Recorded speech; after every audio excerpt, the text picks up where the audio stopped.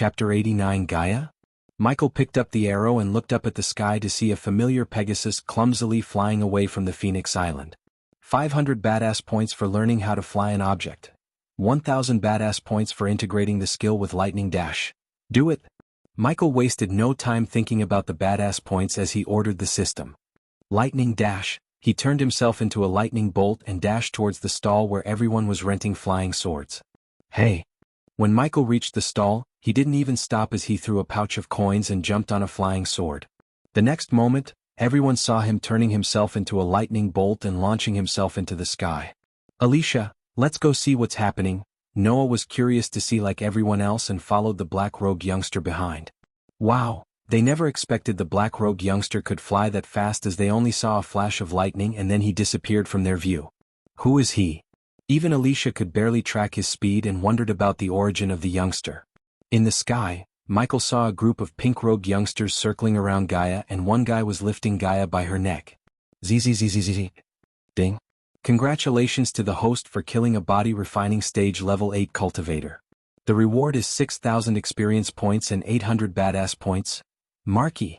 Maria screamed out loud in shock a few seconds after her friend's body exploded into a red mist. Ding. Congratulations to the host for successfully being a badass. The reward is 300 badass points. Ding. Congratulations to the host for successfully being a badass. The reward is 200 badass points. Ding. Congratulations to the host for successfully being a badass.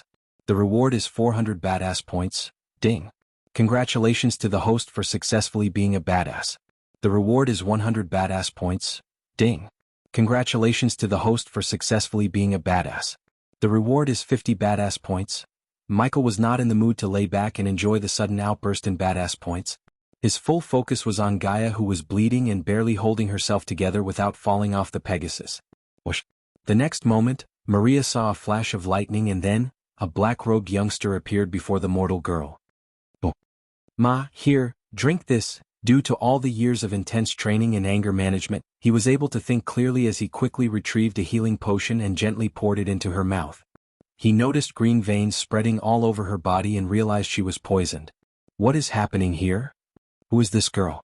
I don't know, but I guess it has something to do with these pink uniformed youngsters. 80% pure healing potion. While Michael was treating Gaia, many people surrounded them and started to gossip. Among this crowd, Noah noticed the potion and slightly raised his brows because as an alchemist himself, he quickly realized the potion's purity. Human wear. Just drink another 1 inch. He shushed her and poured another bottle of healing potion into her mouth. Nay. Just as she was drinking the healing potion, the pure Pegasus lost its consciousness and started to fall down.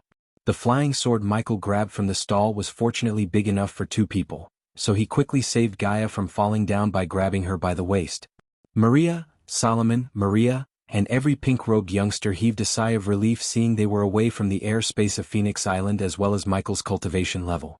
Because Mariah's personal bodyguard was a body-straightening stage level 4 cultivator and the rest of her group was body-refining stage level 8 cultivators, she was confident enough to kill this black-robed youngster. After all, he killed one of her minions named Marky. Who did this? Michael asked without showing any emotions in his voice. He knew the healing potions could momentarily stop the poison from spreading further. Although Michael knew very well about Gaia's attitude and toxic mouth, he also knew she was not dumb enough to start a fight without him by her side. As far as he was concerned, even if she did something wrong, none had the right to kill her because for 2 reasons. 1, he invested hundreds of badass points on her, and 2, she was his subordinate as well as his friend. Unless Gaia went mad and massacred a large number of innocents crossing his line, he wouldn't let anyone hurt her, let alone kill her. All of them, considering she barely had arch energy in her body and never came this close to death, her body kept shivering because of the shock. Even with all those years of training to control his anger and emotions, when he saw the blood on her and the tears-welled eyes, he started to get really angry. The reason was, back on Earth he never had a friend or anyone close to him. Because he never cared about anyone except him, he never felt an emotion like he's feeling now. This long flying journey and the interactions he had with her strengthened their friendship and helped him bond with Gaia. He was starting to think of her as a friend and someone nearly took her away from him and that made him furious. This is gonna hurt, Michael said and pulled the broken piece of the arrow out of her chest. Ah. He gave another healing potion and turned back to look at all the pink-robed men with the bloodied broken arrow in his hand. Miss Maria, stand behind me. The body-strengthening stage cultivator behind Maria moved in front of Maria while all the pink-robed youngsters prepared for the fight. Kid, stay your hand, the man warned Michael when he saw the cold killing intent in his eyes. Diddle, diddle. However, Michael moved towards him while silently muttering these words. Death ray. The man didn't waste a second as he raised his hands and sent a golden scorching hot energy beam towards Michael. What? How is this possible? Holy! Many people looking at the scene thought the beam was going to turn Michael into ashes, but the beam didn't even scratch him as a light blue energy shield appeared before the beam could touch him. Ding! Congratulations to the host for successfully being a badass.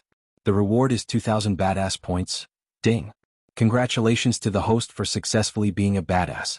The reward is 3,000 badass points. Ding! Congratulations to the host for successfully being a badass. The reward is 200 badass points. Ding! Congratulations to the host for successfully being a badass. The reward is 400 badass points. The system continuously ran inside his head. When Noah and Alicia saw the beam completely disappear after clashing with the light blue shield that appeared and vanished in a flash, they were amazed. Miss Maria, Gobi, we are so little. Pulch. Before even the man could finish his warning and attack again, Michael suddenly dashed at him and began to stab him with the broken arrow. The blood of her bodyguards kept spattering on her face, and in a few seconds her pink top turned red because of the blood. Many weak-hearted cultivators slightly turned away their gaze from Michael. Although Michael felt furious inside, he didn't show his emotions on the face. Ding! Congratulations to the host for killing a body-strengthening stage level 4 cultivator. The reward is 18,000 experience points and 1,000 badass points. Kill him! Run! Among the remaining pink-robed youngsters, one could hear two shouts. A few of them, including Solomon, wanted to fight Michael while the rest of them wanted to flee the area rather than fighting Michael. Whoosh. However, Michael quickly targeted the three who were preparing to flee and dashed at them. Ignitia, zzz. Ding! Congratulations to the host for killing a body refining stage level 8 cultivator. The reward is 6,000 experience points and 800 badass points. With one hand, Michael sent a powerful bolt of lightning towards a youngster. The lightning bolt pierced straight through the heart of its target, leaving a large hole in his body. He had a quick death, but his two friends were not so lucky as him. Pulch. Ding! Congratulations to the host for killing a body refining stage level 8 cultivator. The reward is 6,000 experience points and 800 badass points. Ding! Congratulations to the host for killing a body refining stage level 8 cultivator. The reward is 6,000 experience points and 900 badass points. Ding! Congratulations to the host for successfully being a badass. The reward is 200 badass points. Ding! Congratulations to the host for successfully being a badass. The reward is 400 badass points. Michael disregarded the notifications as he was busy stabbing the two youngsters to death. The blood and pieces of organs continued to splatter out of their body, but he didn't stop stabbing them. The people were terrified looking at his ruthlessness. Thursday. After a few seconds, Michael spat some of the blood that splattered on his mouth and turned his murderous look at Solomon and the two men and the girl behind him, who couldn't help but shiver in fear. Including some of the senior experienced cultivators, many were stunned and terrified as they watched everything without uttering a word. He's too ruthless. He killed a body-strengthening stage cultivator just like that. Where did he come from and who the heck is he? Those guys are so screwed. They are outside the airspace of the Phoenix Island, so the no-killing rules won't apply here. The people began to chatter. Don't, come near us, Solomon stuttered. His face pale and his hands were shaking in fear. He's the one who killed our ride, Ghost. Boom! The moment the people heard Gaia call him Ghost, the system notification started to repeatedly ring inside his head again. He's Ghost. The 5-star alchemist of River Town. Holy shit. The Ghost who won Heaven's Gate competition and stepped on the 100th step? Noah and Alicia had a look of realization when they heard the astounding conversations around them. Noah heard nothing about Heaven's Gate competition, but he did hear about the 5-star alchemist who could concoct pills and brew potions with 80% purity, only second to the alchemy king Gabriel himself. For the first time in their life, both Noah and Alicia felt threatened by someone, Michael. Chapter 90. The pink uniformed disciples looked at Michael with some hesitation as Solomon stuttered in fear. You have no idea what you've done. If you come dash, his words stopped coming out of his mouth as he saw Michael moving towards him. Overwhelming fear paralyzed the other two disciples behind him and the girl and stood there shivering. Michael said nothing. He just stopped moving for a second before his body shook slightly before appearing instantly right in front of Solomon. With the broken arrowhead right between his fingers, he made a fist and slammed it into the face of Solomon with no fancy movements. Ah! Solomon cried out in agony as he tried to cover his face in instinct. However, Michael grabbed him by the neck and punched him again and again and again and again. Aha! Zzzzz. Zzzzz. Looking at the ravaged face of their friend, Solomon, the disciples screamed out aloud as their scream reverberated the crystal ocean. But 2 bolts of lightning through their heads cut their cries short. Ding! Congratulations to the host for killing a body refining stage level 8 cultivator. The reward is 6,000 experience points and 800 badass points. Ding! Congratulations to the host for killing a body refining stage level 8 cultivator. The reward is 6,000 experience points and 900 badass points. Ding! Congratulations to the host for killing a body refining stage level 8 cultivator. The reward is 6,000 experience points and 900 badass points. Immediately after ignoring the continued rings inside his head, his body disappeared and reappeared right in front of Maria. Kill her. Ghost from behind, Michael heard Gaia's weak voice. Michael still didn't know what happened back there, but he had a gut feeling that everything started because of this girl before him. Don't kill. Her words barely escaped her mouth as Michael's hold around her neck tightened. Although he slaughtered the male disciples, when he grabbed the girl and raised his hand, the crowd looked flabbergasted. Stay your hand. At this critical moment, a loud shout echoed out from the inner area of Phoenix Island. The shout was so loud that it sounded like a thundering roar. It swept across Phoenix Island and stirred the ocean waves. After that, everyone saw a man with a powerful aura and grandeur rushing over with great speed. In just the blink of an eye, he appeared a few meters away from Michael. This adult man was in his 40s. Behind him stood the girl who collected the entry fee before and a group of soldiers in armor. However, his armor was much shinier and mightier than that of those soldiers behind him. The entire armor was covered with countless symbols, giving it a touch of mysteriousness. His angular face carried a domineering expression, causing him to look mighty and vigorous. His aura was actually surpassing Porter and matched the aura of Victor. That's Lord Julius. Never thought he would come here. Lord Julius, what an incredible cultivation power. Core strengthening stage level 5-inch. Since Lord Julius is here, that young girl might be safe now. Lord Julius' arrival had attracted many eyes. He was one of the most influential men in the Elon continent and the greatest man of this auction fair. No one dared disrespect him even a bit. For those who had come here from afar, they felt their effort had just paid for itself just by getting to someone great with their own eyes. Michael also turned his gaze away from the girl and threw his glance at Lord Julius. The man had bulging muscles, a tall body, and long brown hair. Michael was slightly shocked because even though Julius looked mostly human, he could sense an animalistic aura and see furry sideburns as well as a hairy neck. In Michael's mind, he slightly resembled the Beast in X-Men movies, except this man had fair skin instead of blue.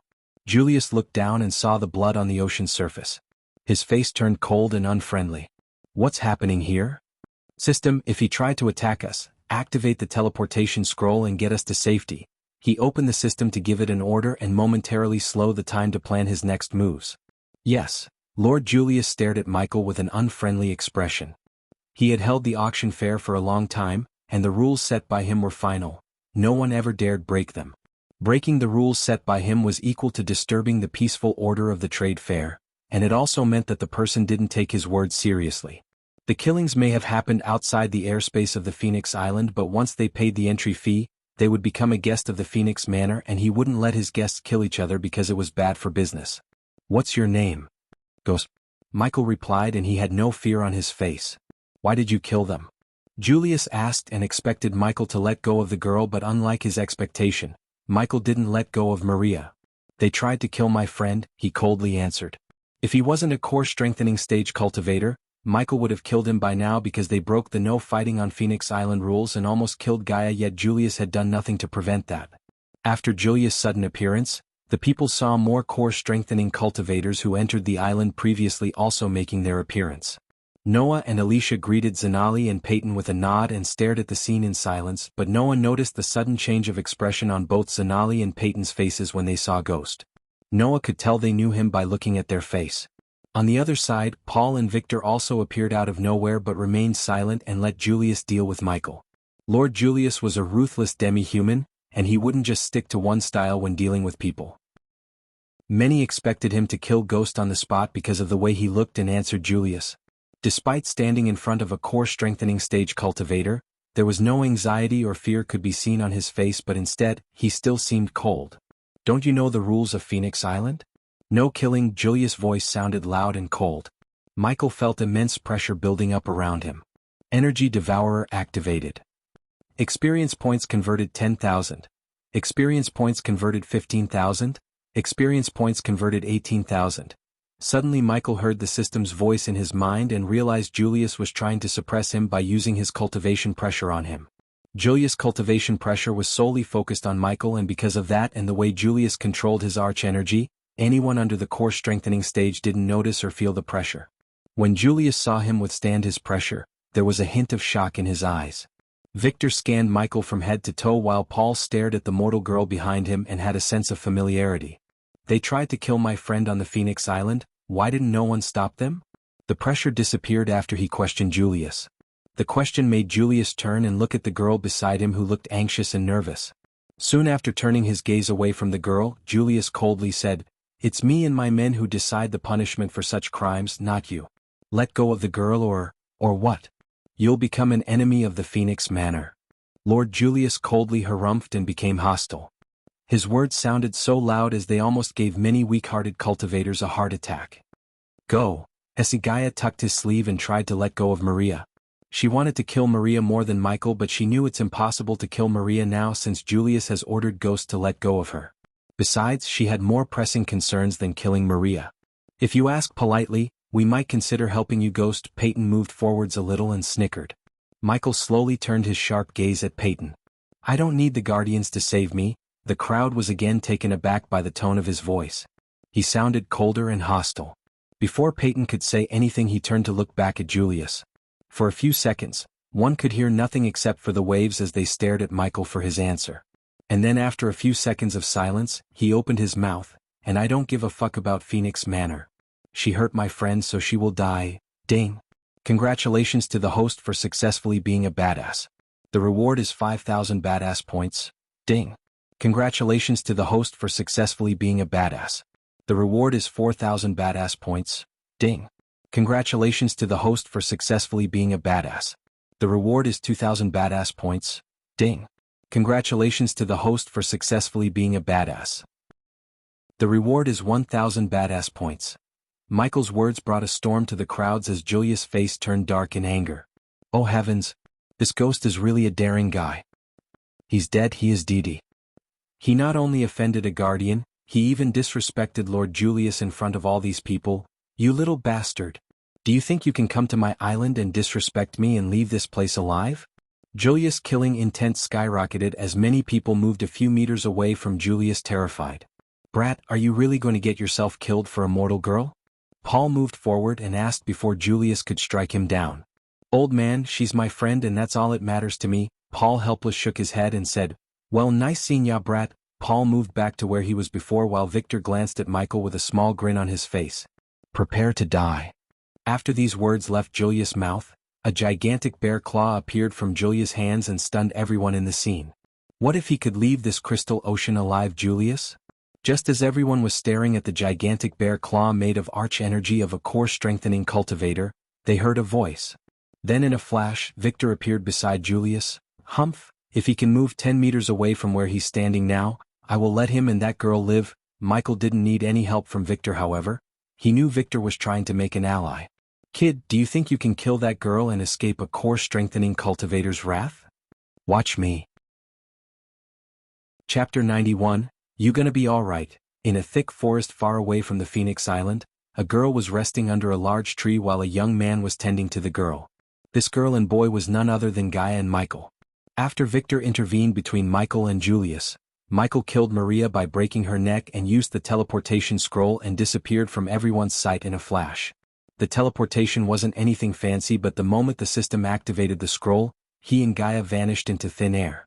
He got a crazy amount of badass points and he wished he could see the looks on their faces. Also, before their disappearance, Michael paid the system a 100 badass points to leave a note inside Victor's coat. No. Not cough. Cough. Gaia's face was full of green veins as she coughed out more blood. The blood emitted a pungent smell and had a tinge of green shade to it. Keep drinking the healing potion. He poured another bottle of healing potion while scanning his surroundings.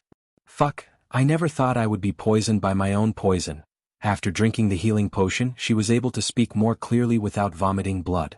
You coated the arrows with your own poison, huh? This poison, where did you get it? Michael was very interested in getting more of this poison because, from the first day he brewed fear toxin, he was trying to make an antidote as he didn't want to be accidentally affected by the fear toxin. To successfully finish the fear toxin antidote, he missed one vital ingredient. The ingredient needed to be extremely potent poison, high acidity level, thicker than the blood. With his knowledge in alchemy, he could find a few poisons matching these requirements except one. The ingredient had to be non-flammable even at an extremely high temperature. And now he finally found it. I always keep a bottle of my poison in my space ring. Here, take it. She removed the space ring and handed it over to Michael as tears started to roll out of her eyes.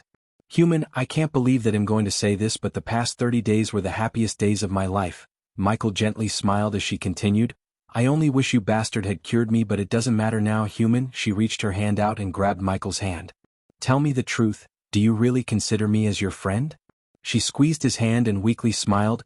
I wouldn't have offended Julius and his entire Phoenix Manor if you weren't my friend. Her loyalty had already passed the 70% and reached the 76%, therefore he really did consider her his friend now. However, he still had one more trick up his sleeve to massively increase her loyalty. Bury me, cough, in Nagaland, cough. Cough, beside my cough. Mother, human, the healing potion lost its effect and the poison in her body started to get worse. You're not going to die. Michael wiped her tears and opened the system. System, how long does it take me to heal her? Host, the subordinate has been poisoned by a very potent poison. Simply healing her meridians will not save her. You have to restore her cultivation level for her body to take control over the poison. I hope this is the last thing I do to manipulate her. Michael heaved a long sigh and took the blood-red pill he concocted before leaving the sect. Host, are you really going to take this pill? System, what is too easy to get is also too easy to forget, he said and put the pill into his mouth. System, heal her meridians and restore her cultivation level, he said before swallowing the pill and exiting the system's interface. Gaia, I'm going to cure you using an ancient technique. Hold my hand tight and never let go. She was bewildered by his words, and before she could ask any question, he gritted his teeth like he was in extreme pain. The pill he took started to show its effects. It was a pain inducer that would activate all his pain receptors and make him feel an extreme amount of pain for a short amount of time. He knew what he had done may be dumb or stupid, but he wanted to make sure Gaia's loyalty get as high as it could. In the future, he has to trust her completely, and to get to that certain trust level, he decided to go through this trail of pain in front of her. According to his plan, by seeing how much pain he's in, she would feel grateful and become more loyal to him. Just like he said to the system, if he had healed her easily, she may or may not have forgotten it quickly and felt less grateful towards him. He could have faked the pain, but he knew she can tell the difference as he was not an Oscar-winning actor. Human, Gaia suddenly sensed a hot wave passing through her body and felt her meridians being healed quickly. Arga. Michael growled and fought against the pain. Each and every pain receptor in his body got activated by the pill. He was experiencing a pain 100 times more than being shot by a revolver. Healed? A few seconds after, she sensed her fully healed meridians and almost shouted in delight. Congratulations to the host. Subordinate Gaia has reached 85% loyalty. Human, what is happening to you? She couldn't feel happy seeing the blood coming out of his nostrils and ears. She leaned forward and clenched his hands. Soon after a few moments, his hands started to twitch as Gaia reached the body-strengthening stage. Yet, she was not in the mood to celebrate or wonder how. She was extremely worried looking at the amount of blood coming out of his nostrils and ears and wanted to stop his suffering. Congratulations to the host.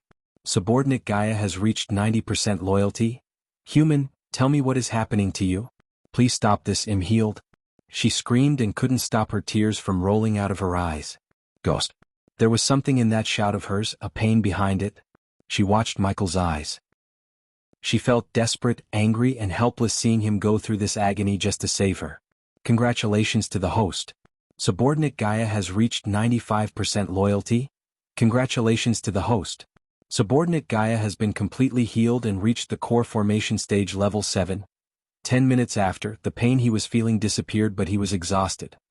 His body betrayed him as he fell backward, but instead of hitting the ground, Gaia's ample bosom cushioned his downfall. His face twitched when her tears landed on his face as he let out a gentle but weak smile. I told you not. Going to die, you bastard. Don't you dare die on me, Gaia cried and laughed at the same time. Right after that, the healing potion appeared in Michael's hand and she immediately grabbed the potion and poured it into his mouth. While the healing potion was tending to his aching organs and muscles, he opened up the system and checked his status. System version 2. 0 host. Michael cultivation level. Body refining stage level 10 experience points. 180000/200000 badass points. 78,000 skills and spells. Wind Blast LVL2 Responsive Shield LVL3 Environment Scanning LVL2 Ignitia, LVL1 Lightning Dash, LVL1 Energy Devour, LVL1 Death Range, LVL1 Techniques, Swords of Destiny 78% Mastery Occupation, Core Disciple of Sunrise Sect The Guardian of Sunrise Sect Status, Healthy Goals, Control the World Utility Function, Banker LVL2, Ratio 1000 Gold Coins, 5. Badass Points, Wealth, 685,000 Gold Special Trait, 5-star Alchemist Subordinates, Gaia Loyalty Level 95%, Base of Operation, Sunrise Sect. The number of experience points and the badass points eased his pain. The trip to the Phoenix Island is absolutely worth it. He exited the system with an elevated mood, disregarding the fact that he just made an enemy out of Julius and probably the pink-robed disciples' families or sect. After exiting the system, Gaia's smiling face welcomed him. She removed the mask and stood before him with her real face. She was extremely beautiful even when she was just a mortal, but now, she reached another level in terms of beauty and elegance. How are you feeling? How are you feeling? Both of them asked the same question at the same time. Let me. It happened again as the both of them chuckled a bit and waited a few seconds to let the other speak. However, instead of speaking, Gaia walked forward and hugged him tightly. Oh, never expected this, Michael smiled and embraced her back. Unlike before, now she was stronger and powerful than him and he could feel it by the strength of her hug. He knew that if she desired, she could easily crush him just with her physical strength. What the fuck did you expect? This is what best friends do. Michael had never been hugged before like this. There was something so warm, something that felt right, smelt right. On the other hand, Gaia felt her body press in, soft and warm. This was something she'd waited for, prayed for. She inwardly thanked her mother and hugged all the tighter. A friendship like this was to be cherished for life. Finally, both of them felt like they were home. Chapter 92, You Can Let Go of Me Now. Michael patted her on the back and said, Right. Finally, after embracing him for a long couple of minutes, she stepped back with a wide grin on her face. Considering she was healed and reached her peak cultivation level, there were no worries in her heart and that joy brightened her face. Moreover, she finally found a true friend who risked his life to save her twice. Can we go and slaughter that Maria bitch's family now? Because of that bitch, we had to leave the Phoenix Island without attending the auction. She seemed so fearless and dominant.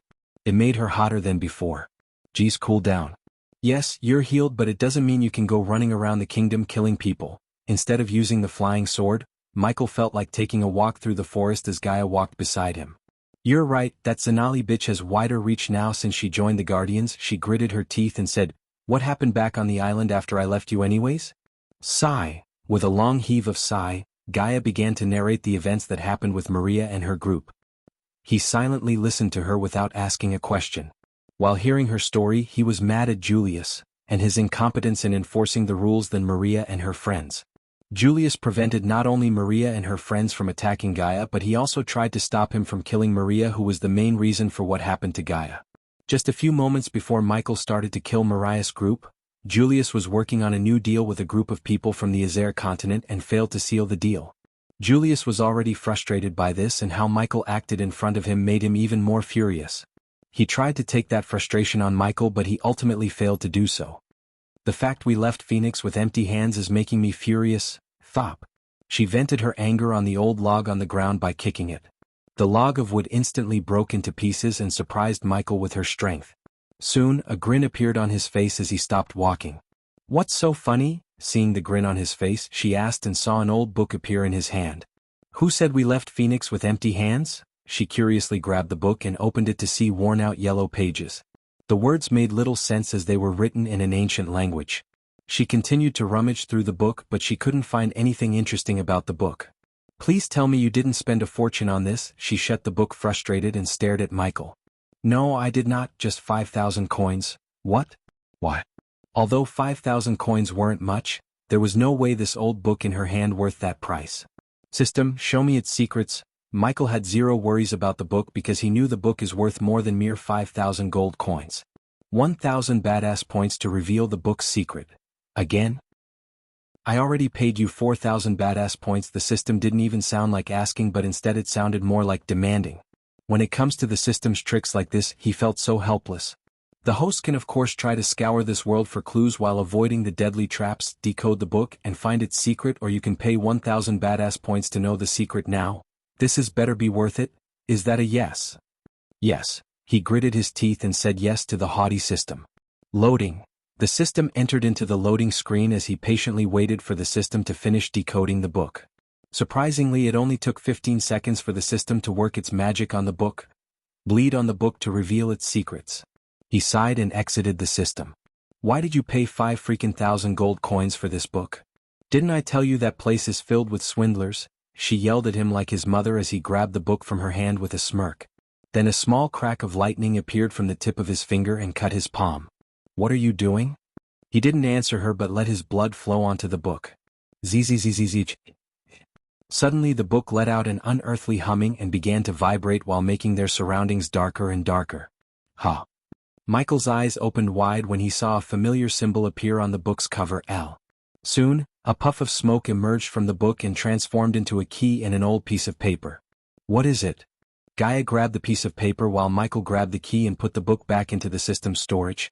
She then opened the piece of paper and stared at it. "Human, it's a map of the dark forest." Her face became clouded when she mentioned the dark forest. He could see the gloominess in her eyes and the words dark forest alone irked him differently as he couldn't describe the feeling. "Is it pointing towards somewhere?" "Yes, to the middle of the dark forest." He took the paper from her hand and saw the symbol of L marked on the middle of the dark forest. The mark of L piqued his curiosity because it seemed like the exact L he left after killing the wanted criminals as Lucifer. He couldn't believe this is a coincidence and wanted to go to the place on the map. "Let's go there now, human, no." Gaia quickly grabbed his hand and stopped him. Her tone was filled with unwillingness and terror. "What? Are you afraid of the dark forest? Who doesn't? Even the most powerful cultivators avoid that evil place as usual." Abras was taught nothing about the dark forest and Michael had to depend on Gaia to know more about the dark forest. And why is that? Normally she would make fun of him for having a lack of knowledge and self-praise her before answering him, but now, she looked like she is not in the mood for jokes. Because that forest is evil and haunted as hell. Only a few entered the dark forest and they never came out of the forest alive except 1 inch. What happened to him? He lost his mind and killed himself a few days after. That's what happened.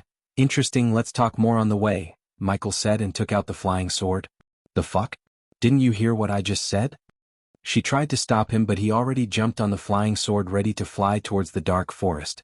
"If you are so afraid then you can go to the sect and wait for me," he said, but he knew she would come with him despite her fear of the dark forest. Normally he would have also felt reluctant to enter this place after hearing Gaia's warning, but the symbol L piqued his curiosity and the abundance of badass points gave him the courage to do so. She breathed heavily and looked hesitant to jump on the flying sword. Yet, after a few moments, she gritted her teeth and decided to venture into the dark forest with him.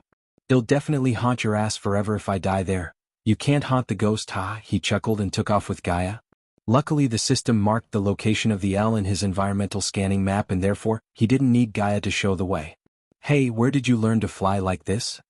She had to hug him from behind not to fall down because of his flying speed. They flew like a bolt of lightning.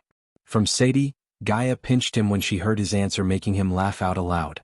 "If I see you banging that slut again, I will burn her alive." "Why? Are you jealous?"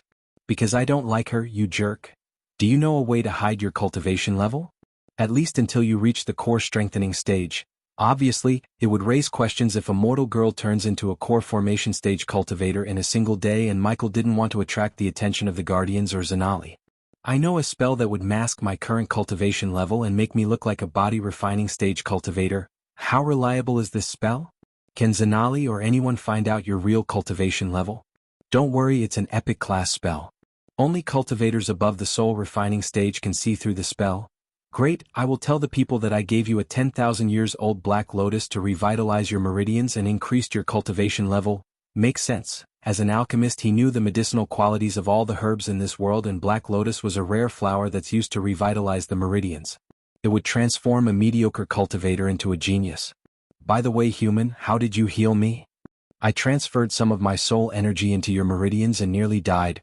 Oh? She embraced him more tightly, thinking about what he did for her. Thank you, human. Chapter 93, There it is, the dark forest. After a few hours of flying away, the dark forest appeared in their eyes. Gaia stuttered in fear, and Michael didn't blame her because the sight freaked him out too. He halted flying and floated there without moving any further. When Gaia said dark forest, he didn't expect the forest to be literally dark.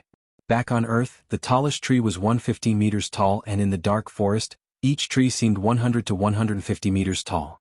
Each tree looked gigantic, and the mist around the dark forest gave out a dreary atmosphere. Above the dark forest, the stormy clouds and cracks of lightning added another layer of terror to the forest. There was nothing beautiful about this forest but terror. Human, do we really have to enter that evil place? Can't we just go back and call it a day? He had never seen her terrified like this before, as she was shivering, stuttering, and sweating continuously. He was familiar with Gaia's symptoms. If you are so afraid, hold me tight, he said, and slowly flew forward as clasps of thunder reverberated the area. Warning. The firewall is failing. What? Suddenly he heard Gaia scream and the warning sound from the system in his mind, and quickly stopped moving forward. He then turned back and saw her mouth stuttering like she was in an extremely cold place. I saw something. Saw what? What the? He too saw something flash across him and disappear. Warning. The firewall is failing. Recommend the host to leave the area as soon as possible. The system found high traces of fear toxin in the air. Shit. The moment he heard the word fear toxin, he turned back and bolted out of the white mist. Oh. Man, you're just seeing things. Stay calm. In front of him, he saw witches and old women on brooms flying around him. This was one of his fears buried deep in his mind. When he was 6 years old, he broke into the orphanage library and read Hansel and Gretel at midnight. Ever since then, he was afraid of witches and freaky old women. His mentor locked him with 20 freakishly dressed-up old women in a room for weeks to get him out of his fear. However, now, the fear toxin brought one of his deepest fears and made him see old witches on brooms everywhere. Hey Mickey. You want some candy? Come to Grandma. He then soon began to hear screeching voices. I'm hallucinating. Go away. From behind him, Gaia started to scream and fired arrows into the air. System. Want some candy? Even after he opened the system, he still continued to hear the voices and saw the wrinkly old faces in front of him. Where is it? He was glad to see the failed fear toxin antidote and immediately grabbed it to add the one last ingredient to finish the antidote. Hey, go away. Plop. He slapped Gaia on the back of her head to momentarily get her attention towards him. Give me your poison. Her eyes were opened wide. He could tell that she's hallucinating and probably seeing something else instead of his real face. Now, because of the firewall, he was able to remain mostly sane.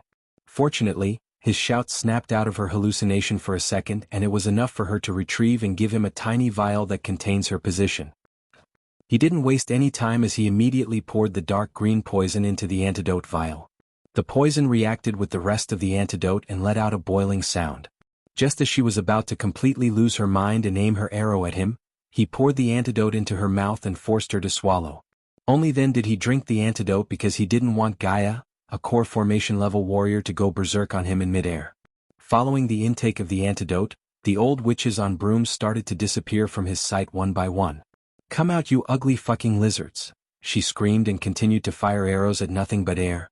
Stop, it's all right. Both of them stood on the flying swords for a couple of minutes before the effects of the fear toxin completely disappeared. Gaia slowly lowered her bow and started to see things clearly. What the fuck just happened?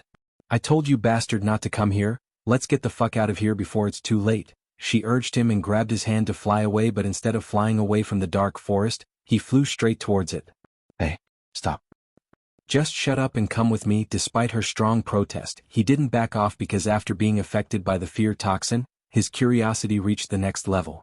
He didn't activate the lightning dash but flew slowly and cautiously, expecting more traps. We were poisoned and hallucinated, didn't we?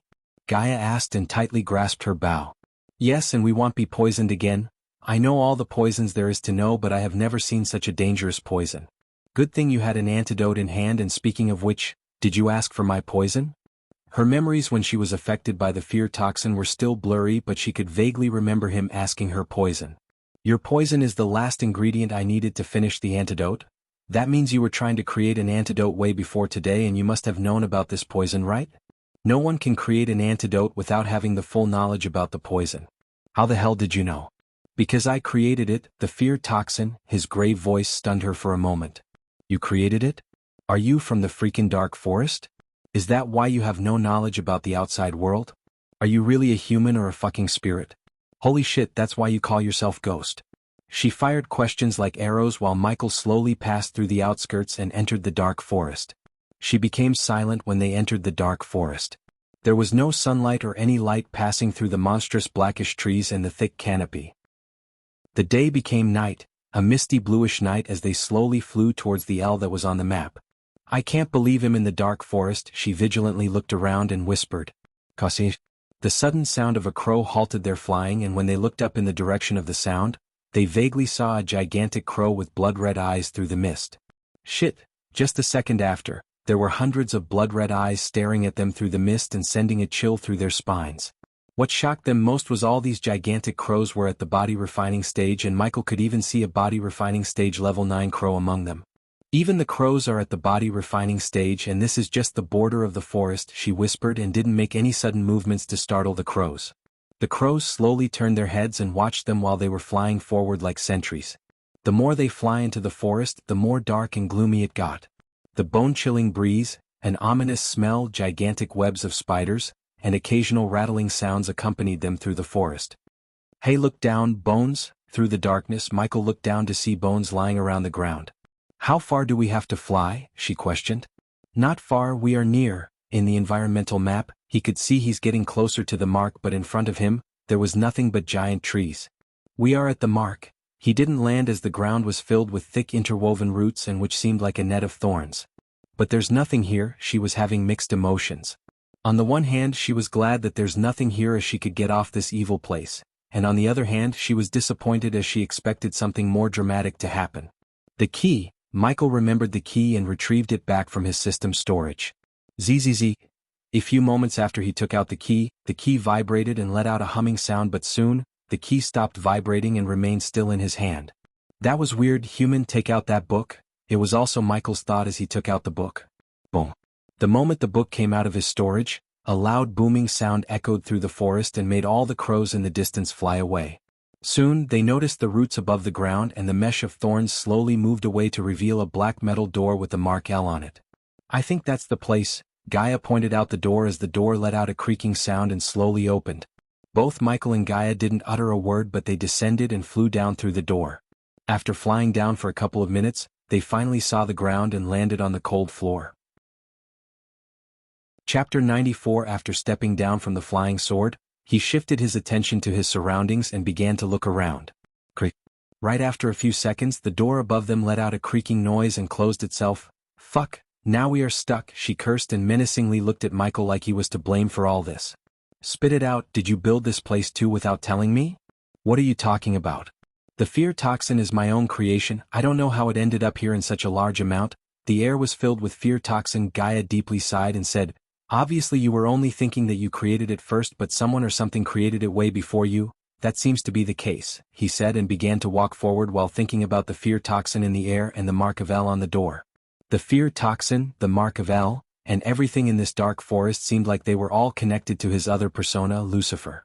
Gaia conjured a ball of green fire to light their way. While walking into what seemed to be like an underground shelter, they noticed the surrounding walls around them have dense cracks on them, and several stone columns already collapsed. It was clear that this place has already corroded by time. From the looks of things around them, Gaia was pretty sure that there is no treasure around them. However, she sensed the high density of arch energy as it was at least several times stronger than the outside. This place is perfect for cultivation. I think whatever this place is has some kind of mechanism to increase the density of the arch energy. Michael nodded blankly and kept walking. He was more concerned about how the dark forest has the fear toxin and the mark of Lucifer. He followed the path in front of him and walked for quite a while until he saw a spacious hall with a large circular table in the middle. "Welcome, Lord Lucifer." Suddenly a deep voice appeared. Both of them were shocked. They didn't expect there's actually someone inside, and Michael didn't sense anything. Moreover, the voice clearly said Lucifer. Lucifer. Gaia was confused and prepared for a battle as black smoke started to emerge from the table before them. Soon, the black smoke transformed into a middle-aged man. He floated above the table and then, he raised his hands and lit the torches around them. Michael tried to sense the cultivation level of the apparition before him, but he simply failed, and Gaia was not an exception. "Who are you?" "Lord Lucifer, Damien Duke, the last member of the Order of Death. This is the recording I made in the year of Procavia, star position Squalus, 3,000 years ago?" Gaia instantly recognized the year the recording was made. She was stunned, and so was Michael. "We lost the war with the Guardians, the Supreme Guardian, and the Elder Guardians killed all of my brothers and sisters. They destroyed all of our hideouts, and this is the last one, but they won't find this one, as I made sure of it," Damien Duke said, and Michael could see the anger and sadness in Damien's eyes. "If you're seeing this, it means the prophecy has begun. From the ashes of the Order, Lord Lucifer will rise, and with Lord Lucifer, the Order will once again rule the world." There was a fire in Damien's eyes when he spoke the words. "Lord Lucifer, the Abyss will serve you as your home. Forgive your subordinates' incompetence for leaving you nothing. The Supreme Guardian and the Elder Guardians destroyed all of our resources and secrets except the book that led you here. It's not much, but with the help of the book, you can rebuild the Order to serve you in your path against the Guardians and your enemies." Michael looked at the old book in his hand, and then he noticed the hollow that was shaped like this book on the table. "If you're lucky, you can still find some of the ruins of the Order and pillage what's left of it. Also, Lord Lucifer, be careful, the Supreme Guardian and the Elder Guardians may even still be alive the time you watch this. I don't know whether they know about the prophecy or not, but if they do, I'm sure that they are still searching for you. I did my best to protect the Abyss, but the beasts and the hell gas won't stand a chance against the Elder Guardians." Suddenly the apparition blurred and Damien's voice was abruptly cut off. Soon after, Damien's figure completely disappeared from their sight, leaving with more questions than answers. Especially Michael, he was still in shock and surprise. What he created to kill his enemies and earn experience points turned out to be a prophecy. "System, do you have any connection with this Order? And how did they know about me 3,000 years ago?" System level is too low to answer the host's question. "Human, take a look at this." A few meters away from the hall, Gaia called out for him. While thinking about everything Damien said, he came to Gaia and received another shock. "Lucifer," he mumbled and looked at the painting hanging on the wall. It was the painting of his other persona, Lucifer. In the painting, he was wearing a more enhanced and different suit of black armor, but the red eyes, as well as the skull mask, clearly indicated that the figure on the painting was none other than Lucifer. "I have a weird feeling that you know this Lucifer, human. Besides, he said the dark forest is protected by hell gas and beasts, but we saw no beasts on the way, and coincidentally, you said that you created this fear toxin." Michael could tell she's already started to suspect him that he's Lucifer. "I'm Lucifer." Before Gaia could beat around the bush further, Michael revealed the truth to her. "I knew it." Creak. Following her shout, another creaking sound appeared and made them quickly turn away their heads towards the round table.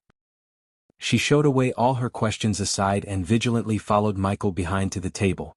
When they came to the table, everything was the same except, there was a throne in front of the round table. The throne resembled the Iron Throne, except instead of swords, this throne was made of skulls and bones. The throne radiated an ominous aura that made her feel disturbed and slightly afraid. It was almost 2.5 meters in height and 2 meters in width. She silently stared at him, feeling the skulls and bones on the throne as his lips began to curl upwards. Then, with a grin on his face, Michael sat on the throne and felt something powerful run through his body. Ding. Congratulations to the host, the Abyss is now the host's base of operations. Ding. Congratulations to the host for becoming the Lord of the Order of Death. Ding. Congratulations to the host for acquiring a legendary class item, the Abyssal Throne. The host's skill death range has upgraded to level 2. The system sounded in his mind and widened his grin.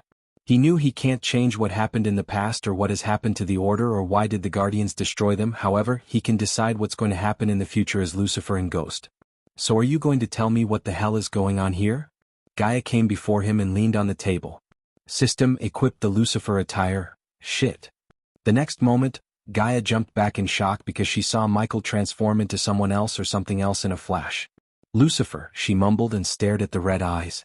Although she was a core formation cultivator now, she couldn't help but feel afraid looking at him in front of her. Who? Human, Lucifer, he said again, but this time, his voice was inhumane and terrifying. Ding. Congratulations to the host for successfully being a badass. The reward is 1,000 badass points. He slowly stood up from the throne as Gaia stepped backward. She could sense the antidote in her body fighting against the fear toxin evaporating from his body and preventing her from hallucinating as well as feeling terrified again. What I'm about to tell you must stay between us, because the suit made him somewhat look taller and bulkier. She had to slightly look up. Since she had reached 95% loyalty towards him, he had no problem trusting her. Therefore he told her what happened to Vardan and the many criminals he killed in Sarton and Bradford. He obviously didn't tell anything about the system's involvement as he said he found the suit of armor in a cave during one of his travels. After silently hearing everything he said, she let out a long sigh and looked directly into his red eyes. What's our plan here, Lucifer? We are going to fulfill the prophecy. You mean? Yes, we will rebuild the Order and conquer this world. I will kill anyone who stands in my way. Chapter 95. Inside the dark, gloomy walls of the Abyssal, Michael leaned back on his throne after revealing his goal to Gaia. This was not the first time she heard him saying he wants to conquer this world, and after seeing the miracles he performed, she really believed he could rule this world. Give me the book, she asked for the book after taking a look at the book-shaped hollow on the table. Michael tossed the book and waited for something to happen as she placed the book on the hollow. Tap tap. Seeing nothing is happening, she lost her patience and dabbed the book a couple of times. Great, this thing is not working. It seems we have to rebuild this Order from the ground up with no help, said Gaia. It's alright, we don't need any help from the people who were crushed by the Guardians. Give me your hand, as he said. He stood up from his throne and came to her. She obediently reached out her right arm. He then took his knife out and cut her palm as she slightly flinched. Why did you do that? Instead of answering her, he kept a hand above the table and let her bleed on the table for a couple of seconds. From this day onwards, you're my second in command. I name you the Queen of the Abyssal. There was shock, delight, pride, and shyness hidden in her eyes when she heard his words. I accept your offer, human. Besides, who else will put up with you except me? She quickly regained her composure and said. With a pride grin on her face, she walked towards the throne to sit as a queen of this place. Auk. However, when she was about to place her butt on the throne, she was kicked away by a sudden force that emanated from the throne. The force was so great that she lost her balance and came flailing towards Michael. It seems you have bad luck with thrones. Her hands wrapped around his chest as she could feel his hot breath. For a few moments, she lost herself looking into his red eye and he lost himself looking into her radiant black eyes. He had never been in love or shared his life with anyone else before, but something about this girl attracted him towards her like a magnet. She was beautiful, brave, witty, moreover she was loyal to him. Both of them remained still very closer to each other, letting their hearts rule their emotions rather than their brains. It's sure. When Michael cleared his throat and stepped back as she quickly tried to hide the red blush on her. Go and check the place out. This was the first time he had seen her blush, and before he could fully digest this rare sight, she ran away from the hall. Back inside the Black Skull, Michael also gently smiled and went back to his throne. Look what I found. After staying out of his sight for almost half an hour, she came back fiddling with two identical silver rings. Why are you still on that creepy chair? Never mind, see this, since she couldn't sit on the throne, it became just a creepy chair to her. She tossed one ring to him and kept the other. A space ring? Where did you find it? Not a space ring, human, an interlinked space ring. Anything you store in one ring can be accessed from the other. These space rings are extremely hard to forge, and these are not even marked, which means no one used them before. Considering she recovered her cultivation, it was time for him to give the resources she needs to cultivate as well as keep maintaining her lifestyle. Therefore he decided to put the gold coins in the space ring to share them with her. The interlinked space ring could only be accessed by no one except their owners, so he didn't need to worry about someone stealing it. Compared to gold coins, he valued badass points more, and no one in this entire world could steal them from the system. Also, both of them were not someone who would let someone steal the ring. Gaia, what's mine is yours and what's yours is mine. He claimed ownership of this ring by marking the ring with his arch-energy, and then he transferred all the gold coins into the space ring. I like that, Gaia said and put the ring on her finger with a smile. So what did you find other than these rings? Follow me. Michael followed her through the dark halls, passing a couple of empty rooms, and after a few minutes of walking, he came before a door that had the L mark etched on it. I couldn't open this door, I guess only you can. Michael wondered how Damien was able to design this place to recognize him 3,000 years after. For now, he was glad that they were able to do this because this place is way safer than the Sunrise sect. Moreover, he could plan his moves freely without worrying about someone spying on him. Simply, this was his Batcave. Ketchup. The moment he touched the door, it shook violently and slowly opened. He could smell the ancient air coming through the cracks. The air had an extremely high concentration of fear toxin, and if they didn't take the antidote before, they would have ended up dead in a matter of seconds. Damien obviously assumed that the fear toxin won't hurt Lucifer, and technically, he was right as Michael was able to finish the antidote. Thinking about the antidote, he couldn't help but feel thankful towards Gaia. If he hadn't saved her from the snake men in the forest, he couldn't have finished the antidote. Although it was highly unlikely he would have ended up dead, he would have certainly lost a huge amount of badass points to the system buying the missing ingredients. He stepped into the dark room, and when Gaia conjured the flame to brighten the room, he was disappointed as the room seemed nothing but empty. The room was not as large as the throne hall, but it was not small either. While looking around the empty room, he frowned when he noticed another small door at the end of the room. What's up there? Probably another empty room, said Gaia and followed him behind to the door. Wow! His disappointment disappeared in a flash because he was startled by the sight after he opened the door. The sight was so stunning as his eyes and mouth opened wide. In front of him were a waterfall and a small lake. He looked up to see how there could be light coming, considering they were actually underground. Yet he could see the sky and the clouds. This is a pocket dimension. Since she was a core formation level cultivator, she could sense the runes around the place and be able to recognize its true nature. Is it safe to be here? What if the pocket dimension cut from the real world? This was the first question that appeared in his mind. He quickly stepped back. It's perfectly safe. Once a pocket dimension gets attached to a place, it stays there. Not even an immortal could destroy it. This is definitely a work of a 5-star rune master, and a talented one at that, he sighed in relief.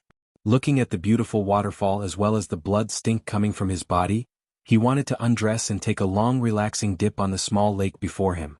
In a flash, he entered the system's interface and unequipped all his armor except the black boxers he's wearing.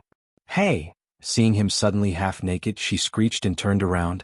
You're fucking naked. Not completely. He laughed and dashed straight into the lake to relax. After all, he deserved a day off after all the killings and trouble he went through. How long are you gonna stand there and watch, you perverted snake? After a couple of minutes of swimming, he teased her to make her angry. I'm a pervert, says the guy who undressed in front of a girl. She wanted to kick his ass for speaking so shamelessly, but she ultimately smiled and walked towards him. There you go, hop in, the water is at perfect temperature. Don't mind me if I do, cannonbolt. Unlike he was expecting, she didn't change her dress as she jumped straight into the water cannonbolt style. Don't you have a bathrobe or something? When she emerged from the water, he asked. I left all the clothes I picked at the Phoenix Island, and now I need to go shopping again. I hate that Maria bitch. Both of them soaked in the water and enjoyed the calmness of the place. After a few minutes, she saw a smile on his face. What? Do you know what we need to make this place even more awesome? No, don't say it, a dragon. This is one of my calm before the storm chapters, and from the action-packed ride will begin. Also, I'm getting so many questions and comments about the FL. Well, I will reveal the FL in the Chapter 96. In faraway land from Bredia, a group of 4 people was kneeling in front of a monument. Other than the tall silver monument, there was nothing in the room. The only light came through the hole directly above the monument and encircled the monument. All of a sudden, the monument vibrated and glowed as the entire room started to brighten up.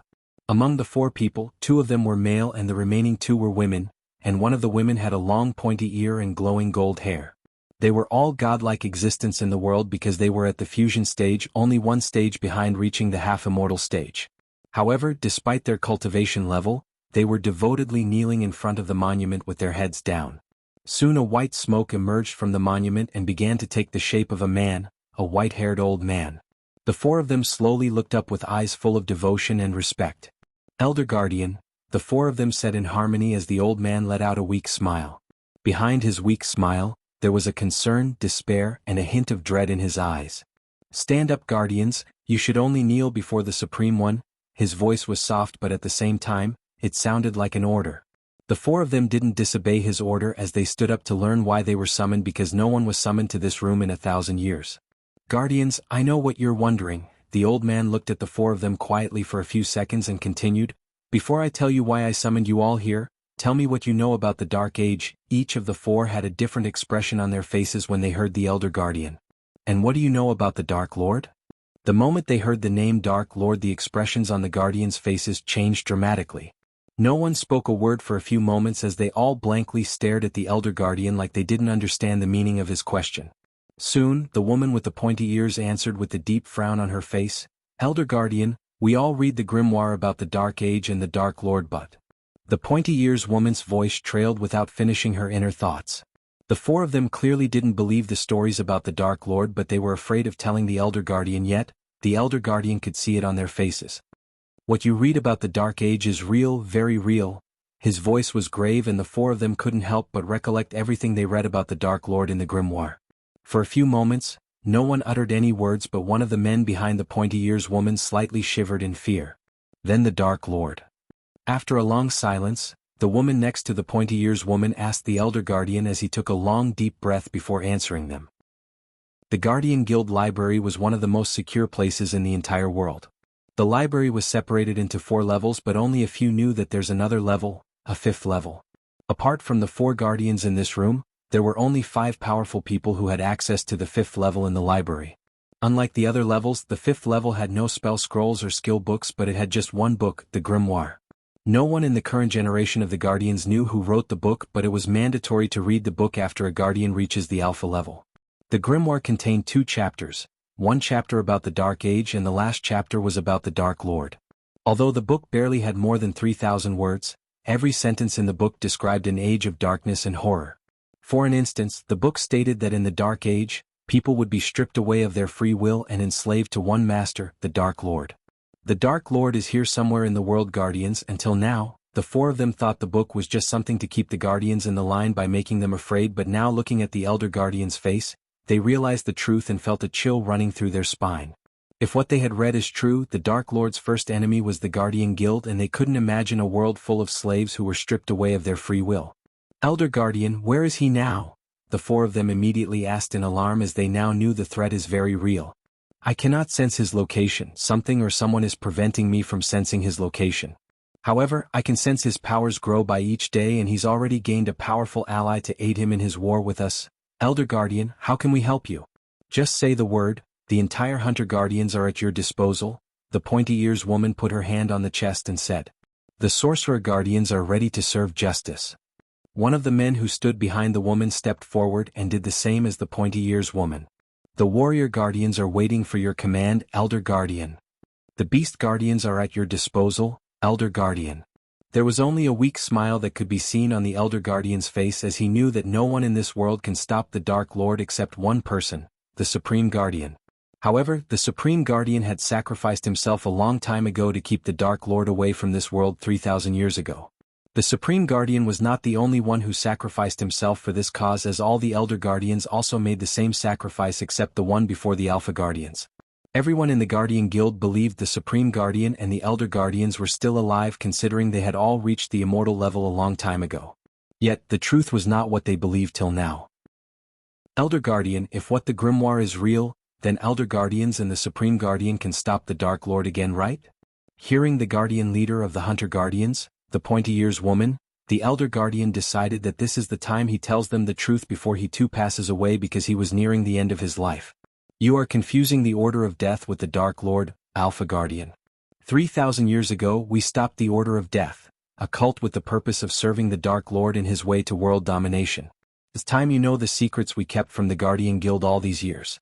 Until 3,000 years ago, the world was controlled by a dark cult. They called themselves the Order of Death. They had people everywhere, even in the Guardian Guild, The four of them were momentarily stunned by the words of the Elder Guardian because the Guardian Guild was the hardest guild to get into, as they had numerous ways to test one's intention and purpose before making someone a guardian.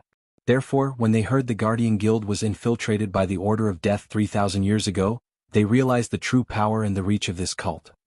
It took us almost 100 years to find out all the members of the cult before waging war on them. We lost many Elder Guardians in the war, but eventually, because of the Supreme Guardian, we killed all the cultists and destroyed everything they had. However, after we dismantled the cult, we eventually discovered that the cult believed, in the future, someone with godly powers will appear and begin the Age of Darkness. The Supreme Guardian called that someone the Dark Lord. For many years after the war, the Supreme Guardian went such lengths to confirm the information about the Dark Lord. There was a small pause in the Elder Guardian's voice as his mind recalled that day the Supreme Guardian shared what he found. That was the day the Elder Guardians had seen the Supreme Guardian frightened for the first time in their life. Even when he fought the leader of the Order, Valerian, the Supreme Guardian wasn't afraid, but that day they saw the fear of God in his eyes. The grimoire you read is not just a book, it's the last words of the Supreme Guardian himself. The words that came out of the Elder Guardian stunned the rest of them because they didn't expect the grimoire was written by their leader, the Supreme Guardian. And what shocked them most was the last part of what he said. Elder Guardian. Yes, the Supreme Guardian is not with us, not for 3 last millennials. And in the last living Elder Guardian, the day got even worse as they received another blow to their heart by the Elder Guardian. They didn't even know how to react to this grave news. Without the Supreme Guardian, how are we going to face the Dark Lord, Elder Guardian? Please guide us. The pointy-ears woman imminently dropped to her knees and pleaded, and soon, they all dropped to their knees because they didn't underestimate the upcoming threat, a threat that was not only to the Guardians but to the entire world. You cannot face the Dark Lord alone. There's only one person who could defeat the Dark Lord. Who is he, Elder Guardian? My hunters will scour this world to find him, the Alpha Guardian of the Hunter Guardians, the pointy-ears woman said with the newfound hope in her voice. The ring left behind by the Supreme Guardian has already found its new master. I can sense he's still young and he's in the Elan continent. Find him, find your new Supreme Guardian before the Dark Lord. The fate of the world is now resting on that youngster's shoulder. This was the Elder Guardian's last words before he vanished from their sight, and with this began the search for the new Supreme Guardian. At this moment, they had only heard very little about the Dark Lord and the Dark Age because the Supreme Guardian didn't write everything he had seen in the future. What he wrote and mentioned about the Dark Lord was just the tip of the huge iceberg. 3,000 years ago, he knew if he had written everything he knew, the future generations would have lost all their hope and courage to fight the Dark Lord and his army. He and his Elder Guardians sacrificed themselves to the gods to cage the Dark Lord in a universe where there were billions of planets with no energy to cultivate. He hoped the Dark Lord would be born and die on a planet with no energy, but even the gods that helped him couldn't stop the Dark Lord from coming to his world. Many of you have already guessed our female lead, but I want to confirm the female lead myself. Our female lead is none other than Sadie. Just kidding. It's our beloved Snakey Jya. Hail the Queen. Hope you all are happy with her being the FL, and if you're not, wait till you see the badass moments of Gaia in the future chapters. Chapter 97. At the moment, 3 figures were standing inside a temple atop a mountain. The lush green forests and the waterfalls made the scenery magnificent while giving them a soothing feel. If my guess is not wrong, they are planning to ambush us at tomorrow's prayer ceremony. The one who said this was a young man in pure white robes. On the youngster's shoulder, a golden-furred monkey sat relaxedly and munching on juicy red fruit. He was none other than Noah, and behind him, Alicia was standing in silence. It seems Uncle Levi has no idea. Should we tell him? The youngster beside Noah said. We cannot alert anyone because that will also alert the assassin. He may be an enemy of the Cooper family from a long time ago. The Cooper family is one of the prominent families in Kethen, and they built this temple here. So I think the Cooper family would have some kind of protection for such a grand ceremony. Noah shook his head and explained. Quit worrying, Abel, we will take care of everything, just keep these juicy treats coming. The golden babaru on Noah's shoulder swallowed the last fruit and said as it turned its gaze at Alicia with a wicked grin on his face.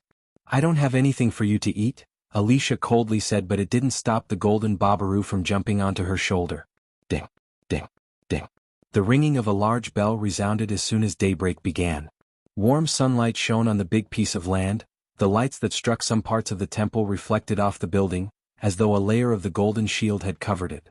The ringing of the large bell lasted longer than usual. It was because today was a special day, a day of the annual prayer ceremony. The second head priest of the temple, Levi, who was middle-aged and with red hair and a red goatee, came in person to invite Noah and his friends. The three of them followed him to the front of a big hall and stood beside a group of monks, waiting for the Cooper family members to arrive. Soon, a harmonious cloud appeared in the sky. On top of the cloud, 7 to 8 people were standing. Each of them was wearing a luxurious robe. The person standing at the front most was a little girl who was merely about 13 years old. She was wearing a silky red dress and her hair was tied into 2 pigtails. She looked extremely cute in her attire and had a face of an angel. Despite her little figure, she radiated a noble aura. It wasn't only because of her cute-looking face, but her cultivation level. A girl as young as her had already reached the body refining stage level 5, she was a God-blessed child. Holy! This girl is a body refining stage level 5? Abel's eyes widened, unable to believe what he had just seen. A body refining stage cultivator at the age of 12 or 13. There were only a few of them like her in this continent. She must have started cultivating while she was still in her mother's womb. This is Lord Cooper's daughter, Maisie Cooper. She is 13 years old this year and has just reached body refining state level 5. She is recognized as the prodigy of the Kethan, Levi explained as his words were full of pride and joy. Having a dazzling young genius in the Cooper family was truly something to be proud of. In truth, a body refining stage cultivator who was as young as her, not only would be a genius in Kingdom Kethan but also across the entire continent. The Cooper family is very fortunate to have such a genius, Noah said. Maisie Cooper and her family landed outside of the temple. It was a rule that they had to walk from outside of the temple to the temple. They were not allowed to do the opposite, which was landing on the internal part of the temple. The rule was set to show respect to the God of peace. Lord Cooper and his wife, who were both core formation warriors, had gone to seclusion.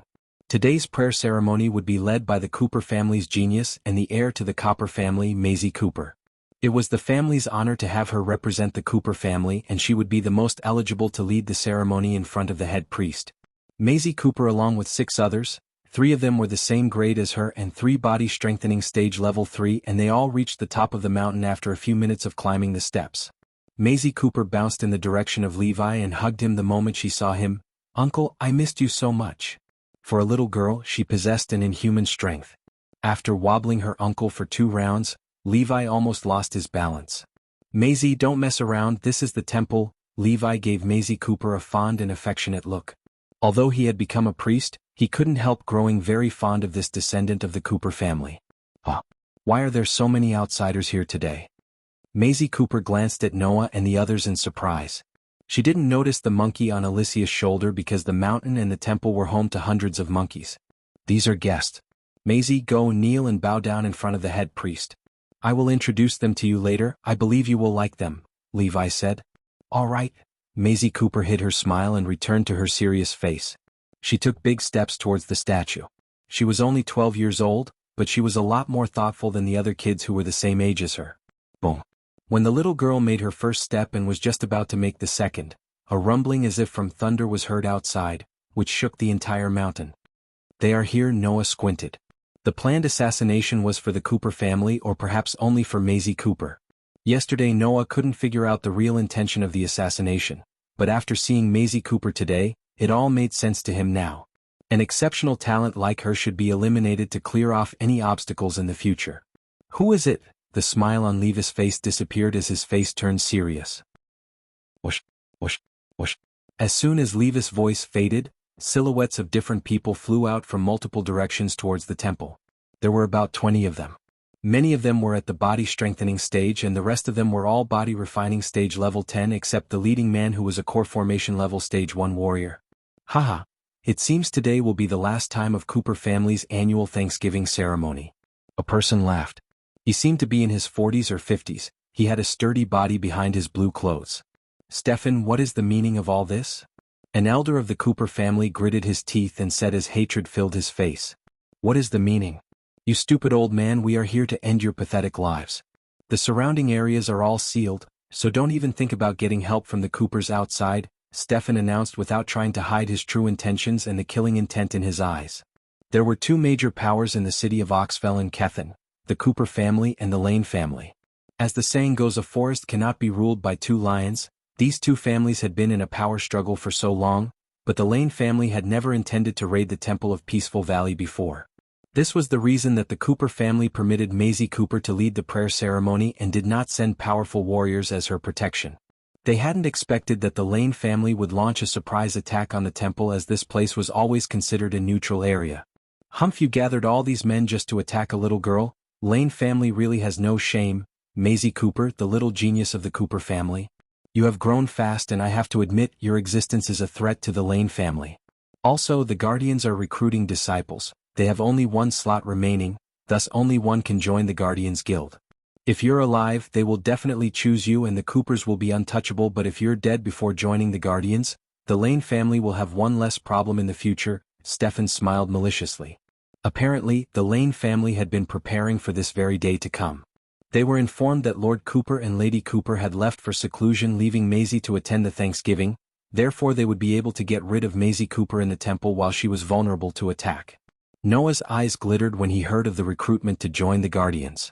He and Alicia were told not to reveal their identities as the Guardians trainees while they were in Kethen because Peyton already had enough mess to clean and didn't want Noah to make more. Therefore, if Noah wanted to save the little girl from getting killed, he had to do it without using the Guardians as his shield. Despicable. Levis' eyes were full of rage. You people of the Lane family are really despicable to come to the Peaceful Valley with such ill intentions. Fuck you and your god. After I'm done with this place, there will be nothing but ashes. Then while the Coopers were searching for their lovely daughter, we'll make our move and finish the Coopers. Once and for all. Stefan was extremely cocky today. He wouldn't let anyone from the temple escape their deaths. Go. Kill everyone. Stefan shouted. The warriors of the Lane family unleashed their auras. One of the Lane family's body refining stage warriors broke the parts and decorations of the big hall and stepped on the head of the statue of the god of peace. Ha! You all worship this useless god. This is ridiculous. He mocked and landed on the statue of a man, the god of peace. Boom. A powerful aura suddenly rushed out from Abel's body and shot out in all directions. Both of his eyes turned red and stared at one of the Lane family members who was stepping on his god's head. He had crossed Abel's line. It was totally unacceptable. Get down this instant. Abel's voice sounded like a clap of thunder and his words carried a horrifying murderous aura. No one had expected that a calm and insignificant youngster would suddenly step out to fight. All the attention was shifted to him, including Maisie's, Stefan's, and especially the one who was stepping on the statue's head. Chapter 98. Those of the Lane family who were placing their attention on their arch-rivals, the Cooper family, and also on Levi, never once had they thought that a young man would get mad. As far as they were concerned, the ones that were provoked the most should be the Cooper family and Levi. They had zero clues why a nobody like him would get so furious about it, and the fiery aura unleashed by him shocked them. He was also at the body refining stage as the rest of the youngsters beside the little girl. Who is this fool? It seems the Cooper girl brought some friends of her own, but too bad, all of you have to die today. Stefan smiled coldly. Abel didn't look at him. Now he was full of rage and glared at the bastard who stepped on his god's head. He swore in his heart that he wouldn't let this person live. Haha, kid, why are you so angry? Do you want to see me breaking this statue with my feet? The body-strengthening stage warrior ridiculed Abel's pointless anger. His leg began to step harder, creating a creaking sound as tiny cracks started to appear on the statue's surface. Noah and Alicia shook their heads helplessly. They felt pity for the body-refining stage. He was finished. No one on earth or heaven could save him anymore. Come and die. Abel roared. His whole body turned into light and raced to his target. An illusion of a golden chakra struck the man who was standing atop the statue. The speed and power of Abel's attack made the man's expression change dramatically as he didn't have time to react. The impact of the ferocious attack sent the man flinging from the statue. In the mid-air, Abel gripped the man by his neck and slammed onto the ground below the statue. Abel had become like a ferocious beast. You dare step on our god's statue? Die now. Abel exerted all of his strength and moments later, a sound of cracking noise emerged. The scene became quite gory. They were seeing a body-strengthening stage level 8 warrior struggling and screaming in pain under Abel's hold. Before anyone from the Lane family could make a move to save him, his entire body was torn in half as blood was pouring out from his body. Hiss. Everyone gasped in horror, especially the men from the Cooper family, their eyes widened in shock. Everyone had underestimated the youngsters because of their cultivation level, but in reality for the next hour, Noah, Alicia, and Abel could easily kill anyone under body strengthening stage level 9. It was because of 3 reasons. First, the 3 of them were not normal cultivators, they were freaks of nature. Secondly, they had an epic class spell in their arsenal which boosted their power by multiple folds. The last reason was before they came to the temple, Noah and Alicia were chased by the hunters of Aragoth, and this made Noah concoct a rare pill that enhanced their power to battle anyone under body strengthening stage level 9. The pill's effect would only last for 2 hours, and after 2 hours, they would be weak as foundation stage level 10 cultivators for 3 hours. However, after killing the Lane family members, they would be perfectly safe until they recover their strength in the temple. Abel's power was beyond the Lane family members' expectations. He was just at the body refining stage level 6. The gap between him and the man he just killed was huge. The Cooper family members' mouths opened wide out of surprise. They didn't imagine a heaven-defying youngster like him had come to the temple. Judging by his means of killing, they instantly saw through that the Cooper family's genius, Maisie, was no match for him. Fuck. Kill him. Kill everyone. Stefan couldn't hold back his anger. The attack made by the youngster was too fast as he didn't even have a chance to save his underling. The Lane family had lost one valuable asset, a body-strengthening stage warrior. He was ordered to assassinate Maisie and everyone in the temple, but one of them was taken down before they could even attack their enemy. This fact made him very furious. Norvin, you know what to do. While everyone was momentarily stunned and focused on Abel, Noah handed over a dark red vial to the golden Babaru. The monkey let out an evil grin and sneaked towards Stefan without making any noise. Crushing the statue, you have committed a mortal sin. None of you can leave today. I will cleanse your sins by taking all your lives. The fact he was on a super drug and Noah behind gave Abel the courage to take on them with no hesitation. Abel's tone was cold and serious. A thick murderous aura was coming out from him. He was unquestionably furious. Despite the fact he was studying to become a priest in the God of Peace temple, he was a cold-blooded killer who killed people without blinking his eyes. Now he couldn't stomach the fact that his god statue was being disrespected. I will get rid of you first, Stefan raged and thrust forward without noticing the tinge of dark red smoke under his feet. He was moving really fast, but a youngster in white clothes moved faster than Stefan and blocked his way like a ghost. If you want to kill my friend, you have to go through me first. The young lad in white clothes wasn't a stranger. He was Noah, 20 years old now, slowly turning into an adult and filled with heroic spirit. Fuck off. Stefan looked down on the young man that blocked him because the youngster in front of him was just a body refining stage level 8 cultivator. He couldn't find a reason to regard him as a threat as he launched a simple palm attack summoning strong wind towards Noah. Noah confronted the attack simply by his fist. Both attacks met and created an impact and a loud explosion. Lines of cracks appeared on the spatial area. Noah stood rooted at his position and didn't move, while Stefan stepped 3 steps back to find his balance. What? Stefan exclaimed and stared at the white-clothed young man with his big eyes. It was like he had seen a ghost. Both families couldn't believe what they just saw. Who is this dude? He is only a level 8 body refining stage cultivator, but how did he force a core formation warrior to back a few steps by just using his fist? The members of the Cooper family were amazed. A young man with extraordinary power who was more powerful emerged in front of them before they could even come out of the shock Abel gave them. Wow. Maisie's little mouth opened.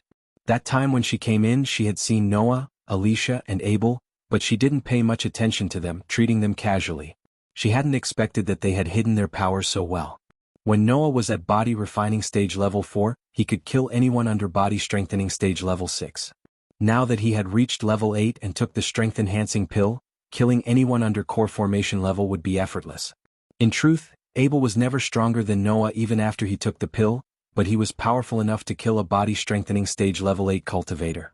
Since the effects of the red smoke would only last for 2 minutes, Noah didn't want to waste any time as he decided to kill Stefan as soon as possible. He left the rest of the Lane family to Alicia, Abel, and Maisie to deal with, and the Golden Babaru was another trump card that could kill any body-refining stage cultivators with its innate abilities. This young man, this is between us and the Cooper family. I hope you won't interfere. Stefan was staring at Noah. I can't just stand here looking at you attack a little girl and destroy the temple.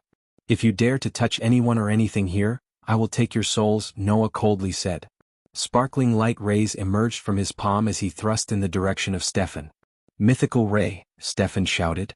Strong winds blew as his palm moved, his eyes were red in anger. He couldn't believe that a core formation warrior like him could not defeat a body refining stage cultivator. Asterisk bang. Asterisk Stefan's eyes were filled with terror when the light rays from Noah's hand and his mythical ray clashed. It was one of the skills that he was so proud of, but it wasn't effective to Noah. His mythical ray disappeared the moment it clashed with Noah's attack. Again he was pushed back and stumbled. He could only find his balance to stand again moments later, but the unpleasant feeling inside of him could not be expressed. Kill them all. Don't leave anyone alive. At this time, Maisie roared and rushed towards one of the body-strengthening stage warriors. Kill? The Cooper family screamed, intensely and excitingly, as they couldn't help but feel excited after looking at the turn of events. They thought that they were going to die today, as the Lane family's number was overwhelming and they had no core formation warrior with them to face Stefan. They hadn't expected to see these two freakish youngsters. They were extraordinary rescuers, and one of them was even made a core formation level warrior to his balance. This was a big turnaround of the situation. Now they couldn't give their enemies any chance to live. Bang. In the intense battle, both parties were fighting with one another with their skills, wanting to kill as many as they could. Alicia and Abel quickly cast a layer of a seal as protection for the statue of Peace God. They were afraid that the temple was going to be destroyed by all the attacks and spells in the battle. Arg. Right after they finished casting the spell, a person screamed in agony. He was a body refining stage who was taken down by Maisie. Her little fist went straight through his forehead. It was as violent as Abel's. This little girl was emotionless after killing him. She possessed unlimited brute force, which was a rare attribute. This made her extremely stronger, and none of her peers who were in the same grade as her could match her strength. Levi and Alicia also attacked. With just a sway of her hand, Alicia sent a couple of ice spikes at a body-strengthening warrior, and before he could put a defense spell around him, the ice pick pierced through his heart, instantly taking his life. Don't fret, my dear readers, overwhelming badass moments of Michael coming on the way, and this is just me setting the stage. Chapter 99 Arg. Arg. The intensity of the chaotic battle increased, followed by more screams of agony. Abel and Maisie fought like a ferocious beast, as even some of the body-strengthening level warriors were not their match. Alicia was also scared the hell out of the Lane family members with her powerful spells. Each time she moved, she took a life. The battlefield was tragic. All the buildings in the monastery were almost destroyed, blood vaporized into the air, a stinging stench of blood could be smelled everywhere. Such a massive battle happening inside the monastery did not alert anyone outside, because Stefan had sealed the entire spatial area around the temple. In this intense battle, both parties suffered injuries and casualties, especially the Lane family, but unlike Stefan's initial plan, only a few members of the Cooper family suffered injuries. The Lane family had lost more than half of their group not very long after the battle had started. The remaining people were frightened to death, as their fighting spirit had dropped to almost zero, while the Cooper family was just getting started. As for the battle that was happening between the two strongest men, Stefan was pressed on the ground and hit by Noah. One of his arms was broken and torn away from his body. Blood had soaked his clothes in a helpless situation. Although the weakening effects of the red smoke ended a couple of minutes ago, Noah had done a number on Stefan and wounded him as he could. When Stefan raised his head to look at Noah, he could see a very relaxed and easygoing expression on his face. He suddenly felt that Noah was toying with him. Noah could easily take his life at the beginning. How did this happen? Stefan spurted blood. Even until now, Stefan had no clues that he inhaled a cloud of smoke that weakened his cultivation level temporarily. He coughed up more blood because of the injuries he suffered, both physically and mentally. As for the mental part, he felt extremely miserable to be defeated by body refining stage level 8 cultivator. Master Lane, unlock the seal now, we can't fight anymore. Someone shouted at Stefan while fleeing for his life from Alicia, but his life was ended by Alicia the very next moment.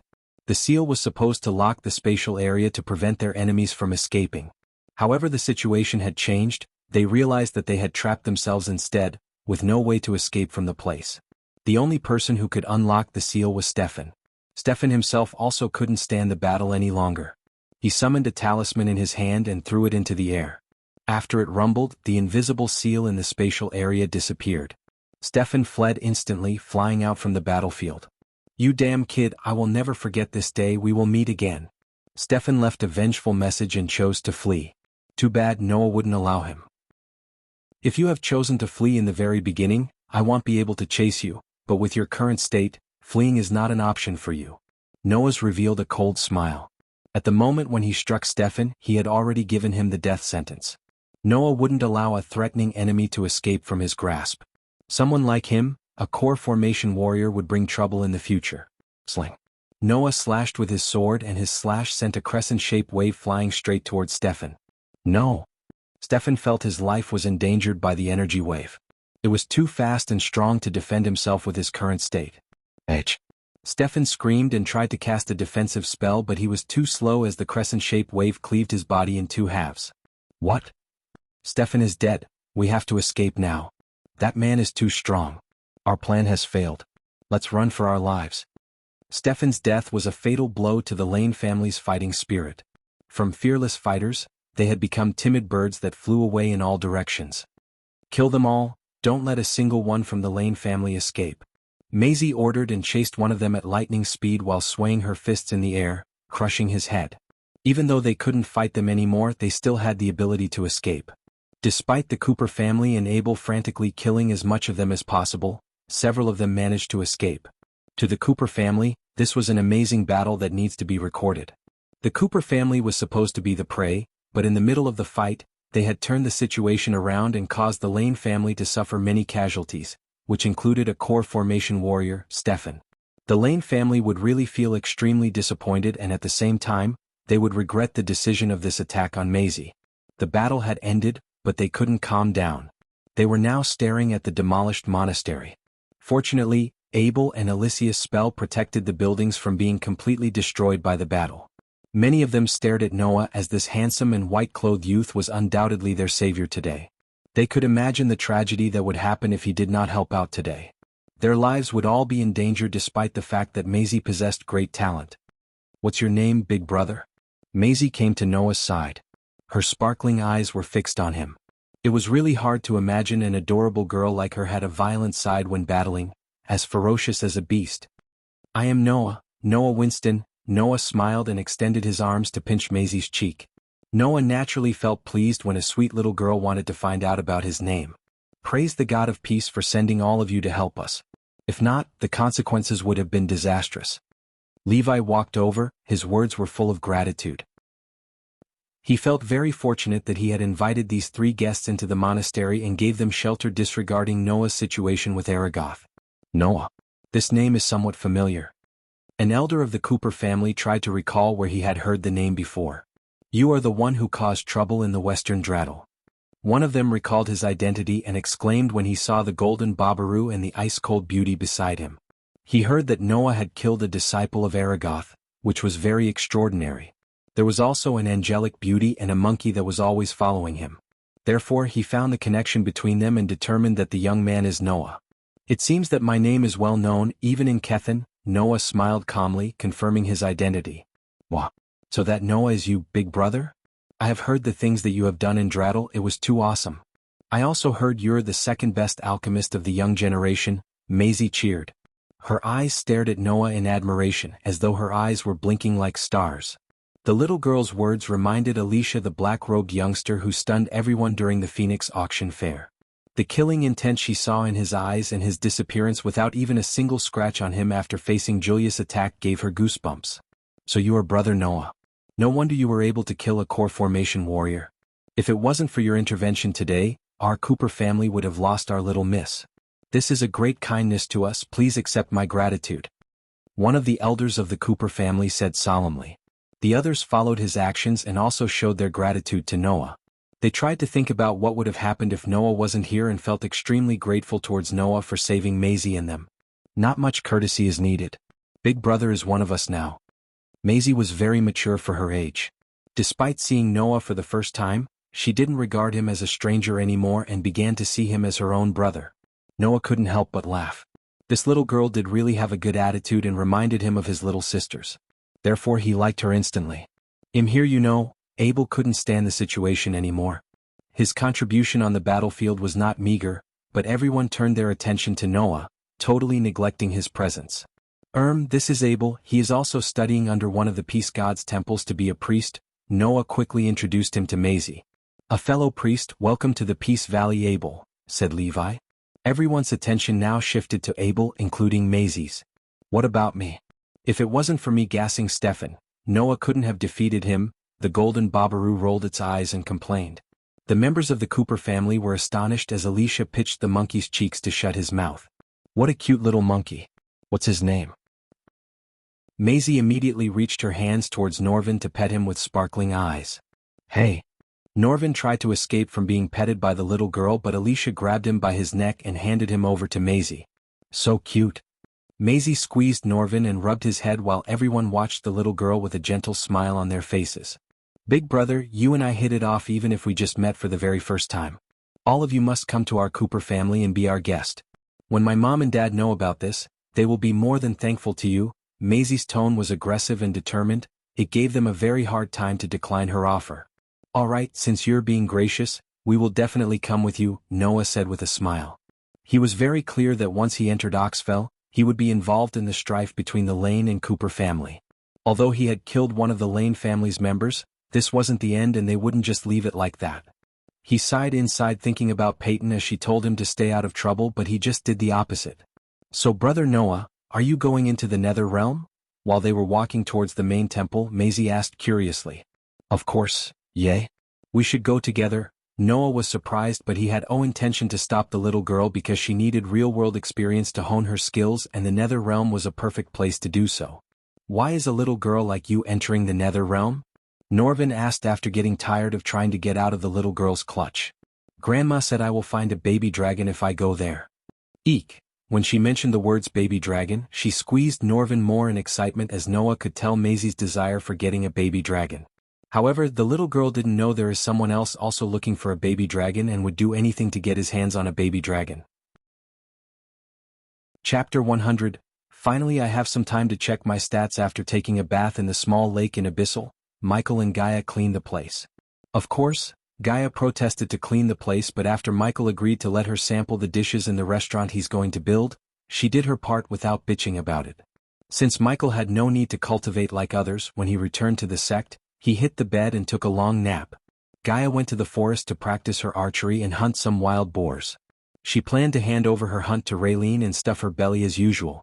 He was alone in his room and entered the system the moment he woke up. System version 2.0 host. Michael cultivation level. Body refining stage level 10 experience points. 180000/200000 badass points. 78,000 skills and spells. Wind Blast LVL2 Responsive Shield LVL3 Environment Scanning LVL2 Ignitia, LVL1 Lightning Dash, LVL1 Energy Devour, LVL1 Death Range, LVL2 Techniques, Swords of Destiny 80% Mastery Occupation, Core Disciple of Sunrise Sect The Guardian of Sunrise Sect Lord Lucifer of the Abyssal Status, Healthy Goals, Control the World Rebuild the Order of Death Utility. Function, Banker LVL2, Ratio 1000 Gold Coins, 5 badass points, wealth, 685,000 gold special trait, 5-star alchemist subordinates, Gaia loyalty level 95%, base of operation, Sunrise Sect the Abyssal. He almost forgot he checked his stats after taking the pain inducer pill. The pain he felt at that time was the reason for his negligence. First things first, system how much I owe you? 22,000 badass points, host. Take it and make me debt-free. He didn't feel upset or bad to see 22,000 badass points fade away in a second, but on the contrary, he felt relieved. Now that he's debt-free, he could take another loan if ever needed it. Let's do some upgrades. Ignitia. He selected his main offensive spell and stared at the upgrade details. The next upgrade would cost him 8,000 badass points, and after upgrading it, he could fire lightning bolts from both of his hands. Plus, the power of the lightning bolts would double, as anyone under body strengthening stage level 8 would be severely injured or killed in an instant if they didn't cast a powerful defense spell to defend themselves from the lightning bolts. System, upgrade the Ignitia to level 2.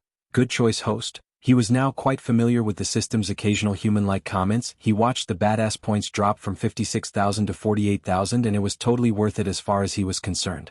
Then he gazed at another one of his main spells, Lightning Dash.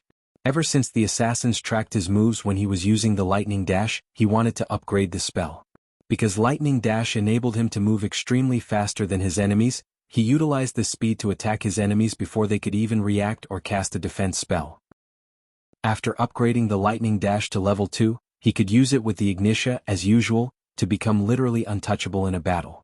System, upgraded to level 2, in a flash. Another 10,000 badass points disappeared, leaving him with 38,000 badass points. With these two upgraded spells, anyone under body strengthening stage level 8 had no chance of surviving a battle with Michael, but he wanted to increase his power further to the point that he wanted to kill anyone in the body strengthening stage with not much trouble. Of course, while he was on Lucifer's persona, no one in the body strengthening stage could match him because of the fear toxin and death range skill. Do I have to buy a new spell? Michael asked himself and began to rummage through the system store, but not a single spell appeared to be a must-have or increased his strength. Therefore, he decided to find or buy a new spell and learn it through the mentor function without spending any more badass points on spells. Open the subordinates window. Right after he exited the system store, he entered the subordinates window with two people in his mind. One was Jack, who had the trait of blacksmith, and Raylene, who Michael guessed would have the trait of a chef considering her cooking skills.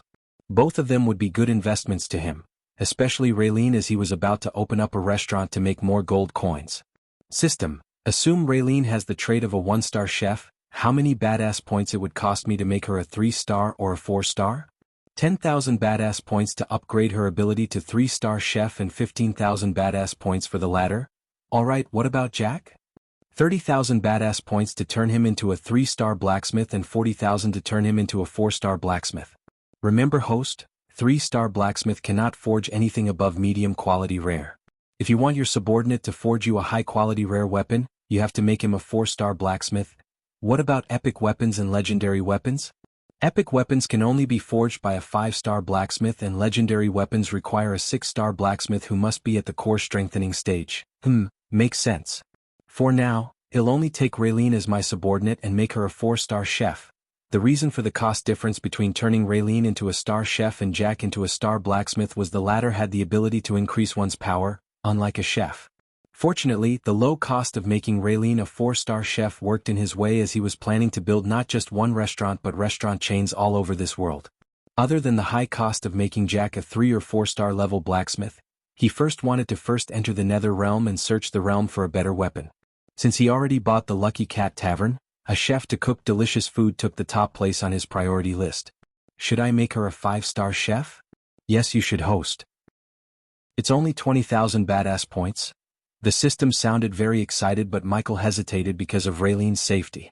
He wouldn't always be around to save her if someone tried to capture her because of her talent.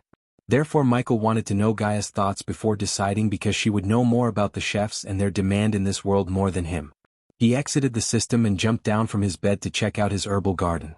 It was time he had new pills and potions to the store other than the revitalization pill, healing potion, and arch energy boosters. Just as he was about to step out of his house, he saw Gaia dragging a huge wild boar, and when she saw him, she waved and smiled at him.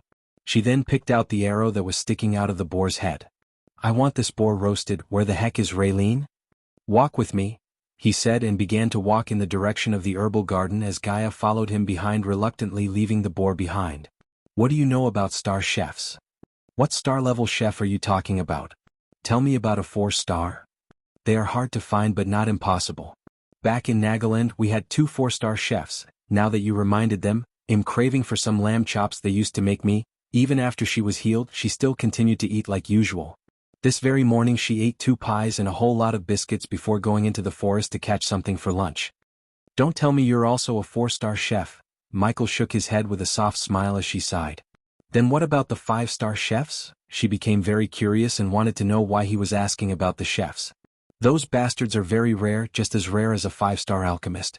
There's only a couple of 5-star chefs in Elon. I heard there's one in the Royal Land and one in the main branch of Ruby Cuisine in Kethen. The Ruby Cuisine was the restaurant he met Peyton and Zanali and offered to join the Guardians as their trainee. Let's assume Raylene is a 5-star chef. Do you think someone will try to kidnap her? His words made her halt her steps and frown. She sensed he's up to something and wanted to know what. Are you hiding something from me? She valued honesty in this friendship and didn't want any secrets between them. That was why she decided to reveal everything about her over a slice of juicy boar meat. Except for the existence of the system, he too wanted to share everything with her because she regarded her as his best friend and partner in crime after she reached 95% loyalty. After seeing Damien and hearing about the prophecy, he had a feeling that there's something more to his transmigration from the earth. His instincts told him that soon he would learn more about his transmigration, and at that time, he didn't want it to be a secret between them that might break her trust. Also, if you tell Gaia that you and Abras are the same person, the system will deduct badass points. Abras is a textbook beta and the system does not want the host to accept a beta persona. Just as he was thinking about what to tell her and what not, the system sounded in his mind.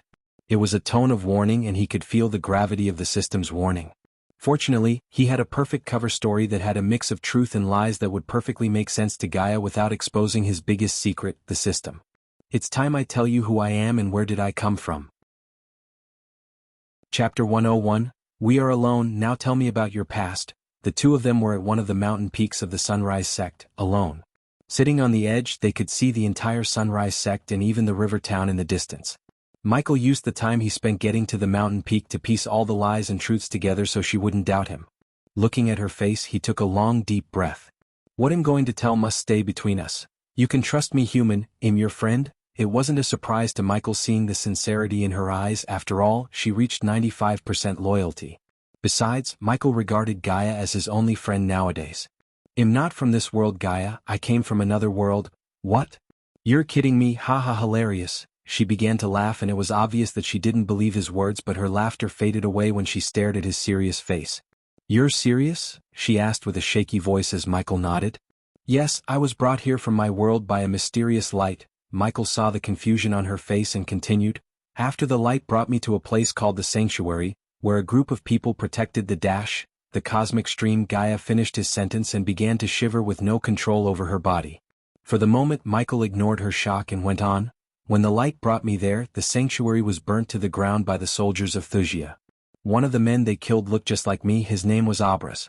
Before he died, with the help of that mysterious light, he merged his soul fragment with me, leaving all his memories and knowledge to me, except for the part about the mysterious light and the truth about his original body. What Michael said was true. Gaia stared at him blankly for a few moments in silence and analyzed everything she just heard in her mind. First of all, he didn't look like he was lying, and the more she thought about this, what he said made sense. Most people in the world had no clue about the sanctuary and the cosmic stream, and only a few people had heard about the two, but they considered it as a myth. However, the ancestors of the Nagas believed in the existence of the cosmic stream and the sanctuary. Some of the ancestors were somehow able to leave clues about their existence and the treasure they were protecting. The Nagas also believed the sanctuary was home to countless secret long-lost knowledge, and only the protectors were able to grasp this wisdom. By taking all the memories of Abras, Gaia believed that Michael was able to get hold of this ancient knowledge, hence, he was able to heal her crippled cultivation and perform many unbelievable feats. System, do me a favor. Gaia saw him close his eyes for a moment and then open after a few seconds. Close your eyes. Gaia felt his warm hand on his shoulder as she closed her eyes. The very next moment, she felt a hot surge in her brain as she started to experience Abras' betrayal and pain. With the help of the system, Michael made Gaia feel what he feels. Ah! Soon, Gaia's body twitched violently as she roared in anger and pain. Michael was able to control his anger and pain because of the many years of training and meditating, but she had no training. Therefore, when Michael made her feel Abras' pain, she lost her mind for a few moments because of the immense grief and anger. Following her mad roar, she started to bleed through her ears and nostrils. Michael withdrew his hand and waited for her to break out of this misery. Is this how you feel? He saw her teary eyes and heard her stutter. Yes, Abras and I may be two different people, but when the light merged his soul fragment with mine, I have not only his knowledge and memoirs but also his pain, grief, anger, and all of his feelings. Before he left this world, I promised him I'd avenge him and his people, no matter what. How are you still here and not on Wuxia? Since Gaia felt Abras' feelings, she wanted to burn the entire Wuxia to the ground and rip Layla into pieces. 'Cause I'm not stupid. Wuxia seized the cosmic stream, which means they have a powerful source of energy in their hands. The only way to get my revenge is to become stronger than King Wuxia, and then, I will take everything from him. We will take everything from him. Human, she squeezed his hand and decided to avenge Abras together after experiencing his emotions. But the longer we wait, the stronger they grow. Human, we should act sooner rather than later. She feared that with the use of the cosmic stream, the king of Wuxia and all his men would grow exponentially stronger and become impossible to kill. The cosmic stream is a source of pure energy, much more powerful than the arch energy, but although he has the cosmic stream, he can't absorb its energy continuously, unless he wants to explode into million tiny pieces. Still, his cultivation speed would be insane. Yes, but don't forget I have a war god body, courtesy of the mysterious light. Let him have his fun with the cosmic stream for now. They fist bumped and grinned devilishly. Did you see the mysterious light you were talking about again? Since she believed he told her everything, she felt happy. She could tell that he trusts her as she trusts him. No, after a brass soul fragment merged with my soul, I woke up days after near the forest of the river town. You know what happened next? You saved me. She grabbed his hand and held it against her chest tightly. Even to this second, she could close her eyes and recall the first time she saw him vividly in her mind. At that time, she didn't know he would be her savior and best friend. Both of them came a long way since then, and now they were like a nail and flesh. Will it hurt you to turn Raylene into a star chef? The last time you used your knowledge to heal me, you almost died. He could sense the concern in her voice, and it warmed his heart because no one ever worried about him before. He wanted to treasure this feeling in her friendship. The arrogant, haughty snake is his best friend now, and he would do everything to protect her, and he knew she would do the same for him. Don't worry, it won't, but you have to keep an eye on her when I'm in the nether realm. We don't want to lose our head chef, do we? He'll take care of our business while you're away, human. And speaking of human, is Ghost your real name? I will tell my name when you do something nice for me. Until then, you have to call me Ghost. You ruined a perfect moment, bastard. Rolling her eyes, she punched him on the shoulder, seeing she failed to know his name. Also, while I'm in the nether realm, you have to kill these people, Lucifer style. Michael retrieved a list of criminals in his list and their whereabouts and handed it over to Gaia. He wanted to spread the legend of Lucifer around the kingdom more so people would come to believe him as a vigilante who kills the criminals and cleanse the kingdom of the sinners. Kill 8 random criminals and 2 enemies of our own, and people would think that 2 is the victims of Lucifer rather than the enemies of Ghost. Nice plan. Do you want me to dress as Lucifer too? I have something for you. Michael closed his eyes and entered the system to get her something awesome like his suits of armor. I put the armor you should wear in our space ring. A few seconds after, Michael opened his eyes and said, the suit of armor he chose for her was none other than a female version of his Lucifer armor. It cost him 5,000 badass coins to buy the new suit of armor for her, and now he had 33,000 badass points remaining. Cool. I also put a few bottles of fear toxin inside. Remember to apply the fear toxin on the suit and leave no evidence behind except the mark of Lucifer. Finally, some action. Excitement filled her eyes, and she couldn't wait to hunt some criminals at night like her friend. We should go now. Since he told her everything she has to do while he's in the nether realm, he could enter the nether realm with no worries. For now, the only things he had to do was turn Raylene into a 5-star chef and start his first high-end restaurant, as well as making new products for the Majestic. As for the interior and the design for the restaurant, he had Ristorante La Sponda in Italy in his mind. He dined in this fine restaurant when he was on a job in Italy and liked the elegant atmosphere. Plus, the Lucky Cat Tavern was a perfectly suitable place for this makeover. During the daytime, Gaia could put together a group of talented builders to achieve his vision and continue to renovate the sect. Now that I'm finished establishing the backstory and necessary fillers, I can jump onto the juicy action part. Nether Realm Arc/Lucifer will begin from the... Stay tuned. Chapter 102. From the earth comes the bounty of diversity. The herbs were rising toward the sun, showing off their lush green and sparkling colors as if they were in a carnival parade. The green herbs made a green quilt for the senses upon the flower bed. Michael's herbal garden was a sort of binary.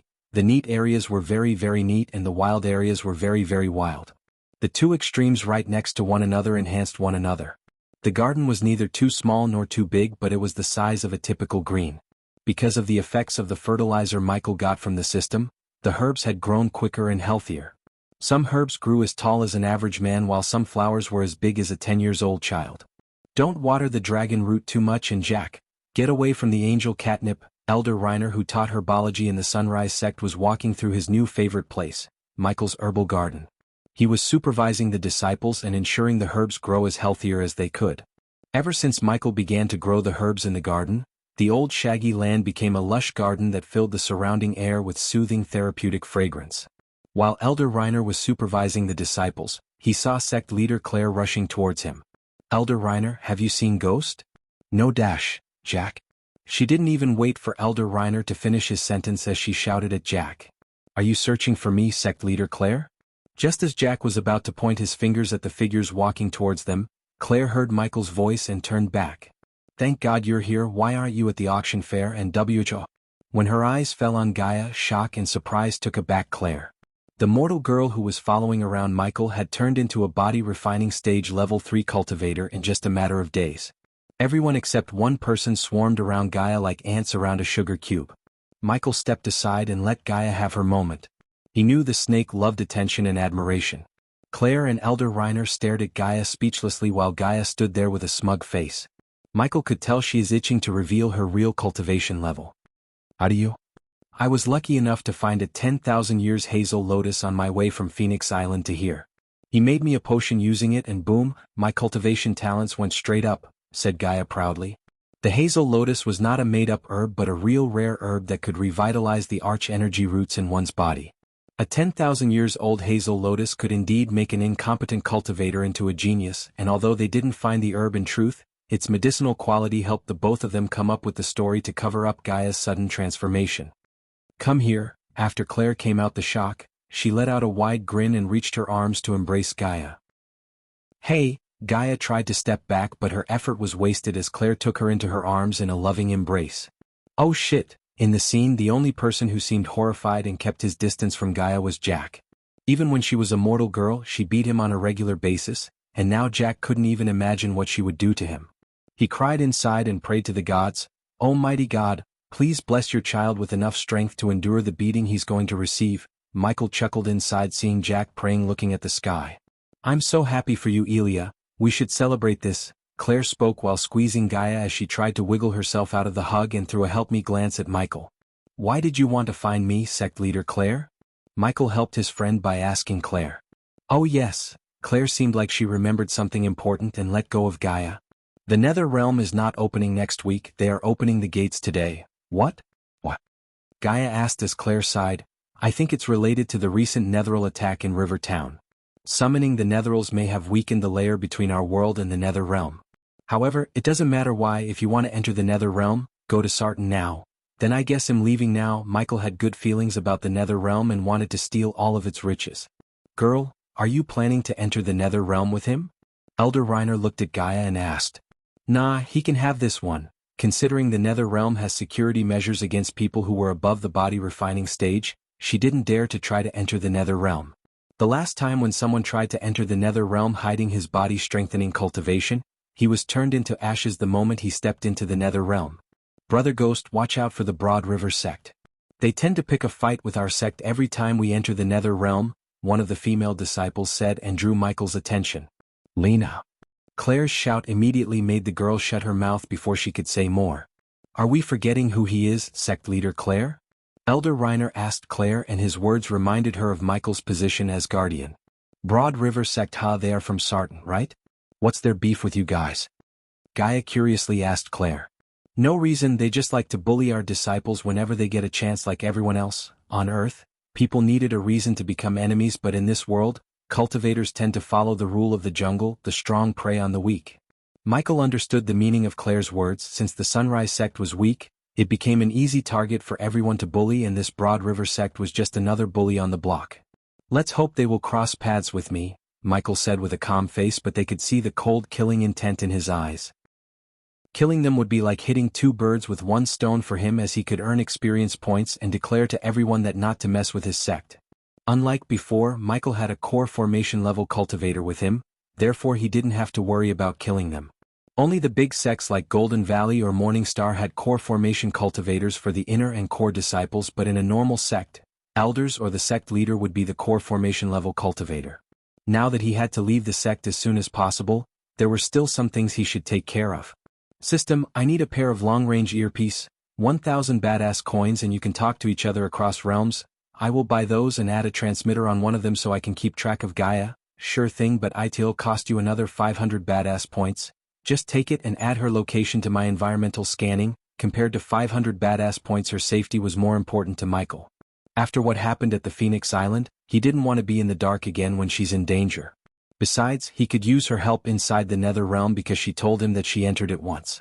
Also, if Jane tried to do something stupid again like sending assassins to kill him, he would be able to walk Gaia through what to do next. He'll go see Raylene before I leave. Elia, come with me. Yep. He nodded at Claire and Elder Reiner, and then he gently grabbed Gaia's hand before activating the newly upgraded lighting dash for the first time. Whoosh. Literally in a flash, both of them disappeared from their sight. Before upgrading the lightning dash to level 2, one could see tiny blue bolts of lightning left behind after Michael disappeared and now the blue bolts turned into gold ones. For Michael, he could feel his speed had almost tripled. Eek, my head spinning, brother ghost. Before even Gaia could steady herself, she heard little Cindy's voice and looked up to see the little girl throwing herself at Michael. Gaia couldn't understand why this little girl became so excited and happy every time she saw Michael, and he too seemed delighted to see her. There you are, Michael pecked on Cindy's soft cheeks and lifted her up. Soon after seeing Michael's sudden appearance, Raylene rushed out of her house, which was given to her by Claire.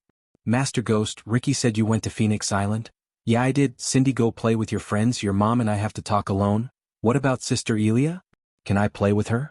Cindy excitedly asked Michael. You can play with her later. Now go play with your friends. Michael placed the little girl down and received a loving kiss on his cheek from Cindy. Cindy then ran happily in the direction of her friends. Raylene, come with me. Hearing Michael, Raylene followed him and Elia into her house. It was time he made Raylene his subordinate. Even though the house was old and small, Raylene kept it clean and presentable. Gaia's nose twitched because of the delicious aroma in the air and suddenly felt hungry. Raylene, do you trust me? Michael asked with a serious face. The question surprised Raylene, but she took a deep breath and answered honestly, Master Ghost, you saved us and gave us a home when I and the children had nowhere to go. The food we are eating is yours. I have nothing to give it to you except my life if you ask for it. My life is yours. Without her control, Raylene's eyes became watery. Will you be my subordinate and serve me well? Yes, Gaia, surprised to see Raylene drop to her knees, asking no questions. Does the host wish to accept Raylene as a subordinate? Yes, subordinate. Raylene, cultivation level. Race, human status, healthy trait, cook, loyalty towards the host. 97% right out of the bat. She was 97% loyal towards Michael, unlike a certain someone. He was happy to confirm her trait was indeed cook, and now he could turn her into a 5-star chef. While she was kneeling in front of him, he placed his hand on her head. I'm going to make you a 5-star chef and head chef of all my future restaurants and hotel chains. I will give you 30% of the profits and the resources for you and Cindy to cultivate. Serve me well. Raylene was speechless and almost fainted on the spot. System, make Raylene a 5-star chef. Right after this, Gaia saw a bright light emerge from Michael's hand and cover the body of Raylene for a few seconds as she closed her eyes. When the light disappeared, Raylene slowly opened her eyes and looked at Michael like she was looking at a god. System, I need the blueprint and the interior design of Ristorante La Sponda. He spent another 500 badass points and bought the blueprint and the interior design to transform the Lucky Cat Tavern into a stylish high-end restaurant. Here, put this in your ear. Michael then looked at Gaia and handed over the small earpiece to her. While she was staring and curiously fiddling around the earpiece, he took out the thin book that had the blueprint and the interior designs. Master Ghost Dash, show your gratitude and loyalty in your actions. Michael interrupted Raylene with a wave of his hand and said. Raylene was still in shock, but the tears of overwhelming joy gushing out of her eyes like water breaking out of a dam. I will, Master Ghost. It took several seconds for Raylene to wipe away her tears and exclaim. Michael just nodded with a smile and disappeared out of her sight with Gaia. I want our restaurant to look like this. You can make a few changes if you want. In a few seconds, Michael reached the border of the Sunrise sect and handed over the book to Gaia. Just don't die, all right? She punched him in the shoulder playfully. They'll try. Chapter 103, What is this thing? How can I still hear you? While Michael was on his way to Sarton, he heard Gaia's voice through his earbud. It's called earbuds. I can talk to you even after I entered the nether realm. Where did you get it? It's among the few things that mysterious light left me with.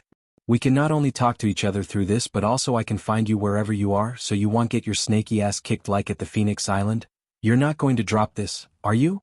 She could tell he was enjoying teasing her. No. She proved the much-needed entertainment on his way to Sarton. Now that I think about it, I don't have to put up with your shit for 5 long days and am gonna enjoy every second of it. She sounded elated. Yet he knew she's going to miss him.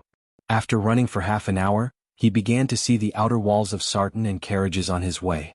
Inside the city walls, Michael could sense a fluctuation in arch energy and saw a crowd of people going towards the center of the city. Hey! What was that? Is that lightning? After a golden lightning bolt passed by them, people were stunned and they had no idea it was Michael who just ran past them. Michael's full focus was on the center of the city where he sensed the arch energy fluctuations, so he didn't stop by to look around his surroundings and enjoy the view in the daytime. The last time he came to Sarton, he came by the night to slaughter a group of criminals to spread the legend of Lucifer. At the moment in the center of Sarton, Noah was standing in there and waiting for the portal to the nether realm to open with his friends. Beside him, Abel was gawking around and looked extremely nervous. "Calm down, Abel, Peyton said she will take care of it and we believe her," Norvin lazily lied on Noah's shoulder and said. Suddenly, 5 groups of people flew towards the crowd from different directions at a very fast speed. Many people who were in lower-level cultivation such as the body refining stage couldn't even catch a glimpse of their silhouettes, and even Noah and his group of geniuses barely caught a glimpse of their figures. They appeared above the sky within a split second. It was like they had made an appointment for a meeting, as they had all appeared at exactly the same time. Their emergence quietened the crowd down at the scene. An intense aura was released from their bodies like a high-tide wave in the sea, totally covering the sky. The people felt pressured by these auras that their souls shivered slightly, stirring up their sense of admiration for them. One group wore casual but noble clothes while the other 4 wore clothes that looked like uniforms. The silhouettes were Gerard Atkins of the Guardians Guild, Royce Camden of the Morning Star, Hazel Belmont of the Silver Moon, Edgar Godfrey of Aragoth, and Dean Byrne of the Golden Valley. If Michael was here, he would recognize his one-night stand, Sadie Kaplan, who was standing behind Hazel Belmont, her teacher. Besides Sadie, there were also familiar faces of Evan, Victoria, and Selena among the people in the sky. Sigh. Abel sighed when he noticed Peyton and Zanali behind Gerard Atkins, who was a dark-haired man with a sturdy body. Everyone's gaze fell upon them with burning eyes, especially those rogue cultivators and some disciples of minor powers. They were all excited to be able to see the legendary figures of Breedia and Elon in person. It wasn't something that they had even dreamt of, especially seeing the famous legendary guardian Gerard Atkins. This matter was enough for them to boast in front of those who didn't have the chance to come when they returned. Edgar was wearing grayish armor on his sturdy body. After he arrived, one of the youngsters behind him murmured something in his ears, looking at Noah and his group immediately after he saw them. The youngster recognized Noah by his pure white clothes and the golden babaroo on his shoulder. "Who the heck is Noah Winstons, and how dare you kill one of my disciples?" Edgar raged. A strong aura suddenly rushed out of his body, inciting fear among the crowd. After his sentence was finished, everyone both in the sky and land fixed their eyes on Noah. Gerard was the one who was surprised the most. Back when Peyton told him that she found the replacement for Ghost of the River Town, Noah was merely a body refining stage level 4 warrior. Within a short period of time he had reached level 8, this kind of cultivation speed really startled him. Yet even though he was surprised by Noah, he was the calmest of all. Gerard gave a nod of approval at Peyton for finding a genius for the trainee guardian position. "Humph.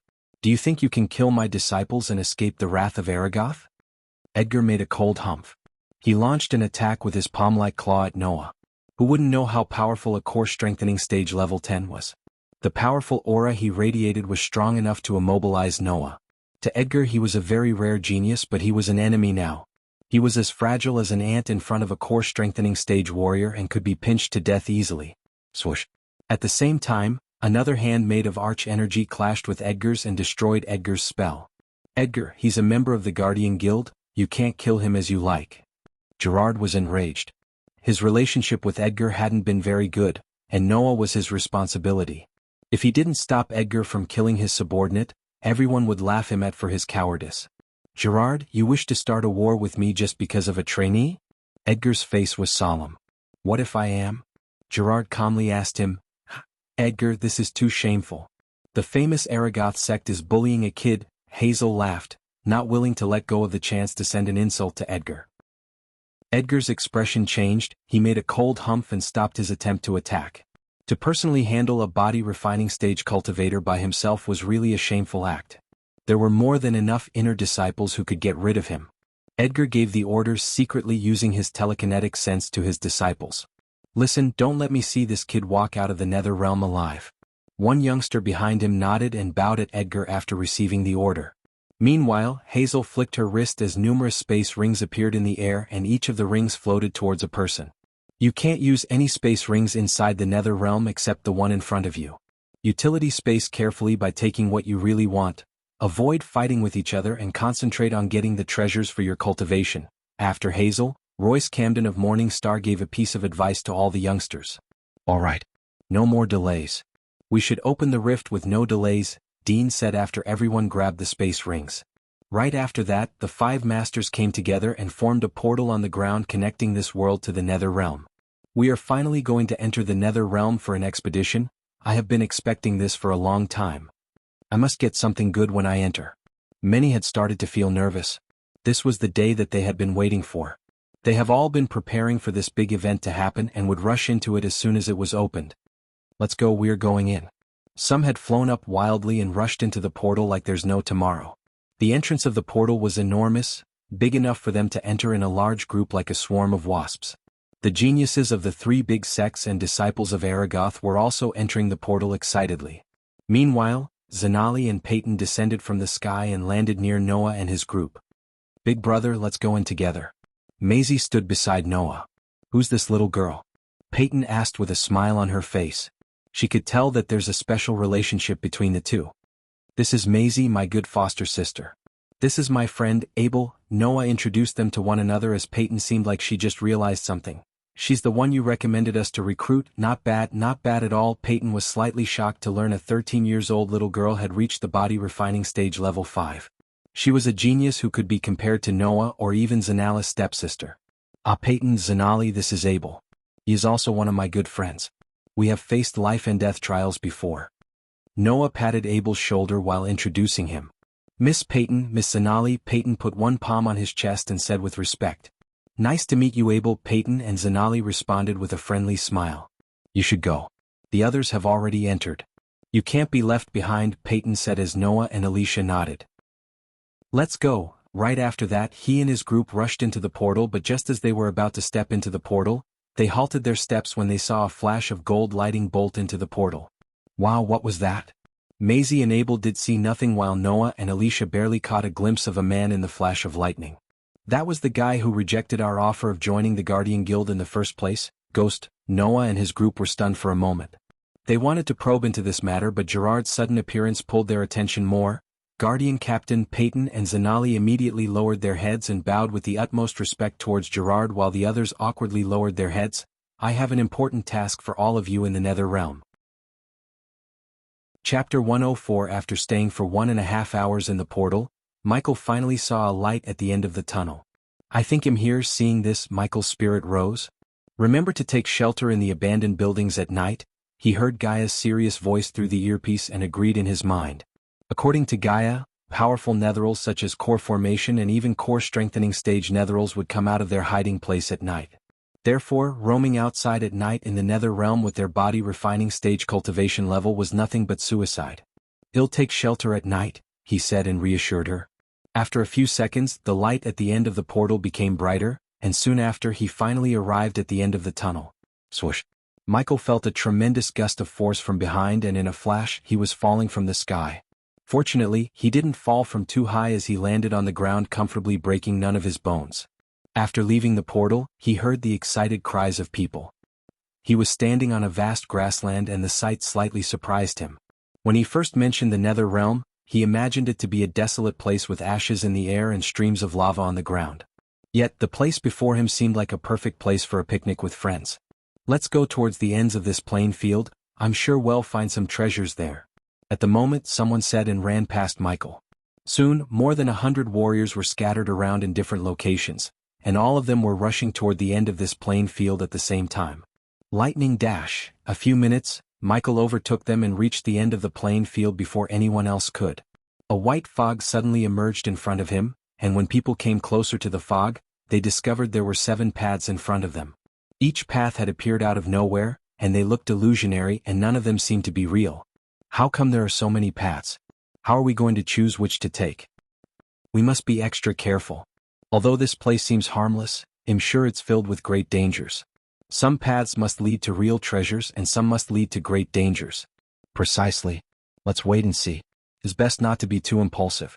If we enter some dangerous situation, our lives would be thrown away in vain. The crowds immediately stopped moving. Everyone stared at the fork in the road, the 7 paths in front of them. They did not know which path they should choose. When there was a great opportunity, the great danger would usually lurk nearby. No one wanted to risk their lives for nothing. Therefore, they had to be really careful when picking which path they should take. White fog hovered around all 7 paths and made it even more difficult to choose the right path. Everything seemed quiet and calm, but the crowds felt an eerie feeling as they looked at the 7 paths and the white fog. Hey, there are 7 paths in front of me, which one should I choose? He asked Gaia, and he also directed the question to the system. Choose one randomly and go. That's what I did. The system level is too low to scan the paths. Unfortunately, both Gaia and the system were unable to help Michael choose a better path, so he decided to choose a path randomly. While the others were hesitating to step forward, Michael chose the third path from his right and began to walk the path. Tap, tap. The path he chose was really quiet, and silence filled his journey.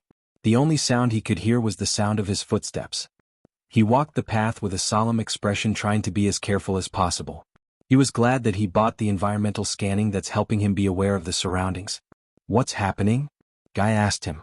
There are cracks everywhere on this path, and it's emanating an ancient aura. I wonder how many years it has existed. It's really giving me a spooky feeling. He furrowed his brows. Just be careful and ready for a fight. You don't know when a netheril would jump out of the fog and drink your blood. She tried to scare him with her spooky voice, but it only made him chuckle. Yet his instincts told him that this path wouldn't be as peaceful as it seemed. He walked forwards for nearly an hour at a consistent speed.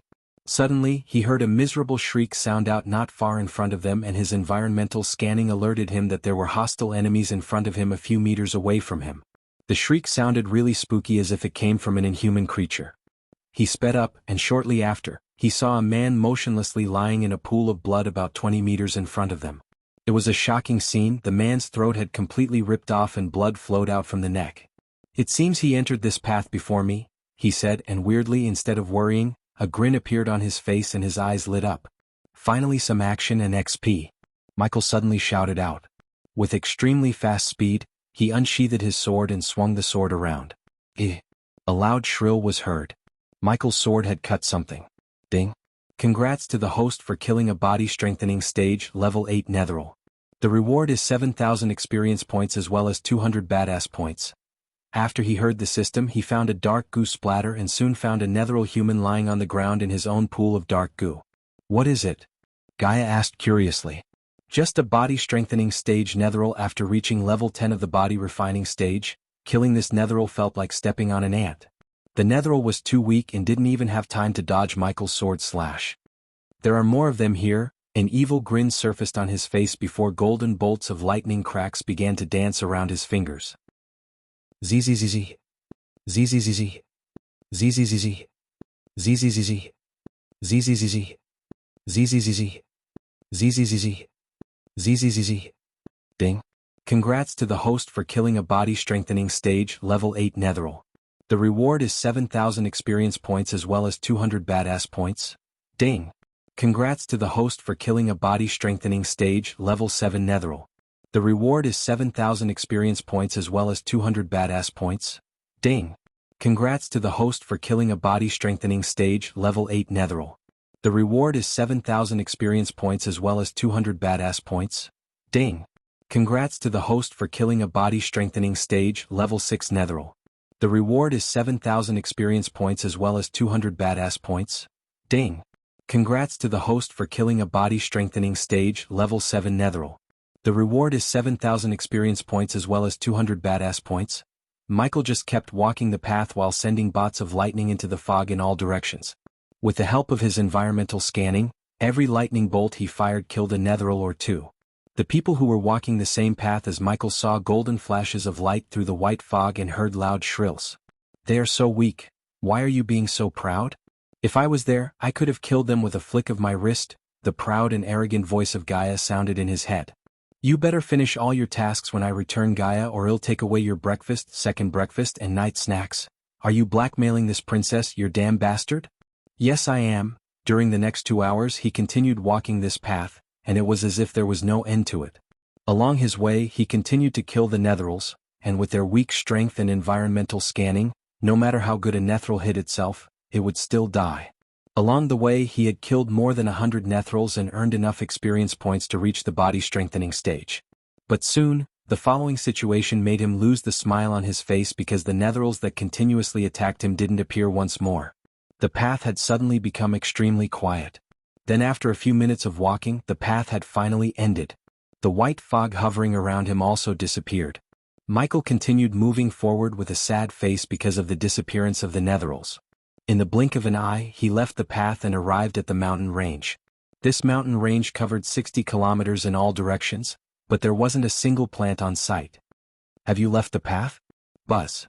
Right after Gaia finished speaking, Michael's lips curved upwards as hundreds of stone netherals suddenly appeared within the mountain range. They instantly started sprinting toward Michael. So many netherals. Those netherals aren't that strong, just fly above them. Hearing Michael's voice, she suggested flying above the netherals to avoid being annoyed by the weak netherals. However, in his eyes, these netherals appeared to be experienced farms which could make him jump from body strengthening stage level 1 to level 3 and also increase his sword mastery to 85%. I love Nether Realm. Chapter 105. Right at this moment, a group of youngsters was walking the path quietly. Although their journey was uneventful, their eyes were filled with terror because their path was painted with dark goo, netheral limbs and body parts. Who did this? A girl in the group asked while tightly clenching her sword. The boy who was leading the group shushed the girl as they began to hear loud shrieks in the air. Oh my god, netherals! The boys in the group swallowed their saliva and the girls moved closer to each other in fear. Guys, I think the netherals are fighting. The group walked this path before us. The boy who was leading the group said and prepared himself for an intense fight with the netherals. Come on guys, we have to help them. Dennis, wait. The group behind him however didn't want to fight the netherals and tried to stop him from moving forward. Guys, don't be stupid, we cannot turn back after coming all this way. The fight is inevitable, let's join the fight with that group and fight together. Despite their fear of fighting the flesh-eating netherals, they could see the point of joining another group and fight the netherals together rather than facing them alone.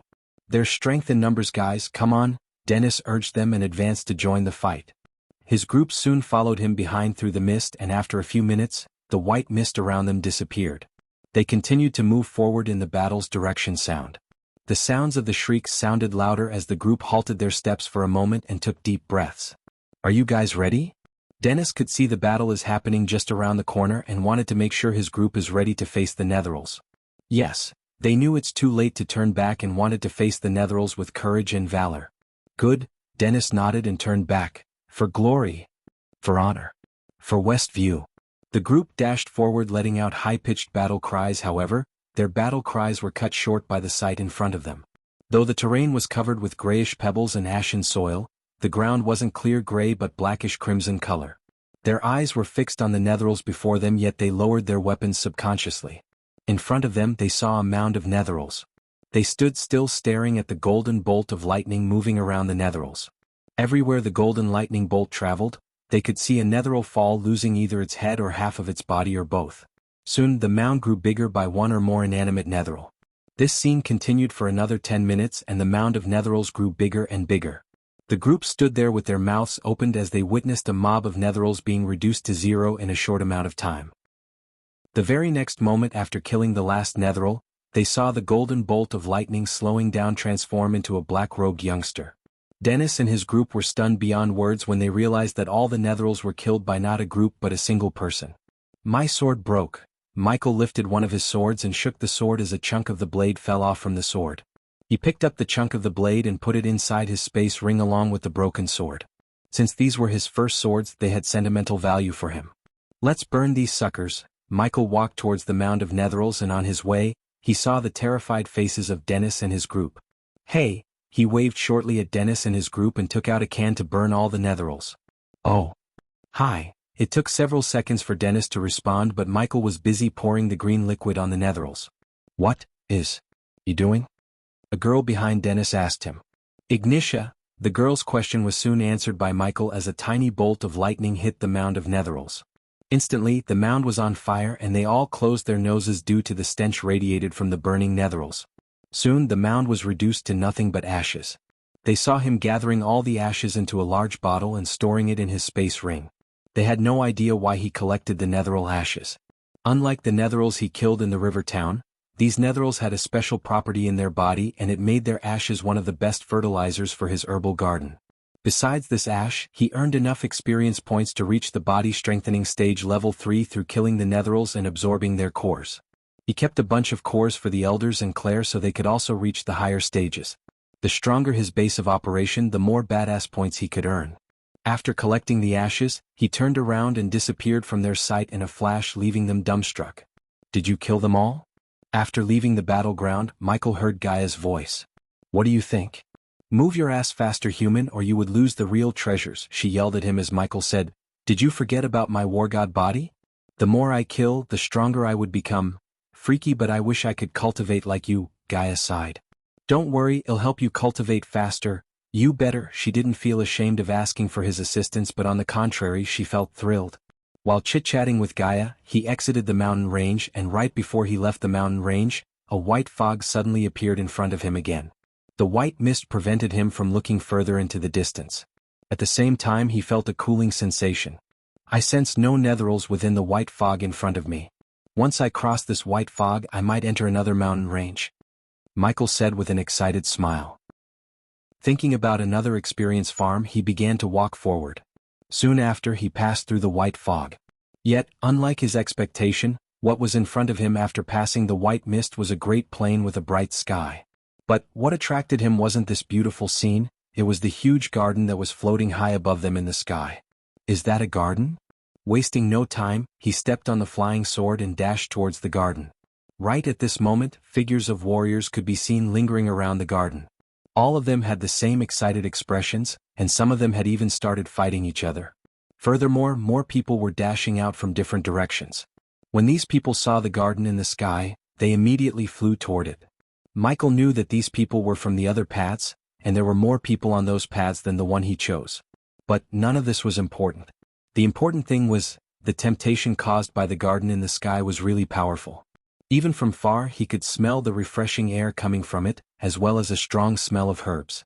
The smell of herbs caused all those who smelled it to feel relaxed and refreshed. Move.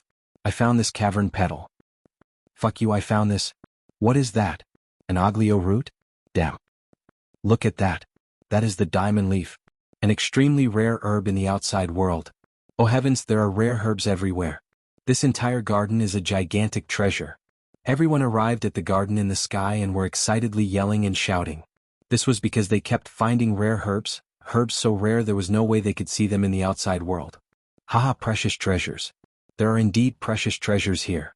Fuck, this garden is at least 7 kilometers long in all directions. There are herbs everywhere and many of them look really old. If this garden was in our world, all superpowers would fight to the death for it. Swoosh swoosh. More and more people arrived and dashed toward the garden.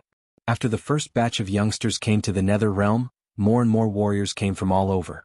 As long as they survived the netheril attack, many youngsters had the chance to come here and seek an opportunity. Michael had noticed all these warriors as well. Some of them were clearly injured, and it looked like they had experienced a dangerous situation back on the paths they had chosen. However, it seemed like the danger they faced was less devastating compared to Michael's. Also, there were some paths where no one emerged from. Clearly, those who stepped onto those paths had encountered great dangers, and perhaps they wouldn't even be able to leave that place. As for those warriors who didn't encounter any dangers, they had long ago emerged from the path and were hanging around in the Sky Garden right now. Who knew how many benefits they had gotten so far? It took Michael several hours to reach this garden. Regardless of which path the people emerged from, they were faced with the biggest opportunity in their lifetime. This garden in the sky by itself was a gigantic treasure. Each and every single herb here would provide significant benefits to those who obtain it. Looking at all these herbs, Michael couldn't hold his excitement as a wide grin appeared on his face. Let's begin. Chapter 106. The eyes of the people turned red, and everyone was excitedly yelling and shouting. Haha, this tiger crest belongs to me. A youngster joyfully started laughing. He stretched his arm forward and tried to grab the herb. However, right before his palm could touch the herb, a light curtain suddenly appeared and stopped his hand. At the same time he was forced 3 steps backward. Haha, idiot, all these herbs are protected by a defense mechanism. You won't be able to put your hands on them without breaking the mechanism first. All these newcomers are just idiots. Some people started laughing. Those who had arrived here first had discovered how it works. This is strange, why are all these herbs protected by defense mechanisms? One of the youngsters near Michael glared at the herbs and wondered. Without it, do you think there would still be so many herbs here? Not to mention this is only a garden with a 7 kilometers circumference. Even a 70 kilometers circumference garden would be emptied in an instant if there were no defense mechanism. Every single herb here is protected by a defense mechanism, meaning we have to break the mechanism before we can get the herb. Also, according to the rarity of the herb, how many years it has grown, and its value, the strength of the defense mechanism will be different as well. For the herbs with a higher value than others and who are also old, their defense mechanisms will be more difficult to break. Michael heard someone explain how the mechanism works to the youngster who raised the previous question. Indeed, Michael both saw many warriors restlessly working to break the defense mechanisms of those high-value herbs. One of the warriors stood in front of a diamond leaf, and his face had turned red. No matter how much strength he used, he just couldn't break its defense mechanism. Although everyone's eyes were on the rare and oldest herbs like tiger cress, Michael's eyes were on the other herbs that did not attract as many eyes as the tiger cress. Why is the host not fighting for the tiger cress? When the system realized that Michael is not walking towards tiger cress or any other precious herbs, the system asked in a curious voice. Because I didn't want to lose the chance of getting all these herbs fighting for one thing, as he said, he came before a herb called wolf pepper and reached out to grab the herb. 100 badass points to break the defense mechanism. A golden dome appeared around the herb and at the same time, he heard the system's voice in his head. 100 for wolf pepper? Sigh, he sighed and paid 100 badass points to break the shield to acquire the herb. Right after he paid the system, the golden dome dimmed and disappeared. Michael grabbed the herb while everyone was focused on tiger cress and moved to the next one. The herbal garden had hundreds of rare herbs, but only a few of them had extremely tough defense mechanisms and attracted the most eyes. Also, the people in the garden had already begun fighting for these rare herbs, ignoring the herbs that were less rare than herbs like tiger cress. Michael exploited this situation and grabbed all the herbs he could without attracting the eyes of the cultivators. The other reason Michael decided to go after these herbs was the rare herbs had people from powerful sects and families fighting for.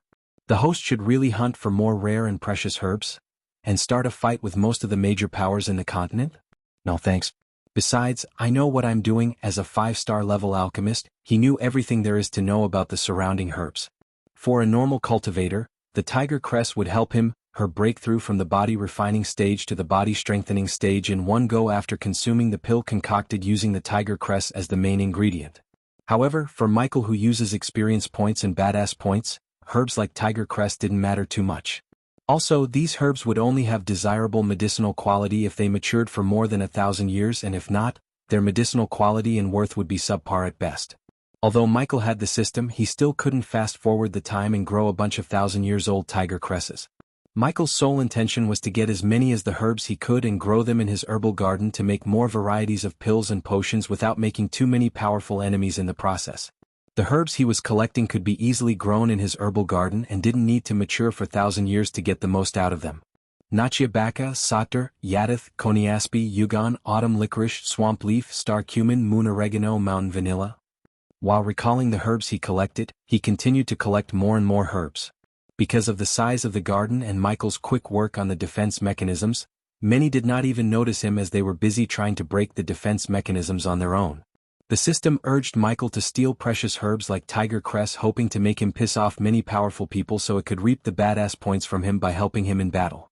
He did the opposite of the system's intention and didn't fight with anyone. Yet, it was not true for others, as he could see intense battles all over the garden for rare herbs like tiger cress or diamond leaf. Is that who I think it is? Yes, it's that ghost who won Heaven's Gate competition. And he's also a 5-star alchemist. Fuck. He looks younger than me. Why isn't he fighting for those rarest herbs? Many people who were from Bradford and Rivertown instantly recognized Michael and started chit-chatting. They all wondered why he was not fighting for the rarest herbs but picking the ordinary herbs. Because of the rarest herbs, these people had forgotten that the herbs Michael was picking only became ordinary when they were compared to the rarest herbs. In the search for the rarest herbs, they were losing the chance of obtaining these ordinary herbs. My herbal garden is going to be awesome. The more herbs he picked, the more he felt excited. He continued to avoid battles and collect herbs. Although the garden was massive, with the help of Lightning Dash, he covered a lot of ground and obtained hundreds of herbs. While he was obtaining these herbs, he also avoided many groups who were fighting for some herbs because the garden was so big and had thousands of herbs. There was no need for fighting. Michael's goal inside the Nether Realm was to collect as many treasures as he can without making too many enemies. He liked to grow stronger in shadows and only show his power when necessary until he became stronger than everyone else in this world. Now it's time for some money making. Oh, sounds fun. He grinned hearing Gaia's excited voice and walked towards the tiger cress where a large group of people was fighting over it. Tiger cress belongs to Morning Star, we found it first. I don't see you or your sect's name on the tiger cress. The tiger cress belongs to whoever breaks this defense mechanism. Yes, that's fair. All the major powers like Aragoth, the three big sects, and many prominent families in Elon continent were arguing over the tiger cress. I can break this defense mechanism. Suddenly the atmosphere became silent after Michael's voice reverberated the area. Everyone in the place turned their head and saw a black-robed youngster walking towards them with a small grin on his face. Who do you think you are? What makes you think you can break this defense mechanism? He's just an attention seeker. None of them thought Michael could break the defense mechanism and return to bitch about how to get their hands on the herb. You can stand here all day trying to break the spell or let me do it for you. Michael spoke again, but this time, his voice was louder and serious. Humph, do you really think you can break this mechanism? A disciple from Aragoth asked arrogantly. Let's assume you can break this mechanism. Aren't you going to claim ownership of the herb? What if you can't break the mechanism as you said? They fired question after question at Michael as he just stood there with a smile. I know I can break the mechanism, and as for the ownership, I will sell the herb to the highest bidder. I will say this again, you can stand here all day trying to break the spell or let me do it for you. Whoever has the most gold coins will get the herb. Everyone stared at the tiger cress and Michael for a few moments before the arrogant youngster from Aragoth spoke. All right, if you can do what you have said, you'll be richer when we return to the outside world. Michael knew this youngster was making a threat, but he didn't mind his tone because he's going to break this defense mechanism with the help of the system. Step aside, people. It's time to crack this baby open. Chapter 107. Many people, including the ones who were trying to break the defense mechanism, dropped what they were doing and quickly gathered around Michael and the tiger cress. Some of them wanted to see whether or not Michael could break the mechanism. Some of them wanted to witness the entertainment of Michael getting his ass kicked in case he couldn't break the mechanism. Michael noticed all the various expressions, and thinking about the badass points he's going to get, he turned his focus on the tiger claw-shaped fruit before him. System, break this baby open. You have to pay the system 500 badass points. Michael's expression was neutral, but inside, he was cursing the system for its arrogant tone. Take it and break it, he said to the system inside. Following his command, he closed his eyes and pretended to be drawing shapes above the herb. What is he doing? He better breaks this defense mechanism. Is that Ghost of River Town? Ghost? The 5-star alchemist. Ding. Congratulations to the host for successfully being a badass. The reward is 300 badass points. Ding. Congratulations to the host for successfully being a badass. The reward is 100 badass points. Ding. Congratulations to the host for successfully being a badass. The reward is 300 badass points. Ding. Congratulations to the host for successfully being a badass. The reward is 100 badass points. Ding. Congratulations to the host for successfully being a badass. The reward is 200 badass points. People who went to the Majestic or from River Town recognized Michael when they saw him, and by hearing those people, many realized that the youngster in front of him was the famous 5-star alchemist of Breedia. Because of this recognition, he accumulated thousands of badass points in a flash without even actually breaking the mechanism or doing anything awesome. So he's that 5-star alchemist everyone was talking about? There was a hint of surprise in the eyes of the disciples of Aragoth, including the one who talked to Michael before. Right at this moment, the surprise in everyone's eyes turned into shock as they saw cracks appear on the golden dome's surface around the tiger cress. What the fuck? The heck? How did he? What? How? Many of the people were speechless as the number of cracks on the dome multiplied before shattering into bits of golden light.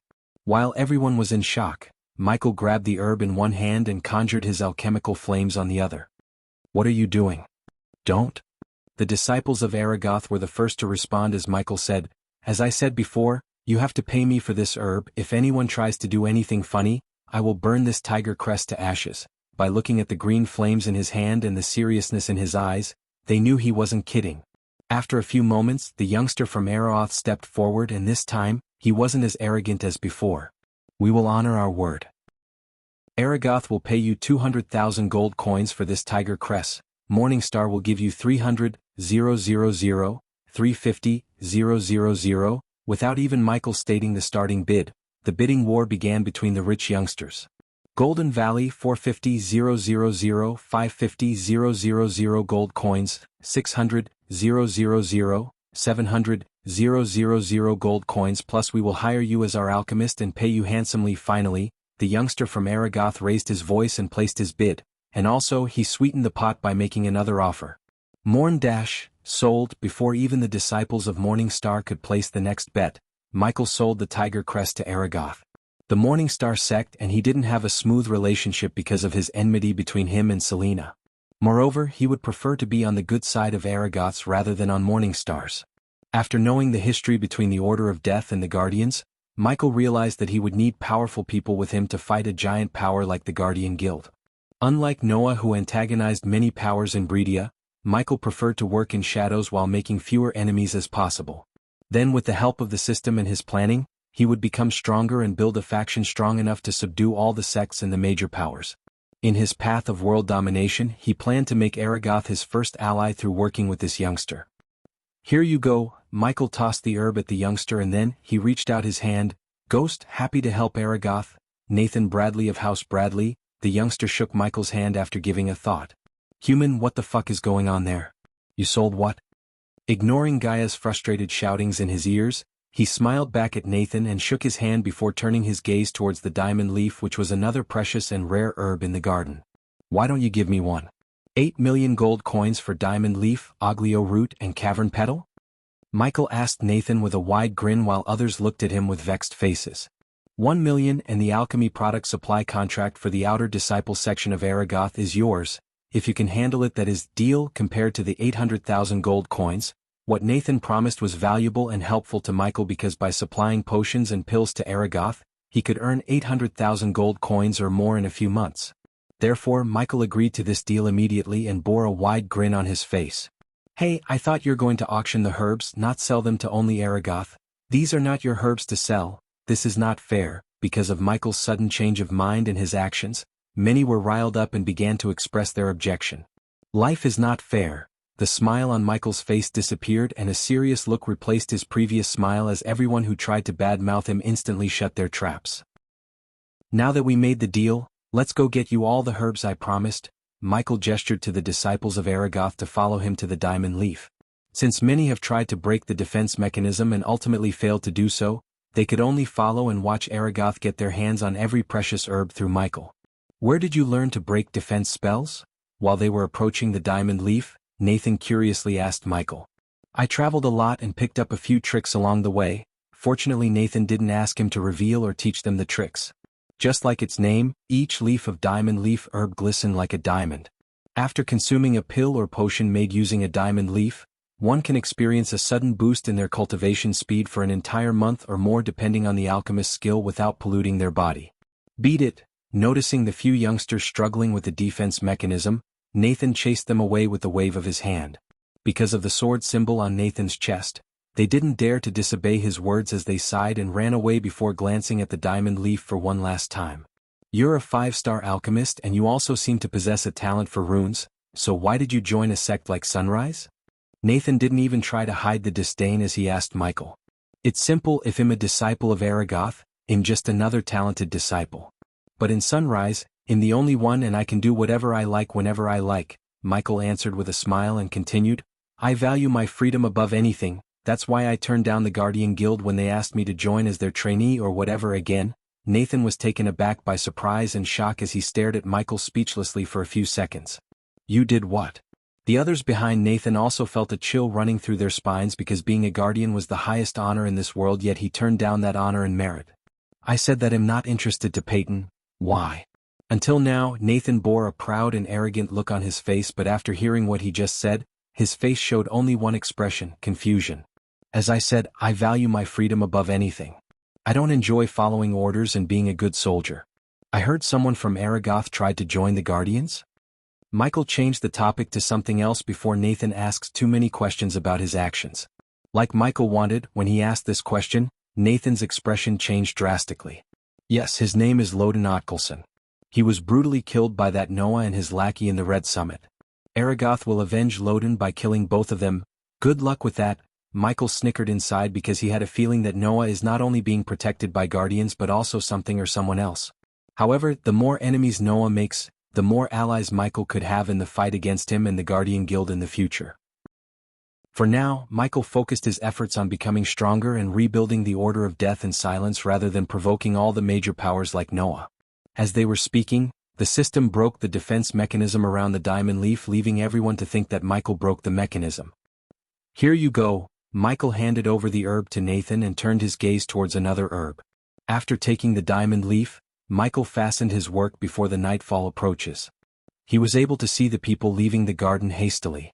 Looking at their actions, he realized that nightfall in the nether realm is not a joke and left the garden after setting the meeting place with Nathan to get the coins. This trip to the garden alone was worthy of his time as he gathered hundreds of herbs and earned a contract to supply pills and potions to one of the best sects in the continent, Aragoth. He couldn't wait to tell Gaia about all of this and surprise her. Chapter 108, Just as Michael was dashing towards a small cave, a bunch of netherals was feasting on a group of youngsters in the distance. Their shriek sent a chill running through many spines who saw this scene. Michael ignored this and dashed straight into the cave, wasting no time. However, before he completely dashes into the cave, he saw a familiar ice spike penetrating through the netherals, saving some of the youngsters from being the appetizer for the netherals. The cave was small and had just enough room for him.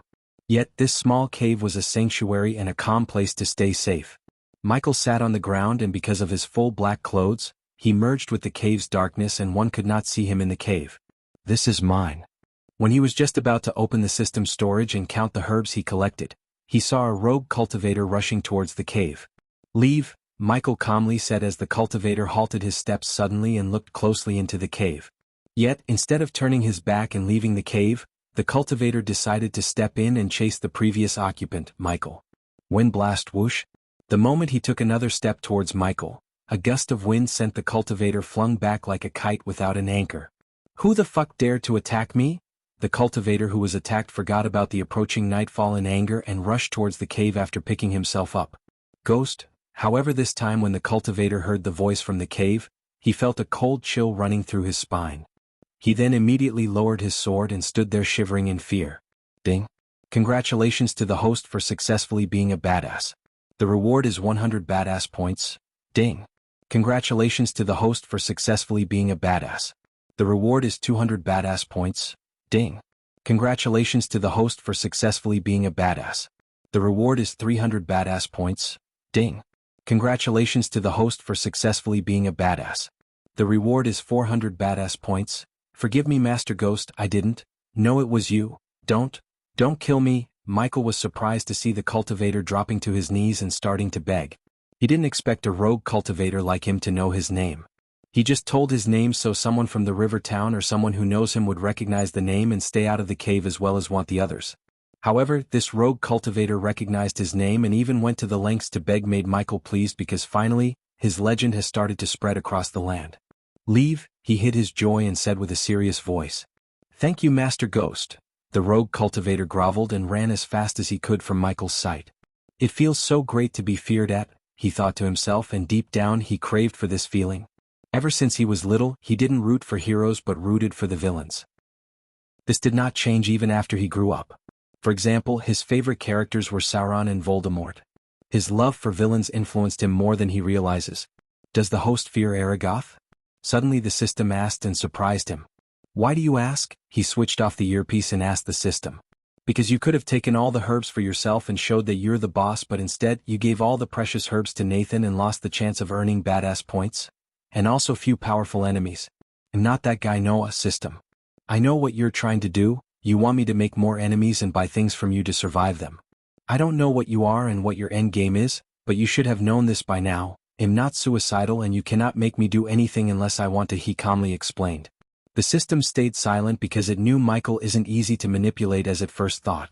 Now that the system stayed silent, he was able to count the herbs and plan his next movements.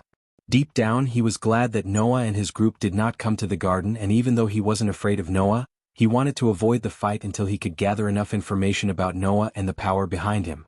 Just what they... In a flash, the light outside disappeared like someone switched off the lights of the nether realm. There was no dusk as it turned dark without a sign. When I was young, my friend had an accord. I was kicked out without a record. I never thought I'd see that award. Ain't a soul alive that could take my friend's board. A cruel power is quite the shower. Thinking of death. Yes, thinking of death. When he switched on the earpiece, he was welcomed by Gaia's rap. I don't know who wrote this song, but I guess it's you. Michael laughed, and the moment she heard his voice, she stopped rapping.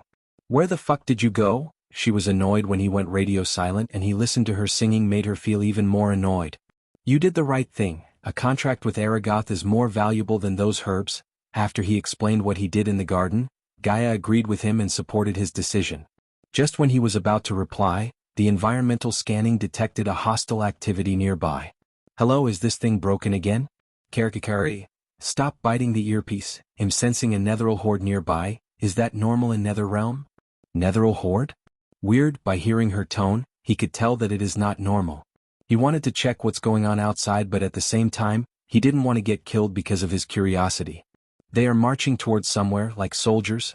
If the Netherals were moving chaotically, Michael would have felt this curious. They were marching towards somewhere like trained soldiers. Are you sure? Because the Netheral horde is not capable of marching like soldiers, said Gaia. For 1000 badass points, the system can mask your scent and project you from getting detected by the Netherals. While he was stuck between curiosity and safety, he heard the system's voice. That's more like it. When it comes to situations like this, the system had perfect solutions. Considering he had no solution of his own, he decided to get whatever the system is selling so he could check out where the Netherals are heading. Just after 1000 badass points disappeared from the stat menu, he felt a strange sensation in his body. The host is now ready to explore the Nether Realm without fearing the Netherals. I have a way to find out what's going on here, he said, and stood up to leave the cave, taking advantage of the darkness. Of course you do, you freak. In masking my scent using a special potion, Gaia believed him because she knew that the mysterious light and Abra's soul blessed him with ancient knowledge which enables Michael to perform miracles like this one. He slowly stepped forward while checking whether anyone near him, and after confirming that no one would see him leave the cave, he left the cave. He didn't use the lightning dash as it might draw some unwanted attention, and because of his black clothes, he perfectly merged with the darkness and disappeared. While heading towards the Netheral horde, he couldn't see the garden in the sky. It made him realize that after nightfall, the places which had treasures may not appear for him to loot. However, the purpose of this night visit was not looting but to unveil the mystery behind the marching Netheral horde. There they are. After walking in the direction of the Netheral horde, Michael saw hundreds of Netherals marching towards somewhere. Fortunately, what the system did worked and none of the Netherals in the horde could detect him following them. What's happening there? Gaia asked in a husky voice. I will keep you posted, now stay silent, he said, and continued to follow the Netherals. Eventually, the Netherals entered into a thick forest, but the uneven ground and obstacles were unable to slow down their marching speed. After entering the forest, Michael climbed up the trees and followed them by jumping from branch to branch using the Mark III grapple hook. And because of this height advantage, he noticed a bonfire at the distance. I bet these Netherals are heading towards there, slightly increasing his speed. Michael moved towards the bonfire, but he was cautious not to make any sounds that could bring him unwanted attention. Ikasan wasnins kawanks neekstil sees nifin. As he got closer to the bonfire, he began to hear someone chanting something in an unknown language. Is that an orc? When he got close enough, he saw a figure standing in front of a bonfire and sculptures made of bones. The figure looked just like one of the orcs from the movie Lord of the Rings, ugly and evil. This is getting more and more interesting. Chapter 109, An Orc with a Summoner Trait. Standing atop a branch, Michael scanned the orc and identified its trait. The orc wore ragged robes, and the robes had mud and blood stains on them. While the Netheral horde was walking towards the orc, Michael kept looking around the place to see if there's anything or anyone stronger than him nearby. The orc was only at the body refining stage level 9, and the strongest Netherals were only at the level body strengthening stage level 5. If he fought as Lucifer, no one in the body strengthening stage could survive the battle with him, and if he fought without using fear toxin or death range, only body strengthening stage level 9 and 10 could fight him head to head. However, now that he had enough experience points to reach the body strengthening stage level 3, no one in the body strengthening stage could win a fight against him after he reaches the body strengthening stage level 3. As he was watching the orc from above, he saw a small journal in the orc's hands and realized the orc is chanting the lines in the journal. Come my children, kneel. Before me. The orc's voice was rough and animalistic, just like in the movies. To Michael's surprise, the entire horde of Netherals kneeled down. I did it.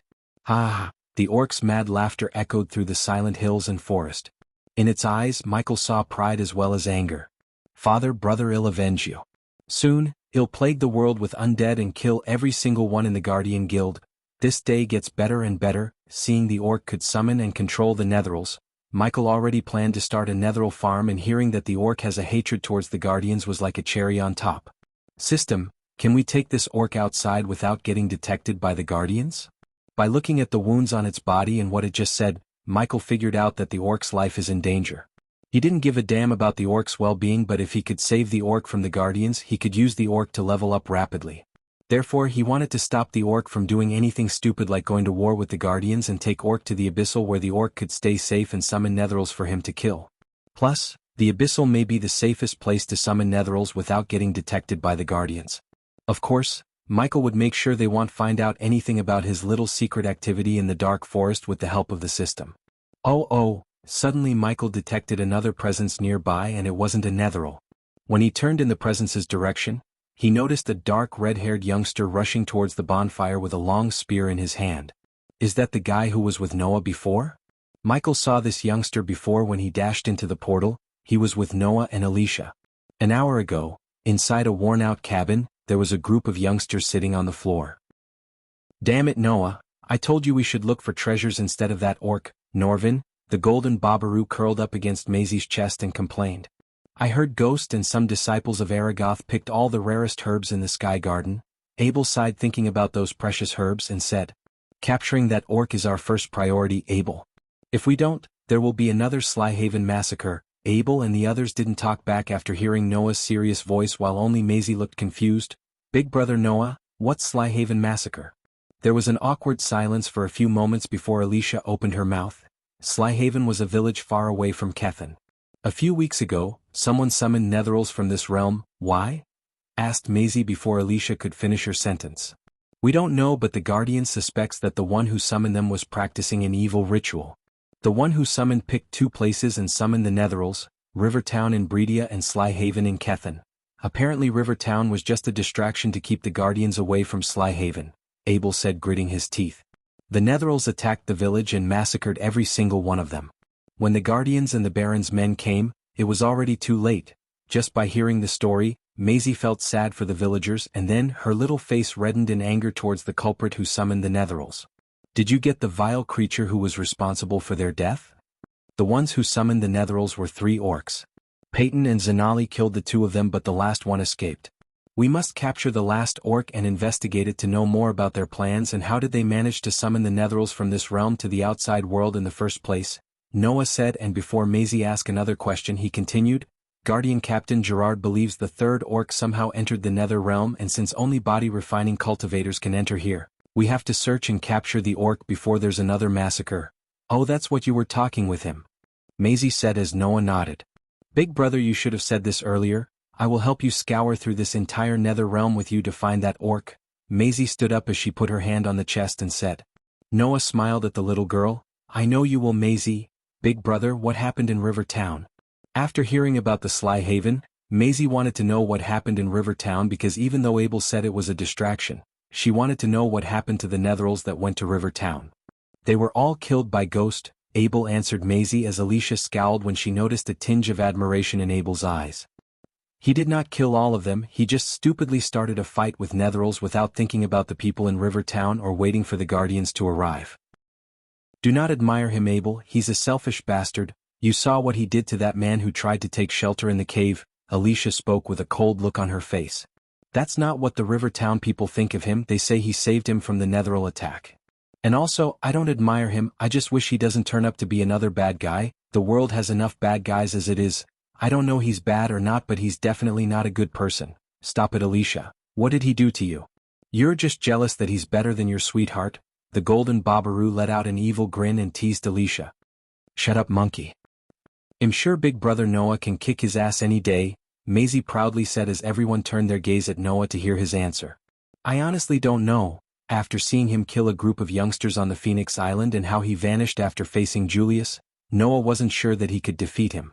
Deep down, Noah knew he's a better swordsman than him, yet Noah also knew that it's only temporary as Ghost doesn't have what he does. You're just playing with me, big brother, I know you can beat him, hell if I get the chance I'll show him who's the boss. After the fight with the Lane family and the pills and potions gifted to her by Noah, she was able to reach the body refining stage level 8 in a matter of days. Coupled with her cultivation level and her innate ability, she was damn confident that she could face any body refining stage cultivators except Noah and Alicia. In her eyes, only Noah and Alicia were powerful and people like Ghost are just overrated. Noah just smiled and didn't answer Maisie as he was thinking about the orc. His train of thoughts was stopped when he saw Abel stand up to leave the cabin. "What are you up to?" asked the golden Babaru. "Did you forget what I said to you before?" he said and showed his wrist to the monkey. On his forearm there was a star-shaped mark, and in the darkness, it glistened. "This is the mark of God. No netheril or any evil forces can sense my presence, but let him go, Alicia. This is the reason I brought Abel here. Only he can go search all the caves and shelters for that orc." Noah interrupted Alicia. At first they worried about Abel's safety, but after Noah explained the effects of the mark, they agreed to let Abel go outside. "If you face any trouble that you can handle, use this." Noah tossed Abel a circle talisman. "A long-range teleporter talisman. Where did you get this?" Looking at the glistening talisman in his hand, Abel asked in surprise. "Zanali, now go find the orc so we can focus on finding treasures." Noah waved him off as Abel left the cabin to search for the orc. At this moment, Abel did not know that the orc is not the only one he's going to find.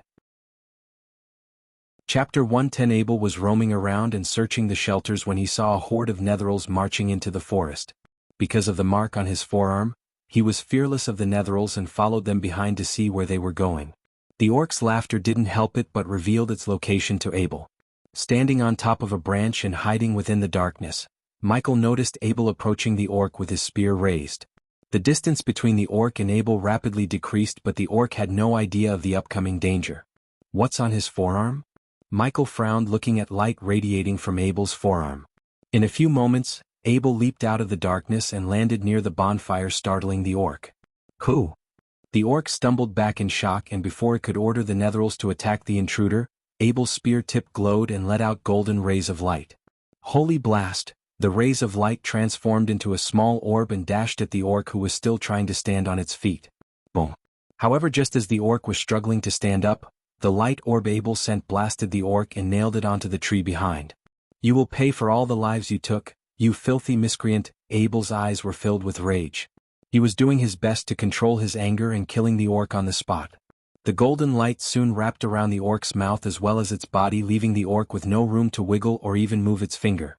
"He'll take care of these later, but for now you're coming with me." Although the orc was at body refining stage level 9 and Abel was at only level 8, the wounded the orc suffered weakened it to great extent. Coupled with Abel's attack speed and surprise entrance, he was able to capture the orc without much trouble. Abel looked at the orc struggling to move, but it could only move its eyes. Those eyes were filled with shock and fury. If looks could kill, Abel would have died 1,000 times. Ironically, even with the army of netherils in its control, the orc couldn't save itself from getting captured. It desperately tried to open its mouth and gave an order to the netherils in front of it, as without its order, the netherils literally wouldn't do anything. Suddenly Abel noticed the change in the orc's eyes. Previously they were radiation anger and shock, but now, they were wide and filled with immense terror. He saw the orc wildly wiggling its body to escape, as Abel could tell the orc's gaze is not on him but on something behind him. Just as Abel was about to turn back, the bonfire doused out as the surrounding turned pitch black. What? In the darkness, Abel saw a pair of red eyes looking at him. With no control over his body, he began to shiver and feel overwhelming fear. "Leave, the orc is mine." Abel's heart skipped a beat when he heard the unearthly voice and stumbled back. His meditation to keep himself calm despite the situation started to fail him, as he couldn't stop being afraid of the red eyes before him. Nonetheless, Abel mustered all of his courage to fight his fear and screamed. Soon, the tip of the spear glowed again, and in the light, he vaguely saw the red eye's face. The orc shook its body and fought to escape the light shackles. The skinless face, red eyes, and ghostly voice freaked out the orc and wanted to escape before the red eyes changed their focus towards it. But.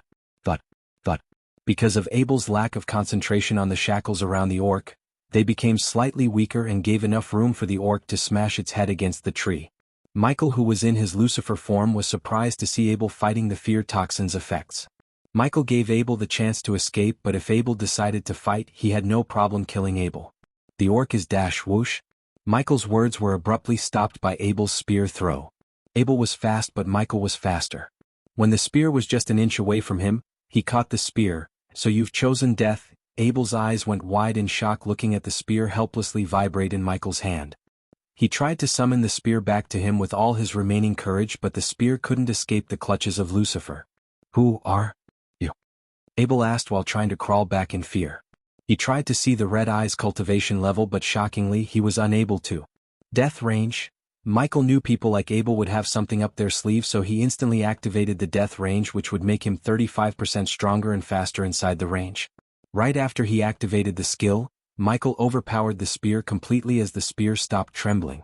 Looking at his weapon surrender itself, Abel knew he couldn't fight the being in front of him.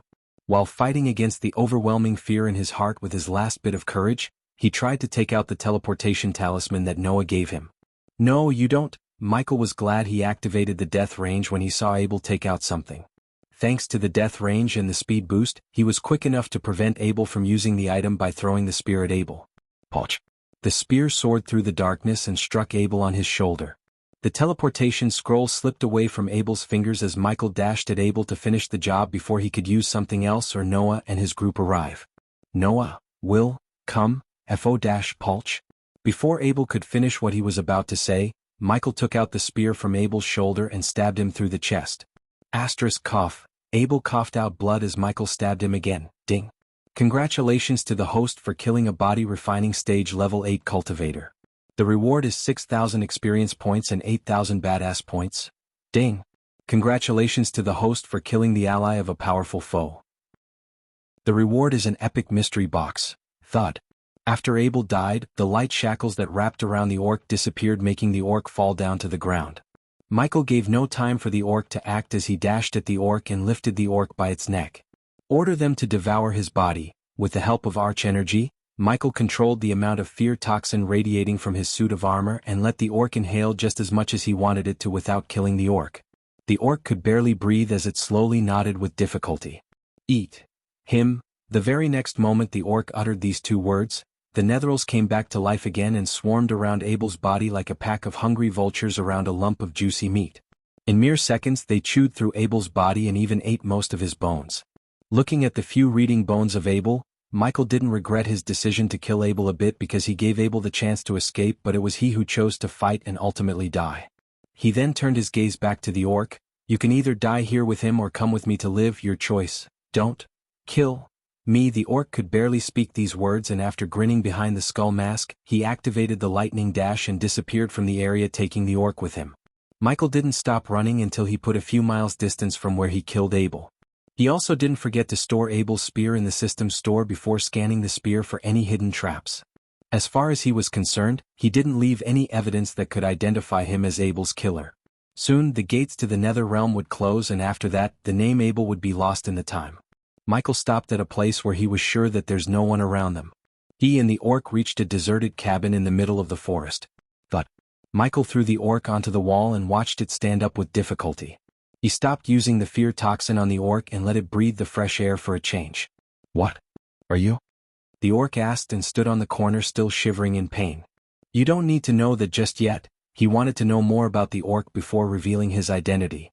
Of course he wouldn't reveal his identity as Ghost. "You summoned those netherals to attack River Town." By connecting the dots of controlling the netherals, the orc summoner trait, and the wounds on its body, he guessed the orc might be the sorcerer who was chased by Selena and Alex. "You lie, you die," Michael warned the orc before it could spin a web of lies. The orc stood on the corner swallowing the saliva in terror as it even avoided looking directly into his red eyes.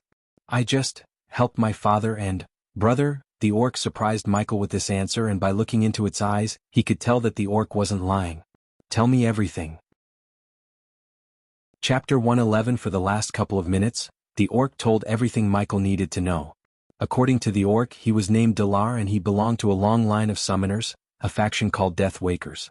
The orc said his father and brothers were the ones who summoned the netherals, but he also said they did that as an experiment and not to attack anyone. Obviously, Michael was not a fool to believe the last part, yet he chose not to cross-question the orc because he didn't bring the orc here to punish him but used the orc to level up quickly. As for the enmity between the orc and the Guardians, the matter was simple.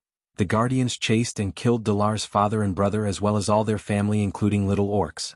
Dalar said he was learning summoning from his father and brother to build a kingdom unifying all the orc villages that were scattered throughout the continent. He somewhat believed Dalar because he did see Dalar let out mad laughter after summoning the netherals, showing Michael that it was Dalar's first time summoning netherals. Besides, if Dalar was an expert in summoning netherals, he would have summoned stronger netherals. In his path to world domination, he knew the Guardians would stand against him. Therefore a fight with the Guardians was inevitable, and if Dalar could help him in the fight, he would let Dalar live to serve him as his subordinate. You can't win the fight against the Guardians, you almost died back there and he was only a friend of a trainee Guardian. Now tell me Dalar, do you really think you have the chance against the Guardian Guild?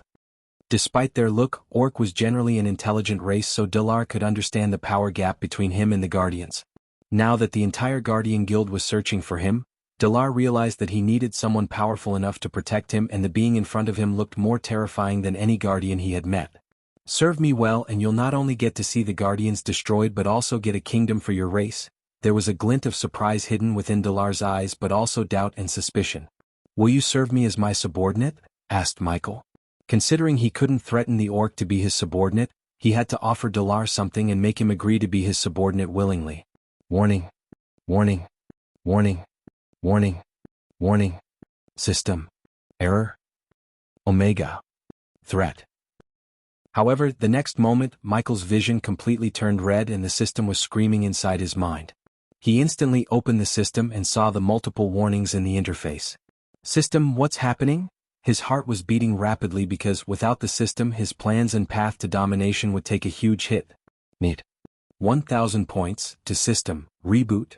Take it, he didn't think the system was faking it, but it sounded like screaming in pain. Soon after he gave permission to the system, his vision turned blank and the system's interface faded away from his sight. System back online. A few seconds after, the familiar system interface appeared before him, and only then he heaved a sigh of relief. What the heck was that? System level is too low to answer the host's question. System recommends the host not to make Dalar his subordinate. Why? System level is too low to answer the host's question. Weird, the system's behavior puzzled him. Dalar was indeed a powerful ally, but he wasn't worth the trouble if making him a subordinate would mess up the system. Although Michael wouldn't be able to see Dalar's loyalty if he didn't make him Dalar his subordinate through the system, he didn't require Dalar's utmost loyalty to use Dalar's summoning ability. However, unlike Gaia, he had to keep Dalar under his sight all day to make sure the Orc doesn't plan anything on his own to rebel or betray him. For that, Michael decided to keep him locked up in the Abyssal and keep him under surveillance. I will, my lord. When Michael closed the system, he saw Dalar stepping forward and kneeling down in front of him. Very good, as he said, Michael bought a syringe and stabbed Dalar in his neck. What dash? You said you opened up a secret portal to come here. Open up the portal again and go to the dark forest border. You'll meet my second in command and she will give you the antidote or you'll die in 6 hours. Dalar stumbled back again and felt a cold chill running through his spine. Do you have a problem? Michael released a small amount of fear toxin to subjugate Dalar, and as he planned, Dalar shook his head up and down rapidly after inhaling the fear toxin. No. No problem. My lord, Michael very well knew that if Dalar's loyalty is due to fear, it's not loyalty but fear disguised as loyalty. Yet for now, Dalar's fear of him would work in his favor. Now leave, he ordered Dalar when he noticed the cultivation masking function had only a few minutes left before it stopped working and revealed his cultivation level. Therefore, Michael urged Dalar to leave his sight because he didn't want to reveal his cultivation level to Dalar. Yes, my lord, because Orc had natural healing ability, the wounds he suffered almost disappeared and Michael did not need to give him a healing potion. Dalar picked himself up and quickly ran away from the cabin to open up the portal and reach the dark forest before he dies. After he saw Dalar disappear from his environmental scanning, Michael also left the cabin and dashed towards the cave. On his way to the cave, he transformed from Lucifer to Ghost. The night was still dark and silent when he reached his cave. Inside the cave, Michael instantly opened the system and bought another set of suit of armor for Gaia. The armor was exactly like his Lucifer armor, except he asked the system to change the armor to fit her body. He also bought another black mask for her to hide her face. Due to the changes to the armor, he paid extra 1,000 badass points, but it was worth the points and he couldn't wait to see Gaia in her new suit of armor. After he told Gaia what happened to Abel and everything about the Orc, he opened up the system to see his current stats as well as to see what the mystery box contained which he received after killing Abel. System version 2. 0 host. Michael cultivation level. Body refining stage level 10 experience points. 180000/200000, 960,000 experience points remaining to be consumed, badass points. 26,000 skills and spells. Wind Blast LVL2 Responsive Shield LVL3 Environment Scanning LVL2 Ignitia. LVL2 Lightning Dash, LVL2 Energy Devour, LVL1 Death Range, LVL2 Techniques. Swords of Destiny, 86% Mastery. Occupation. Core Disciple of Sunrise Sect, the Guardian of Sunrise Sect, Lord Lucifer of the Abyssal Status. Healthy Goals. Control the world, rebuild the Order of Death. Utility Function. Banker, LVL2, Ratio 1000 Gold Coins, 5 Badass Points, Wealth, 685,000 Gold. Special Trait. 5-star Alchemist Subordinates. Gaia, Loyalty Level 95%, Base of Operation. Sunrise Sect, the Abyssal System, open that mystery box. He was excited because the system's gift box would have something extremely valuable or useful to him. This time he wanted a legendary weapon or a new spell. Soon, a grayish box appeared in front of him and trembled before it exploded into millions of tiny pieces, leaving Michael stunned. Huh? Where are my rewards? However, soon he saw a white spot on his environmental scanning map, just like the time when the system marked the Book of Abyssal during the Phoenix Manor auction fair. Surprisingly, the location was not out there in the outside world but the Nether Realm. A point of interest. I wonder what I would find there. Oh, speaking of locations, the system, can you scan the Nether Realm and reveal me the treasures in here? System level is too low to scan the Nether Realm. But the system can tell you that treasures wouldn't appear during the night time. Bad luck, I was planning to steal all the treasures overnight. Michael sighed, thinking that his plan won't work, but still, his unlimited system storage space gave him the absolute advantage over everyone. System, after I killed that guy in the forest, you said I killed an ally of a powerful foe. By a powerful foe, did you mean Noah? System level is too low to answer the host's question. Oh, come on. Can you at least tell me yes or no? The system went radio silent hearing the question, and Michael could only sigh and hope to receive an answer after he upgrades the system to the next level. For now, he decided to let the matter rest as he wanted to go check out the location that the system gave him as a gift. Meanwhile, somewhere else, Noah and his friends were waiting for Abel to return, but they did not know that Abel had just left this world. By killing Abel, Michael started the Age of Darkness as the Dark Lord. How far would Michael go in the path of darkness to achieve his goals? How many innocents is he going to kill in the process of becoming the ultimate overlord of this world?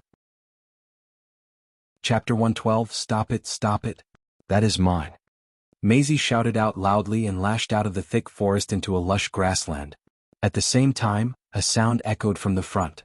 The sound was coming from a puppy that was injured as it limped while it ran. A group of youngsters was chasing after the puppy, and Maisie and Alicia were chasing behind them. However, those youngsters completely ignored Maisie.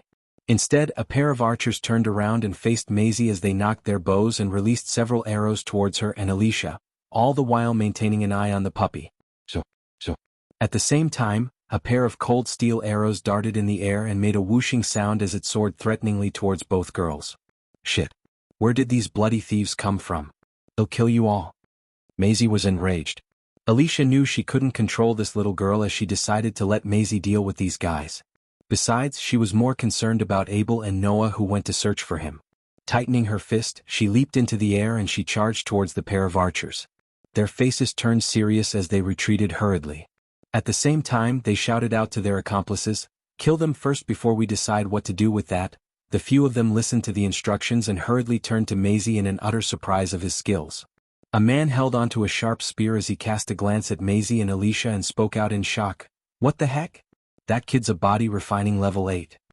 Let's just kill the kid and her friend and get the real prize." Boom. Boom. Boom. The pair of male archers and Maisie exchanged several blows. Their faces were grave as they spoke out in fear. "Don't underestimate her. She's strong as fuck. Luckily, we managed to dodge her blows just by an inch. If not, we would have been fucked." Oh? The three of them listened to his words and cast their gaze at Maisie. Looking at all their gazes turned towards Maisie, Alicia frowned because, among the group who were chasing after the puppy, 5 of them were body refining stage level 9.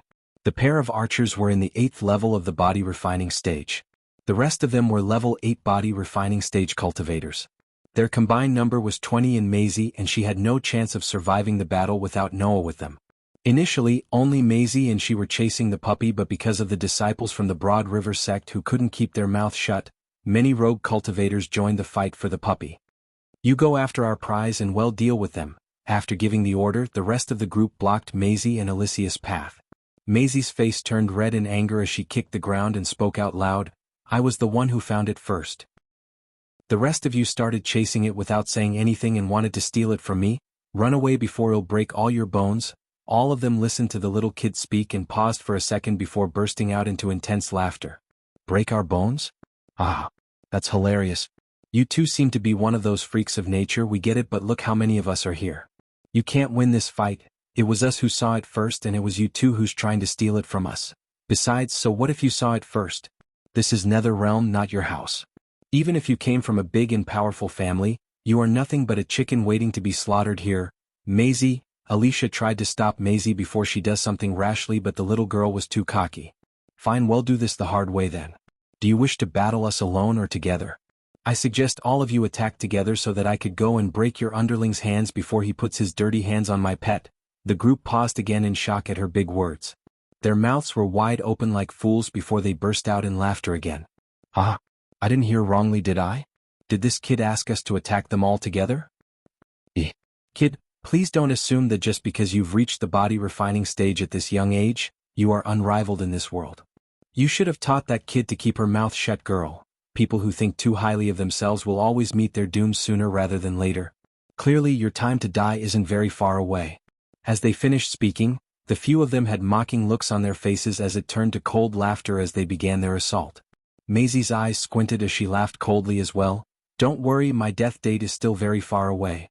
However, for the rest of you, you already have one foot into the realm of the dead. Alicia knew it was too late to back off as she prepared to fight off them and hoped Noah would come to their rescue.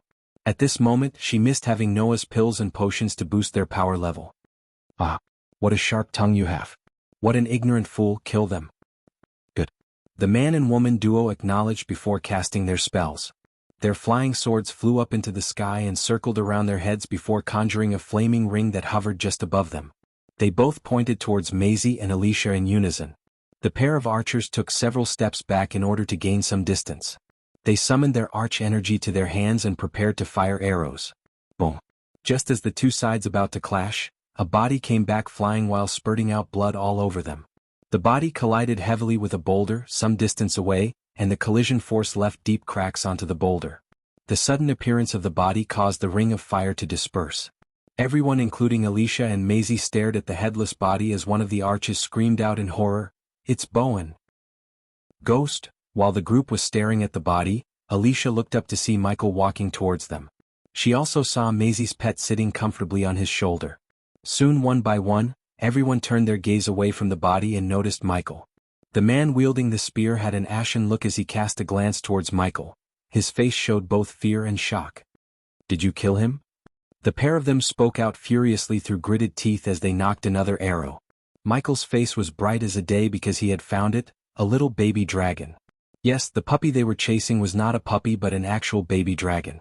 Only Maisie and few others recognized it as a baby dragon, while many others thought of it as a rare magical beast cub. When Michael reached the system-marked location, he saw the baby dragon crying for help from the clutches of Bowen. The next and the last thing Bowen saw was just a flash of light before his head was separated from his shoulders. Michael then gently picked up the dragon and saw the wounds on its body.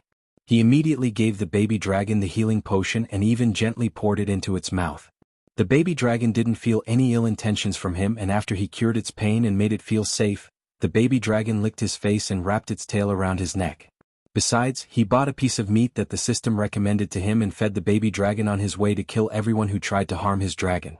Surprisingly, more than the healing potion, it was this piece of meat that made the baby dragon love him so much in an instant. "That's mine." Michael suddenly heard a childish voice and looked down to see a little girl raising her fist. Only then he saw Alicia, and although he didn't show any expression on his face, he was surprised to see Alicia. "Let me guess, another heaven-defying genius friend of Noah?" Michael sighed inside as the archers shouted at him again, "Answer the question, did you kill him?" "Are you stupid?" "Of course I did," Michael mocked the archers. His answer and the way he answered pissed off the entire group as the archers released the arrows. However, even before the arrows could reach him, they saw him disappear from their sight. Every one of them froze in shock, and in a blink of an eye, they heard a sword-slashing sound, and the ones who stood beside the archers felt a hot splash of blood hit their faces. Boom, boom. The pair of archers fell to the ground as their heads rolled off their bodies. Ding. Congratulations to the host for killing a body refining stage level 8 cultivator. The reward is 6,000 experience points and 800 badass points. Ding. Congratulations to the host for killing a body refining stage level 8 cultivator. The reward is 6,000 experience points and 800 badass points. The next moment he returned to the place where he stood before killing the archers. You're dead meat. You dare to kill my Broad River sect brothers. You're finished. The man wielding the spear stopped in his tracks and glared at Michael in rage. Blood River sect. Holy shit, I'm lucky I was searching for you guys. Chapter 113. Why was he searching for them? Everyone was thrown into a moment of confusion as they looked at each other. Indeed, nobody knew the meaning of his words. Only the man who was wielding the spear glared coldly at Michael and had a faint cold smile on his face. Searching for us?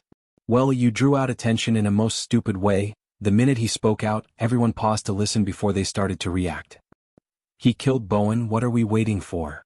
Damn it, that's our baby dragon. Catch him. Let's show him what would happen to those who mess with the Broad River.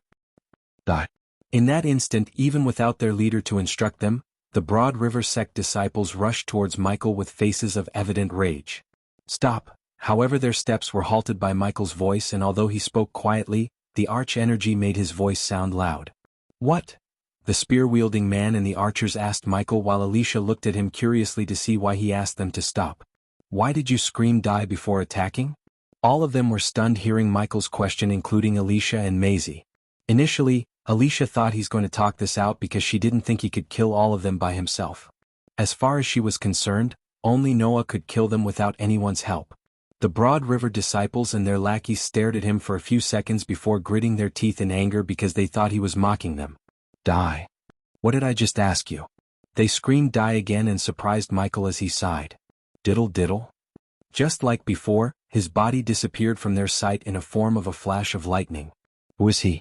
Although he's a body refining stage level 10, he can't beat all of them. He seemed familiar. Meanwhile, those who were watching the scene from the distance wondered. Some of them watched the scene with gaping mouths as Michael transformed into a bolt of lightning and charged straight towards the Broad River sect disciples fearlessly. We are so little. For a few seconds, Alicia and the others heard slashing sounds and saw the bolt of the lightning dash around the disciples before witnessing Michael return to his previous position.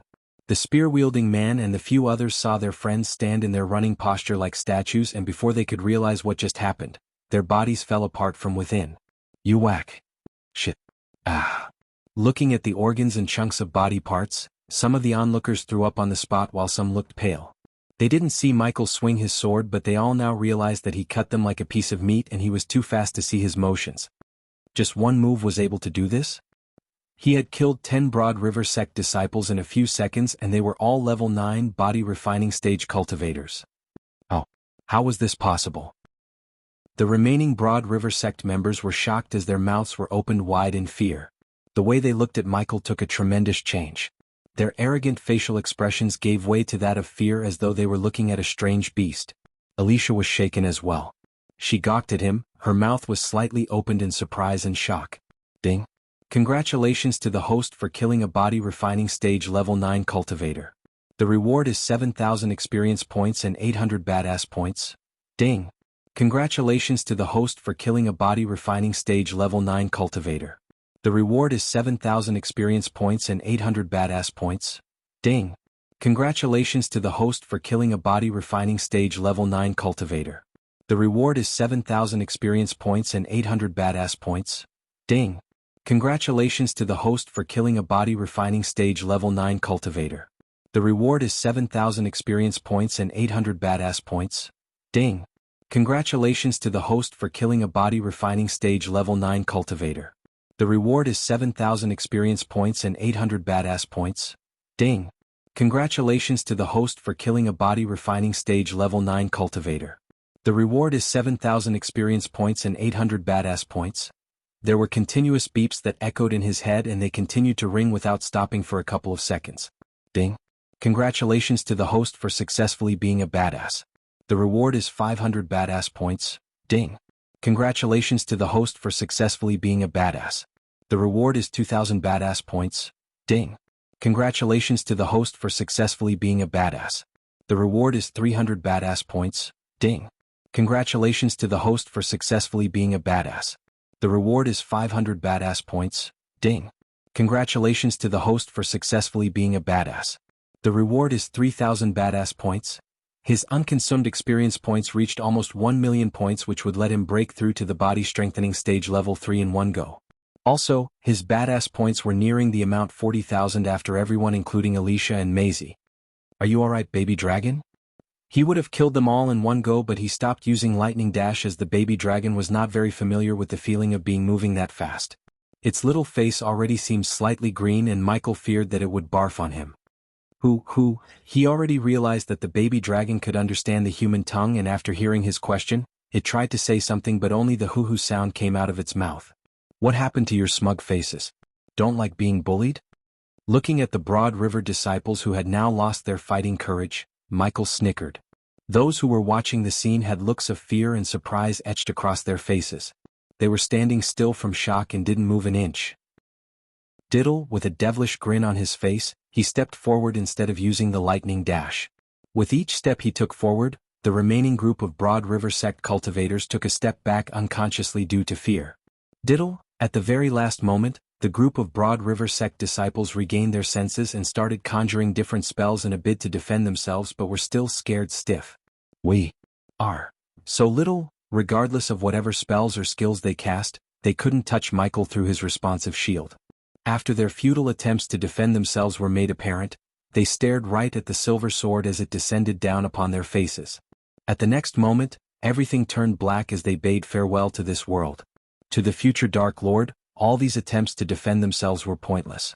The onlookers stared at him wide-eyed, completely astonished and somewhat fearful. Why is he this powerful? Who the heck is he? He must be using some epic to defend himself from their attack. Also, did you see the spell he used before? I couldn't even see him. He mumbled something before attacking. That must have been the reason for his power. Alicia's face showed a gloomy expression looking at Maisie and the reason she came into the nether realm, the baby dragon. Now the chance of her getting the baby dragon seemed much less possible. Even Noah wouldn't fight him for the baby dragon because it didn't belong to Maisie, but she only found it first. She could see the baby dragon had already started to feel safe around him and thinking of him as its friend. Meanwhile, Michael was killing the rest of the Broad River sect happily as well. The system was repeatedly beeping in his mind, informing him of the rewards he had received. Ding. Congratulations to the host for successfully being a badass. The reward is 500 badass points. Ding. Congratulations to the host for successfully being a badass. The reward is 500 badass points. Ding. Congratulations to the host for successfully being a badass. The reward is 500 badass points. Plop. At the very end, Michael slapped the last one standing, the one who was wielding the spear. He then stood in the middle of the wreckage of dozens of bodies and grabbed the man by his neck and lifted him up. He then shouted out loudly, "What's your name?" The man struggled to breathe and barely managed to say his name. Sa. Ender, I need you to deliver this message to your sect master. Ghost of Sunrise Sect asked him to come to Sunrise Sect. The next moment he hears this from you or the next day, there won't be a Broad River Sect, he threatened Sander and shocked everyone around him. In his mind he had plans for this Broad River Sect. Ghost. Sander hesitated for a moment as he searched his memories before realizing he had heard this name before. His eyes went wide and then slowly asked, "What's your feud with us? Seriously? Do you think I don't know your history of bullying my sect whenever you get the chance? The time of bullying my sect is over. From now on, it will be us who do the bullying." Michael chuckled while saying the latter part. Sander felt an ache in his chest as he nodded and wanted to escape with his head attached to his shoulder. Alicia and Maisie were trying to keep their mouths closed but had weird expressions on their faces. Unlike Abel believed, after they heard what he just said, they realized that he's not any different than an arrogant young master. Alicia thought that even if the Broad River Sect had bullied the Sunrise Sect before, killing them brutally like this and threatening to end their sect didn't go well with her. Now run along, he patted Sander on the cheek playfully and threw him away. Sander felt extremely relieved and didn't even take his spear from the ground as he ran as fast as he could from the sights of Michael. Who? The baby looked happy to see him run away as it affectionately licked Michael's face. In Maisie's mind, the baby dragon was her, and seeing it play with Michael made her little face turn red in anger. And just as he was about to turn and leave, Maisie stepped forward and raised her voice at Michael. "Stop right there." Chapter 114. Michael was surprised at the little girl and turned to face her. She was nearly Cindy's age, but in his eyes, this little girl was nowhere near Cindy as she seemed extremely arrogant and tyrannical. "It's mine." Even though there was no need to raise her voice to reach him, she shouted in a domineering way. For a moment, he stared at Alicia and hoped she would warn this little girl, yet Alicia did nothing. He kept staring at the little girl and didn't speak a word as she stepped forward and pointed her finger at the baby dragon. "That baby dragon belongs to me, Maisie Cooper." Alicia almost forgot how domineering this little girl could be. They didn't see this side of Maisie because when Noah was around, Maisie would behave like an obedient kitten. Alicia would have advised Maisie to back off, but she knew how much Maisie loved to have a dragon as her pet, and no matter what she would say, the little girl would not back off and let go of the baby dragon. Therefore, Alicia decided to back Maisie, and if push comes to shove, she would fight Ghost until Noah and Abel arrive. Oh! On the other side, Maisie saw him gently grab the baby dragon and search its body for something. "Ooh!" The baby dragon giggled as it felt ticklish when he lifted its wings and examined its body. Maisie and Alicia frowned watching him before he placed the baby dragon on his shoulder again and looked at Maisie. "Nope, can't find your name on it." Many who assumed the entertainment was over now started to believe that the real entertainment has just begun. Many chuckled inside hearing his answer, and Maisie's face turned redder in anger. He's really not putting the little girl in his eyes. The little girl is crazy. He just massacred a group in front of her eyes and she still dared to raise her voice at him. She's either too stupid or belongs to a big power. Let's just wait and see, the onlookers murmured looking at him and Maisie. "Give me my dragon before I make you. Do you think I'm afraid of you?" Maisie palmed her fist and looked like she was ready to fight for the baby dragon, which only made Michael chuckle. "You should be afraid of me if you think you can take the baby dragon from me." He didn't raise any killing intent or looked cold but said with a calm face, "Ding. Congratulations to the host for successfully being a badass. The reward is 800 badass points. Ding. Congratulations to the host for successfully being a badass. The reward is 300 badass points. Ding. Congratulations to the host for successfully being a badass. The reward is 200 badass points." The system suggests the host challenge Maisie and get the Ring of Fire. He ignored the badass points notifications, but when he heard the last notification from the system, he momentarily opened the system and read it again to make sure he heard right. Ring of Fire? Is it a legendary class spell? His eyes glistened in excitement as he saw a blue description box appear in front of his eyes. Spell name, Ring of Fire effect. Creates a shockwave of flames and a ring of fire around the caster for a short amount of time. Upgradable. Upgradable through mentor function current level. Rare. The spells from the system had no current level stat, and unlike the system bot spell, he wouldn't be able to unleash the maximum potential of the spell right out of the bat, but he had to pay badass points as well as practice or use the spell more often to unleash the spell's maximum potential. Although Michael preferred not to hurt a little girl like Maisie, it didn't mean that he won't teach her a lesson and in the process, get the Ring of Fire from her by exploiting her arrogance and her yearning for the baby dragon. "So you're ready to fight for the baby dragon?" Michael quickly asked before she says something wrong and cross his limit. "Yes." Alicia noticed a grin hiding behind Michael's face and frowned, thinking that he's planning something. "Since I don't like bullying little kids, I'll make you a deal. If you can make me even take a step back, I'll give you the dragon. But if you couldn't, you have to give me something as valuable as this baby dragon. Tell me, little girl, do you think you can do this in one move?" "Don't worry, I won't move or fight back." By calling her a little girl, he flamed the fan of her arrogance. No one except body strengthening stage level 7 cultivators could touch him through the responsive shield. Maisie was only a body refining stage cultivator, so no matter how hard she tries or the level of spells she uses, she wouldn't be able to even move him an inch, let alone make him take a step back. Maisie gritted her teeth and tightened her fist, looking at the grin on his face. She wanted to knock his teeth out and prove him wrong by sending him flying back. "Maisie, don't hold back, use your strongest attack." Alicia bent over to reach Maisie's ears and advised her. During the Phoenix auction fair, she saw the battle between him and a group of youngsters. It was not even a battle but a one-sided massacre, and she knew about the light blue shield that protected him from their attacks. They couldn't even touch him through the shield, but Alicia knew Maisie wasn't like those youngsters. Maisie was blessed with the innate talent that makes her stronger than anyone in her cultivation stage. Although Alicia doubted Maisie's chance of winning the fight against Ghost, she believed that if Maisie used the Mystic Fist skill, Maisie could break the shield and make him take a step back. The Mystic Fist was a spell that let Maisie conjure a fist made of pure arch energy, and after Noah made some changes to the spell became stronger than it was. "I broke many faces of people who underestimated me. Your face will be the next on the list." Maisie puffed out her chest to show her courage and exclaimed proudly and in Michael's eyes, arrogantly. "This is a rare class spell. I'll place this as the bet. System, is that the Ring of Fire spell?" Scanning. Yes. After hearing the confirmation from the system, he smiled and stroked the baby dragon's face while it showed a troubled expression on its face. The baby dragon worried that he might lose the bet and give it to the little girl, but the smile on Michael's face reassured the baby dragon. Alicia took the spell scroll from Maisie's hand and made her way to the middle to be the judge of this bet. Since Michael made sure that no one can take away the baby dragon from him by paying the system 5,000 badass points, he handed over the baby dragon to Alicia without fretting about her escape with his dragon. He almost felt bad for them because yesterday he killed their friend, and now he's going to take what the little girl desires the most, the baby dragon. Plus, he was going to take a rare spell scroll from her like taking candy from a baby. Hoo-hoo-hoo, the baby dragon reached out its claws and cried while he was handing it out to Alicia. Get tough, baby dragon, I'll be over in a moment. Michael patted the baby dragon in the head and said. The onlookers were surprised to see the baby dragon stop crying after hearing Michael's words. He's so lucky. Why didn't I get a baby dragon? What a majestic creature. One of them is going to have a fully grown dragon as their pet in the future. I can't even imagine it. Be glad that you didn't get a dragon. The one who's going to end up with the dragon is in for a ride when rogue cultivators and adventurers hear about the baby dragon. If you ask me, neither of them can protect the baby dragon and raise it as their own. Many powerful families and sects will try to get their hands on it.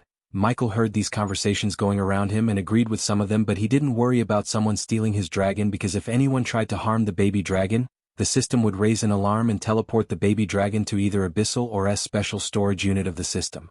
Of course, he had to pay 5,000 badass points per 6 months to keep this function activated, yet compared to the baby dragon, 5,000 badass points were not too much. You can't fight back, and if you take even one step back, the baby dragon will go to her. If not, the baby dragon and this spell scroll belongs to you. Do you agree? Alicia coldly asked Michael as he nodded, and then she looked at Maisie to see her give a small nod. Remember, she has one move, Michael calmly said, and Alicia could only nod and hope that the mystic fist would let Maisie win the baby dragon. Let's see what you got, little girl.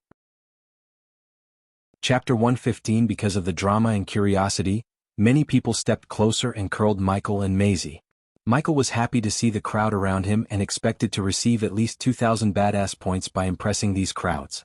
On the opposite side to Michael, Maisie let out a cold snort and closed her eyes to conjure the arch-energy to use her strongest attack, the Mystic Fist.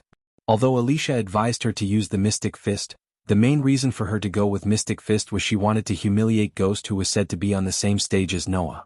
She wanted to prove Abel and everyone wrong by defeating Ghost, and in her mind, she really believed that she could win this bet and defeat him. Ever since she started cultivating, she never lost a battle. Zizi. Just a few seconds after she closed her eyes, the onlookers felt the ground slightly trembling and heard an unearthly humming in the air. Soon, their jaws dropped and their eyes went wide as they could in shock, looking and feeling the pure arch-energy that's being gathered around Maisie. Alicia was not an exception to this, as she also seemed amazed by the spell. Holy shit, is that an epic class spell? Yes, it is. I heard only someone from the Cooper bloodline can use this spell. Can he really withstand this attack? He did say he won't move or fight back. This spell seems like it could kill even a body-strengthening cultivator. Look. The fist is taking shape.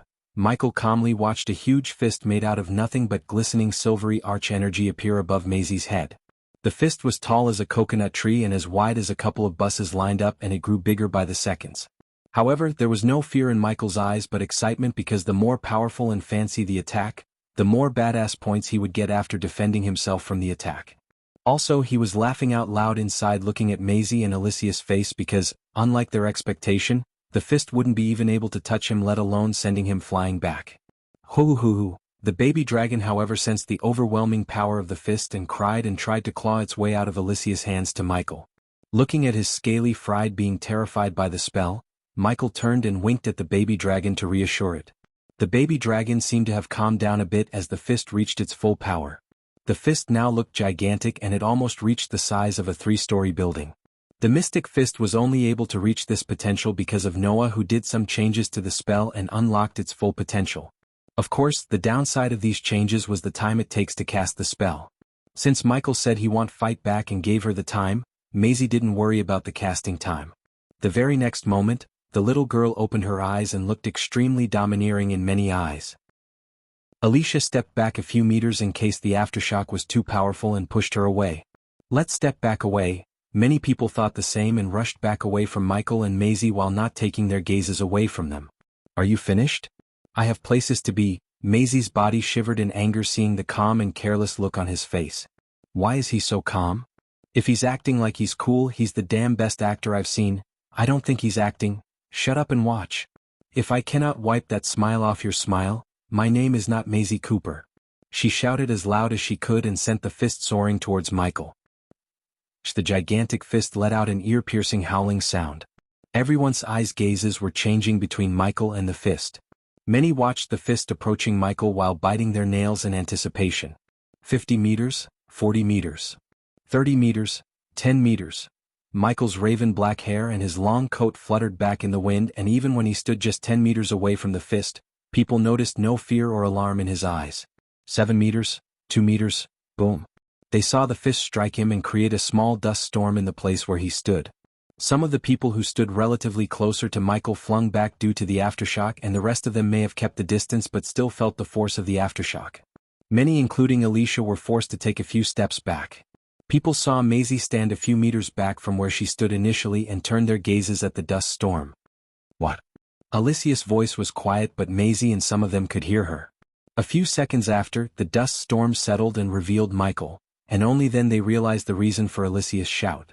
Maisie, Alicia, and every single one of them who witnessed the clash stood still in utter shock because there stood Michael. Neither did he have a scratch on his body nor moved an inch from where he was before the attack. Ding. Congratulations to the host for successfully being a badass. The reward is 800 badass points. Ding. Congratulations to the host for successfully being a badass. The reward is 300 badass points. Ding. Congratulations to the host for successfully being a badass. The reward is 1000 badass points. Ding. Congratulations to the host for successfully being a badass. The reward is 600 badass points. Ding. Congratulations to the host for successfully being a badass. The reward is 200 badass points. He expected 2000 badass points, but he got double the amount than he initially thought. He thanked Maisie and Alicia for this wonderful opportunity. That was it? Humph. He snickered, and his gaze was full of content and ridicule which shook Maisie's pride and self-confidence. How? What? Maisie couldn't help but mumble under her breath in utter shock. Not in a million years she thought he would stand still taking the mystic fist head-on. What shocked her more was Noah's words as he said no one in the same cultivation stage as she would survive the fist. But not only she was unable to kill him, she couldn't even make him take a step back. Arrogance has to be earned, and if something needs changing dash. He didn't complete his sentence but raised his hand as the scroll and the baby dragon came flying into his hands. The baby dragon's eyes were filled with joy, and it quickly clawed its way to his shoulder from his hand and wrapped its tail around his neck to sit comfortably on his shoulder. Usually, Maisie would have a snarky comeback for everything, but now, no words came out of her little mouth because of the shame and shock. His words flamed the fans of her humiliation. It's your attitude. After the onlookers digested the fact that he actually survived the mystic fist, they looked at him with utmost admiration and respect. Don't think too highly of yourself because you reached this level at a young age and have an epic class spell. I could have killed you 100 times before you finished casting that spell of yours. Michael continued to roast her, and her face turned redder and redder. For the first time in her life, Alicia felt afraid of someone. After seeing him survive the mystic fist without a scratch, she realized that he was right. He could have indeed killed Maisie if he wanted to. Ding. Congratulations to the host for successfully being a badass. The reward is 400 badass points. Ding. Congratulations to the host for successfully being a badass. The reward is 300 badass points. Ding. Congratulations to the host for successfully being a badass. The reward is 200 badass points. At this moment she doubted even Noah could defeat him. Now she finally understood why Peyton and Zanali wanted to recruit him first. Amidst the shocked gazes, Michael gave a last glance at Maisie before turning himself into a lightning bolt and disappearing from their sight. Even after he left the place, no one was able to close their mouth. Right this moment, none looked at Maisie as a young genius but a loud-mouthed brat. Michael did not know that he attracted many eyes and spread his legend across all the kingdoms in the Elon continent. Without Noah knowing, Michael killed one of his closest friends and destroyed the self-confidence of Maisie, the girl he thought of as his little sister. In just 2 days after coming to the Nether Realm, he gained a lot more than everyone else. First, he obtained most of the herbs in the Sky Garden, and then he gained a contract to supply pills and potions to Aragoth, and now, he got what he wanted the most ever since he came to this world, a dragon. Besides, he gained a new underling, but who knows what the orc hides beneath his ugly face. While Michael was celebrating his gains, His old enemy has begun the plot to destroy him and everything he built once and for all. Obviously, this old enemy was Jane, and she had no idea that there's someone just as bad as Ghost is waiting to mess up her revenge plans. Now that we had enough badassery of Michael, the Lord of Darkness, it's time to witness the Queen of Darkness in action. Chapter 116, Sister Elia. Sister Elia. Inside Michael's home in the Sunrise Sect, Gaia was cultivating until she heard Jack calling her out. She sensed panic in Jack's voice as she stood up and walked towards the door.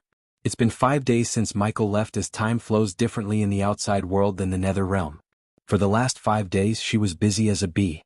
She spent half of her day in Majestic and half of the day overseeing the construction of their new high-end restaurant as well as the renovation of the Sunrise Sect.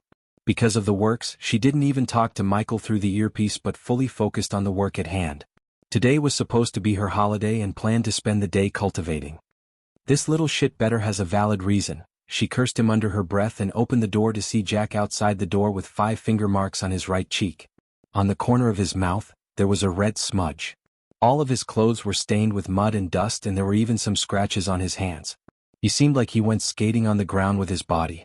Sister Elia, seeing Gaia, Jack felt relieved.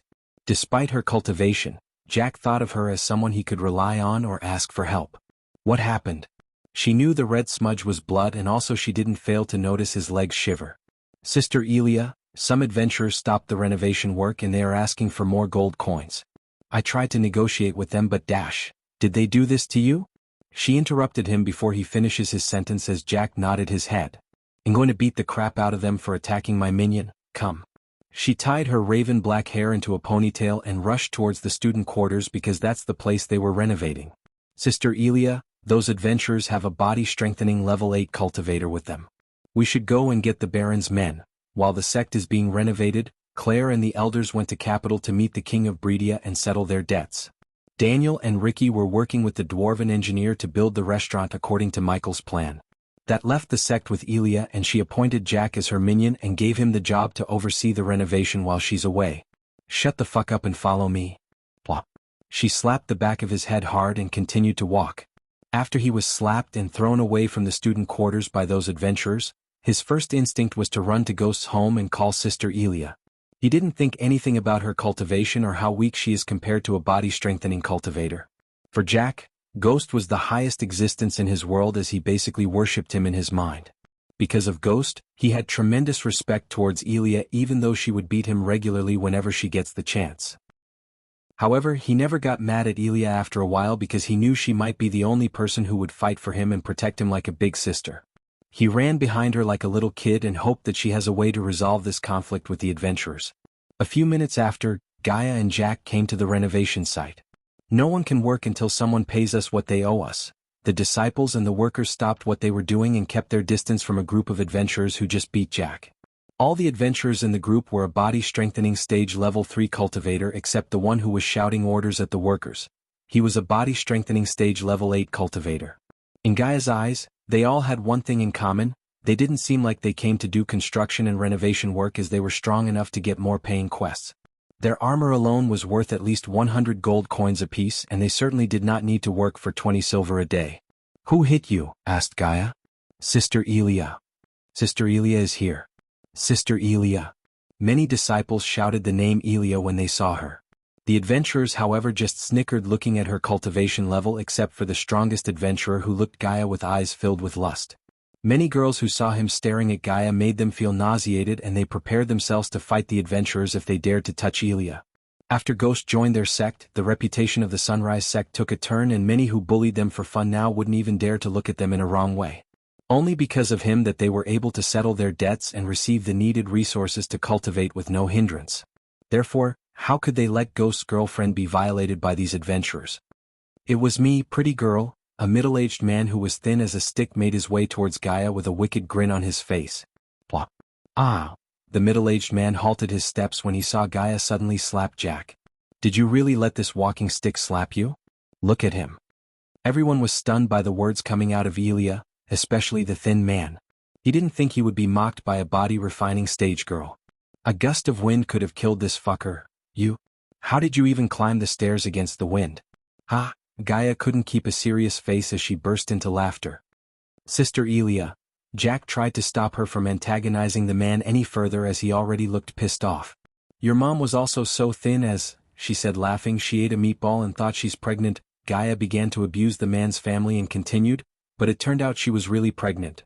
Pregnant with you, ha. Her joke might have been a bad one, but the man's reaction made even his friends chuckle for a moment. How dare you? Who, etchy? However, when he stepped forward at Gaia raising his fist, she let out a blow of wind, and shockingly, the wind came out of her mouth really did send him flinging away like a kite without an anchor in a storm. The scene stunned everyone as they watched the man disappear with their mouths wide open. She only looked like a body refining stage cultivator, but in reality, she was a core formation level 7 cultivator. For her, killing a body strengthening stage level 3 cultivator as easy as stepping on an ant. Was that me or the wind? She looked at the sky and said while the rest of the adventurers stared at her speechlessly. Sister Elia, you. Gaia ignored Jack and looked at the leader. I heard you want more gold coins. Erase my counteroffer, pay my minion's healing cost, apologize to him and run away as fast as you can. There was no smile on her face as she said seriously. Healing cost? How much would that be? The leader, who was a bulky old man with a white beard, asked. 9,000 gold coins plus 2,000 for the psychological pain my minion experienced because of you? Is Sister Elia serious? Did you do that? How did she do that? Am I seeing it wrong, or she's just a body refining stage cultivator? I bet Brother Ghost gave something to her making her this powerful. I think so too, or how could have she done that? Do you think she can kill him too? I don't know that, but if they hurt her, Brother Ghost will tear them to pieces. He's not here. Let's hope Sister Elia can beat their ass. The disciples already began to chatter while the adventurers had weird looks on their faces after hearing Gaia's words. They did not know whether she's joking with them or not, but they knew that she's not normal. Are you hit on the head, girl? I don't know what you used to do, what you did, but dash. No buts, you either do what I told you or die. Gaia interrupted the leader with her words, and seeing the careless look on her face, the leader glanced at the man on his side as he stepped forward to take care of Gaia. Jack, keep an eye on that guy. I have a feeling that this is now what it seems to be. While the man was on his way towards Gaia, she ordered Jack and rolled her sleeves upwards. After looking at the confidence in her eyes, Jack felt powered.